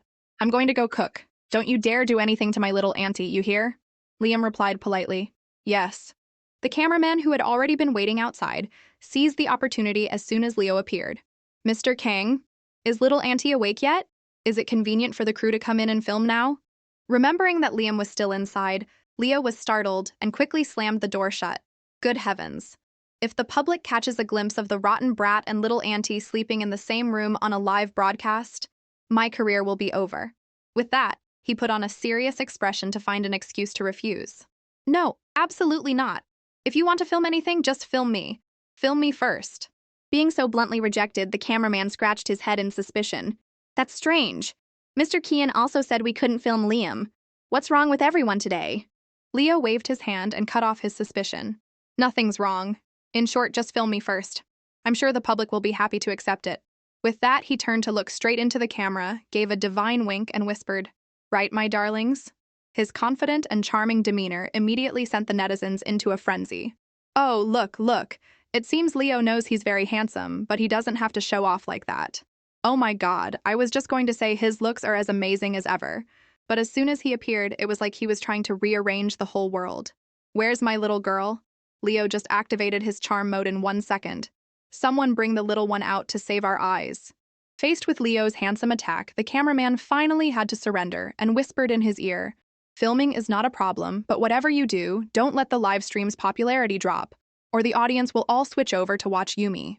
Hearing this, Leo immediately went on high alert. "No! How can I let my little girl's fame be stolen by Yumi?" A bold idea entered his mind. Leo smoothed back his hair and said mysteriously to the cameraman, "Wait a few seconds, I'll be right back." A few minutes later, the door opened, and Leo appeared in a completely new look. He was wearing a black tank top, skillfully showing off his toned muscles. Then slowly, he put on an apron. This action made the netizens swoon. "Oh my God, how can a man be so unethically handsome? Why did you appear behind a screen and not in my arms?" Leo leisurely took some eggs from the refrigerator, intending to show off his fried egg skills. Every camera angle was helpless in its attempt to downplay his handsome appearance. The comments kept jumping. "This man knows our psychology too well. Wow, look at those muscles. Oh, I can't look anymore. But Leo is so handsome, it's driving me crazy." Meanwhile, the man himself was extremely pleased, thinking to himself, "Haha, with this move, the fans will have no choice but to be mesmerized." Inside the small room, Liam was still holding Mimi's hand tightly, with absolutely no intention of letting go. He lay there, his eyes fixed on the ceiling, letting memories wash over him. From a young age, his special constitution had kept him confined to dry spaces, where the sound of rain was a distant luxury. But strangely, since he had been with Mimi, the patter of rain outside no longer made him tremble with fear. For the first time in his life, Liam was able to calmly listen to the sound of the heavens. How should he describe this feeling? It was both new and a little addictive. He then turned to look at Mimi, who was sleeping as peacefully as a little angel right beside him. Looking at her from such a close distance, Liam's heart skipped a beat. Good heavens, how can such an adorable creature exist in this world? She's pretty when she's awake, and even more so when she's asleep. I wonder if those chubby, bun-like cheeks are as soft as cotton candy. Overcome with curiosity, Liam carefully reached out to give them a little pinch. But life isn't a dream. Just then, the white wolf pushed the door open and burst in like a god. As soon as it saw Liam about to mess with Mimi, it immediately bared its sharp fangs and growled as if to say, does this little human brat dare to touch my precious? Today, if I don't teach you a lesson, I'm not a white wolf. But Liam was no slouch either. He quickly grabbed the white wolf's leg, pulled it to the side, and then frowned and reminded it, don't be so loud. Mimi is sleeping. If you wake her up, I won't forgive you. The white wolf huffily went over to the bed, its eyes like bullets as it stared at Liam, as if it were guarding against a thief. Fine, for Mimi's sake. I'll spare a commoner like you for now. After a good long sleep, Mimi finally showed signs of waking up. She looked left and right with a still sleepy face. Why is everyone here? Seeing its owner was awake, the white wolf immediately tattled with a series of pitiful arfs. Mimi laughed and stroked its head to comfort it. That person was chased away? I know, be good now. She looked up at Liam and asked curiously, Little big brother, is it because it's raining that you're staying here? Liam honestly nodded. This is the first time I've really listened to the rain. Mimi smiled as brightly as the morning sun. The sound of rain is so nice it's perfect for sleeping. But the smile on her lips suddenly vanished when she realized something was wrong. Mimi quickly did a divination, her eyebrows furrowing. That's strange. This rain is just like the last time. No matter how I calculate it, I can't see when it will stop. Looking at the downpour outside the window, Mimi's heart suddenly felt restless. Could it be that the bad luck is still lingering? Or is something terrible about to happen again? The sky above was as if someone had accidentally spilled an inkwell, and dark clouds gathered, blocking out all the light. The rain just kept pouring down without a care. Mimi, on one hand, was still holding Liam's hand tightly, as if afraid of losing a treasure, and on the other hand, she was busy stuffing her breakfast into her mouth. Looking at the white sheet of rain outside, she sighed, her small face filled with worry. It's not good for it to keep raining like this. The way it's raining so stubbornly, even Mimi can't predict when it will stop. This is so strange. Seeing his little auntie so worried she couldn't even eat properly though she was still eating, Leo quickly transformed into a good nephew and comforted her. Little auntie, we just defeated those evil child kidnappers and completely destroyed their wicked formation. All the bad luck must have gone away with them. Don't worry so much. You'll ruin your beauty. But his comforting words were no match for his jinx. The next day, it was still raining. On the third day, the fourth day, the water began to rise, flooding the fields and making the crops cry out in despair. The farmers who went to check on their fields were dejected, sighing, "Oh heavens, at this rate my rice pot will turn into a porridge pot. If we lose the harvest this year, we'll have to eat dirt. What kind of weather is this, as fickle as an ex-lover?" Unable to sit and wait any longer, Mimi's heart was on fire. She slammed her hand on the table and made a shocking decision. This won't do. I have to go ask the rain god what the heck he's doing. Her innocent words made the whole group freeze for 5 seconds, and then all turned their curious gazes to her. Leo asked in a flurry, "How are you going to contact him? Are you going to use a special spell or a spiritual hotline?" The netizens watching the live stream were just as frantic. This is getting serious. Is our little auntie really going to call the rain god? I can't wait to hear her secret spell. I wonder if I have to pay a copyright fee to learn it. If it rains anymore, I'm going to grow moss. Little auntie, go save the world. So the whole group trudged out the door after Mimi. The cameraman also stuck close, not leaving her for a second. Mimi stood in the middle of the rain, cleared her throat for a moment, and then suddenly looked up at the sky and shouted, "Rain god, oh rain god, it's me, Mimi, please answer me right now." In the eyes of those around her, Mimi's behavior was no different from a child playing an innocent rain-calling game. Iris, watching this, laughed so hard she almost dislocated her jaw. She never thought the little auntie's so-called spell would be so straightforward. But the only response to her enthusiastic call was the relentless sound of the rain. After waiting for a long time with no change, Mimi began to question her life. Why is there no reaction? Am I standing in the wrong position, or is the signal bad? Not giving up, she adjusted her stance and tried her luck again. "Rain god, oh rain god, it's me, Mimi, please answer me." Just as she finished her second call, the sky finally deigned to react. But strangely, only Mimi's special eyes could see an ancient stone tablet suddenly appear in the void. On it were carved a few lines of text that made her jaw drop. "The rain god has been reincarnated. The earth god is in a deep sleep." Mimi was stunned for a few seconds, trying to process this information. He's retired and he's sleeping? So who's going to turn off the water for me? Just as she was at the height of her confusion, a mysterious book appeared out of nowhere and landed with a thud right in front of her, like a dramatic invitation. Mimi held her breath, her eyes glued to every line of text, as if she were afraid the prophecy would disappear if she blinked. And what a relief. Inside was the real deal she was looking for. It turned out the Book of Life and Death had already arranged the schedule of rain, wind, and lightning for the next 60 years. The text was clear as day. Longtai City, Sion Town, Yide Village. On the 15th, heavy rain for 5 days. Water level will rise to the edge of the forest. After reading, Mimi quickly turned to look at Leo and asked a question that left him bewildered. Hey, grandnephew, what's this place called again? Leo, though he didn't understand a thing, still replied obediently, Yes, it's Chung Village in Yuan Town. Then where is Yide Village in Sion Town, Longtai City? Mimi continued her interrogation. Leo scratched his head and thought for a moment. Ah, it's right next to our Chung Village. The two are adjacent, little auntie. Hearing this, Mimi's eyebrows furrowed into a knot. She stroked her chin and mused like a wise old woman. That's so strange. I was clearly asking about the rain here. Why would the divine tablet show me information about the neighbors? Suddenly, a flash of lightning went off in her mind, and Mimi's face turned deathly pale. Oh no, this is bad! A landslide is no joke. If mud and rocks come tumbling down, we'll all be wiped off the face of the earth.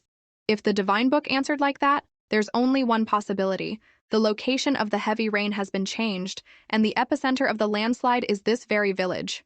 Sweat started to pour down her face. Mimi frantically grabbed Liam's hand and ran inside to announce, Everyone, run! We have to evacuate immediately. Get the old folks and go. Hurry up or you won't even have time to be reincarnated. The news hit like a thunderbolt. The director, hearing this, his face drained of all color, stammered, Mud. Mud from the mountain is coming down. The legendary mudslide? But an evacuation? It's pouring right now. It's a huge problem to move the old people in the village. The roads are slippery and traffic is at a standstill. What are we supposed to do now? While the whole crew was spinning in a chaotic mess, a distinctive thwack, thwack, thwack sound suddenly echoed from the sky, getting closer and closer, drowning out the sound of the rain. Leo paused, his sharp ears picking up the sound. That sound, so familiar and so expensive. It sounds like not wanting to keep the people waiting any longer. The roar of an engine cut through the tense atmosphere. Everyone rushed out to see, and they were shocked. In the sky were 2 helicopters slowly descending, and on the ground, a fleet of expensive-smelling off-road vehicles had just arrived at the filming location. Leo and the director were still confusedly greeting the guests when a pair of long legs stepped out of a car. It was the eldest brother, Daniel Kang. Hearing that the family was in trouble, he didn't say a word and flew straight over to back up his little auntie and his foolish younger brother. He smiled brightly, a perfect, handsome man smile. Little auntie, I'm not too late, am I? I've been binge-watching the live stream. As soon as I saw it was dangerous over here, I flew over to save the day. Mimi, seeing Daniel as if she were seeing a savior, waved her small hands frantically. That's great! Eldest grandnephew, quick, take everyone away! We have to retreat immediately. Being called upon by his little auntie, Daniel didn't forget to shoot his younger brother Leo a smug look. Did you hear that? Little auntie is praising me. Hey, hey, hey. Leo was no slouch either and stuck out his tongue in response. Little auntie praises me every day. The 2 brothers' bit of gunpowder but also super cute competition for affection made the netizens swoon. The people couldn't help but exclaim, That's lightning-fast response. The Kang family really spoils Mimi to no end. Ha ha! I'm dying of laughter at the 2 brothers fighting for affection. But is little auntie's prophecy really that scary? Is a mudslide really coming? Some were worried, some were believers. But looking at Mimi's track record of 100% accurate predictions, most chose to believe her to save their own skin. Soon after the rapid evacuation began, the Kang family's bodyguards were truly top-notch, helping the old people and gently reminding them, Be careful, everyone. Just hold on to us. An old man, as he climbed into a car, grinned, showing his toothless gums. Oh my old bones aren't suited for flying. It's a good thing you guys have these tough cars. It was truly a race against death. The group had only just left when Mimi's prophecy came true. The roar of nature echoed, and a torrent of mud and rocks came tumbling down, sweeping away and crushing everything in its path. Looking down from the plane, Mimi and Iris's group, their faces drained of all color. Even the netizens watching live were scared out of their wits. Oh my god, it's a real mudslide.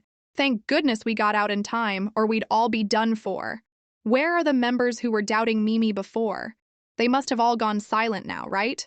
Iris looked at Mimi, her voice trembling with gratitude. Mimi, thank you so much. Without you, we would have been in real trouble. Vivian held Zach tightly, shivering as she looked at the terrifying scene below, and added sincerely, Thank you so much, Mimi. My son and I really owe you our lives. Faced with a shower of praise, Mimi just humbly shook her head. She let out a soft sigh, her small face filled with thought. You don't have to thank me. Actually, I've revealed a heavenly secret. This disaster was not originally aimed at our village. I don't know what wicked person interfered and did such a heartless thing. Leo put on a rare, serious expression and nodded, making a very insightful guess. It's highly likely that the person behind this is the old master of those minions who were caught before. He must have felt that our little auntie had become a major obstacle to his dark plans, so he had the evil idea of sending her off. Hearing this, Mimi fell into a deep thought. She remembered her mother's words with a maturity beyond her years. My mommy said that whenever a disaster that takes the lives of countless creatures and people occurs, it's all a scenario that the heavens have already arranged. Mimi looked down from above at the land she had just left, her small eyes filled with a heavy heart. This time, I saved the people in the village, which can be considered as pulling the fate of the whole village back onto its original track. But what about the people who were supposed to suffer that disaster? Will the heavens be angry that I interfered and give them another set of problems? The more she thought, the more her little head spun. It was clear that she had already learned a heavenly secret. To ask her to turn a blind eye was a real test of her patience. So she turned to Leo and blinked, asking for his opinion. Tomorrow, I want to go to Yide Village in Xi'an Town, Longtai City. Is that okay? As long as the great Mimi spoke, Leo was the type to treat her words as the law of the land, agreeing without question. He stroked her head dotingly and declared, Of course, little auntie can go wherever she wants. And so, following the call of destiny and the script, the film crew decided to pack up and go to Yide Village to film the next episodes. As soon as they arrived, the whole group was greeted with such a warm welcome from the locals that they almost suffocated. The villagers even went all out, printing a bright red banner with the words, Welcome to the Daily Life Show. The village chief grinned and held out his hand to introduce himself very professionally. Hello, I'm the chief of Yid Village. Welcome, everyone, to our our peaceful little corner of the world. Our director also knew what to do and stepped up to shake his hand.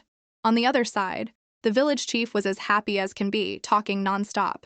I've heard that your show is planning to help sell our agricultural products, and our village is full of red pomegranates. Later, I'll invite the whole crew to have a taste and get to know each other.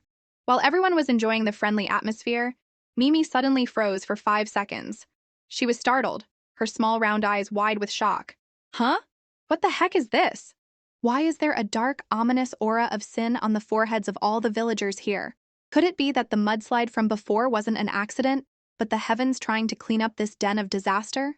Just then, the friendly village chief also noticed Mimi. He bent down and chuckled. My, isn't this the famous little auntie from the internet?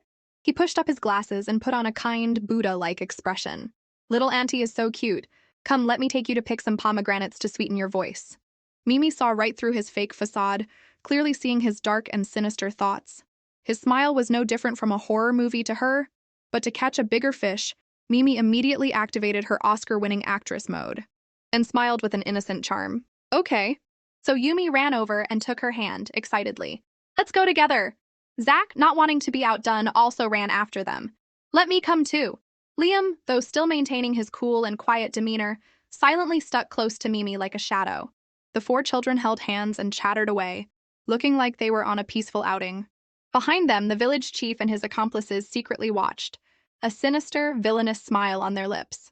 A while later, the group was led to a vibrant red pomegranate orchard.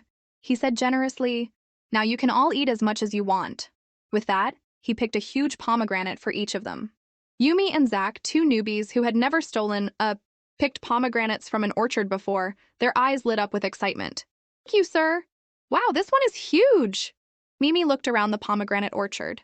While everyone was still admiring the scenery, only she could feel the gloomy and strange atmosphere of the place. It was clear that the whole pomegranate orchard was exuding a sense of danger. Rustle. Hearing a strange noise from the nearby rocks, Mimi held her breath and looked over, and the first thing she saw was a snake's tail slithering away. Her face immediately froze, and her small hands unconsciously tightened their grip on her bag strap. A single line ran through her mind. This place is so scary. Liam, the golden bodyguard who was always on duty, immediately sensed his friend's unease. Seeing Mimi's strange expression, he whispered, "Is there something wrong with this village?" Just as the atmosphere was getting tense, a young punk, a few years older than Mimi, appeared from behind, a leaf in his mouth, his attitude one of complete indifference. He stared at Mimi and then made a sarcastic comment. "Oh, is this a little city miss? Her skin is so smooth, so different from us country bumpkins." Feeling his predatory gaze, Mimi got goosebumps and shot back. "Don't look at me like that. I don't like it." Not letting his friend be bullied, Liam immediately showed his manly side, stepping in front of Mimi, his face as cold as steel, and growling at the other guy. "You heard her? Mimi said she doesn't like it." Just then, the village chief, hearing the news, rushed over to intervene. "Liu Jie, you should talk less. If you have nothing to do, go home and rest. Don't go around causing trouble." But this Liu Jie was used to being arrogant and didn't know the meaning of fear. He tilted his head and shot back. "You're a real big shot, village chief. You even dare to manage me?" The village chief, seeing this, didn't dare to push it and backed down with a conciliatory smile. "Well, our village is still filming, you know. It's a source of income for the whole village. I just want to leave a good impression on the audience, for the good of everyone." Liu Jie, hearing this, still maintained his apathetic attitude. He shrugged and turned to leave. "All right, since you put it that way, I'll give you some face and not cause any more trouble.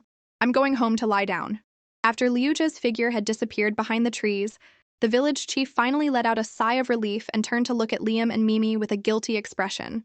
"I'm sorry, you two. That kid is just a bit difficult. I've already given him a good scolding on your behalf. Don't take it to heart. Let's disperse for now, and we'll gather for dinner later." Mimi was now holding Liam's hand tightly, her heart as heavy as if ants were crawling on a hot pan, and she just managed a curt okay to get through it. While waiting for dinner, little Yumi was struggling with the pomegranate the village chief had given her face red with the effort of peeling it. When Mimi walked in and saw this, she quickly intervened with a very serious tone. "Yumi is a good girl. Listen to me, you absolutely cannot eat this pomegranate." Little Yumi tilted her head, her face full of confusion. "Huh, why can't I eat it? I can smell it. This pomegranate is definitely top-notch, super sweet." Mimi was still firm, repeating her warning as if she were afraid her friend would fall into a love trap with the pomegranate. "No matter how sweet it is, you can't touch it, you hear me?" Hearing this, Yumi looked at Mimi and then at the tempting red pomegranate in her hand. Although her stomach was rumbling and her mouth was watering, out of respect for her little auntie, she reluctantly said, I know." The netizens watching the live stream up to this point exploded with debate. This is a real dilemma for little Yumi. Choose her pomegranate lover or listen to her best friend? Oh my god, I feel so bad for her. What did the pomegranate do to deserve this? But everyone, look closely. What kind of red is that? It looks so strange, like it just came back from a beauty salon with a new dye job. Something is definitely up.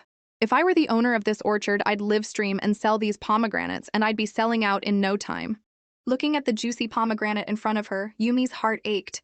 She sadly whispered to it as if saying a final goodbye. "Pomegranate! Yumi wants to eat you so bad, but Mimi said I can't. Please don't blame me."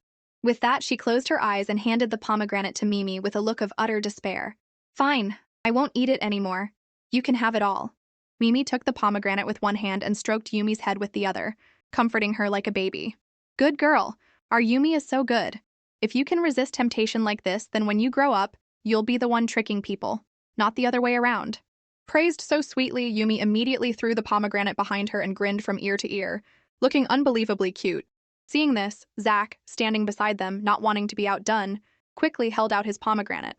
"I'm not eating it either. You can have it too."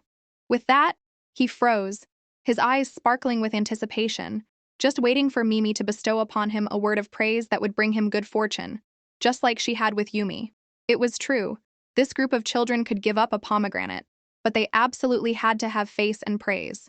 Looking at Zach's innocent face, Mimi couldn't help but laugh out loud. Not wanting to disappoint her friend, she immediately put on her big sister act, reached out to ruffle his messy hair, and gave him a high-flying compliment. "Zach is a good boy. If you keep this up, you won't have to worry about being bullied when you grow up." But while praising him, Mimi didn't forget her duty as the big boss and seriously reminded him with a firm tone, "It's not just these two. You absolutely cannot touch any of the other pomegranates either. You hear me?" Zach and Yumi, as if they had been programmed, replied in unison, "Yes, ma'am. If Mimi says we can't eat it, then even if we're drooling, we definitely won't eat it." Seeing her two friends being so obedient, Mimi decisively threw the two dangerous pomegranates away and then waved her hand. Mimi has some important business to discuss with my seventh grandnephew. You two should go back to your mothers for now, okay? Okay. See you later, Mimi. The two of them replied enthusiastically. Although she had agreed to let them go, looking at Zack and Yumi's figures, Mimi still felt a little worried. To be on the safe side, she turned to the two bodyguards with them and instructed, Ying Feng, Ying Diao, you two please keep a close eye on them for me. If you see any of their hands getting close to a pomegranate, just slap it away for me. Receiving the imperial sword from their little boss, the two of them immediately stood at attention and accepted the order. Roger that. You can count on us, Mimi. After dealing with her friends, Mimi waddled inside. At that moment, Leo was with Liam. Seeing the small figure approach with a very serious expression, without a hint of playfulness, he knew something was up. Little big brother, can you please call your dad over for me? Mimi's small eyebrows furrowed, and her voice dropped with a mysterious tone. This village looks peaceful on the outside, but in reality, there's a very big problem.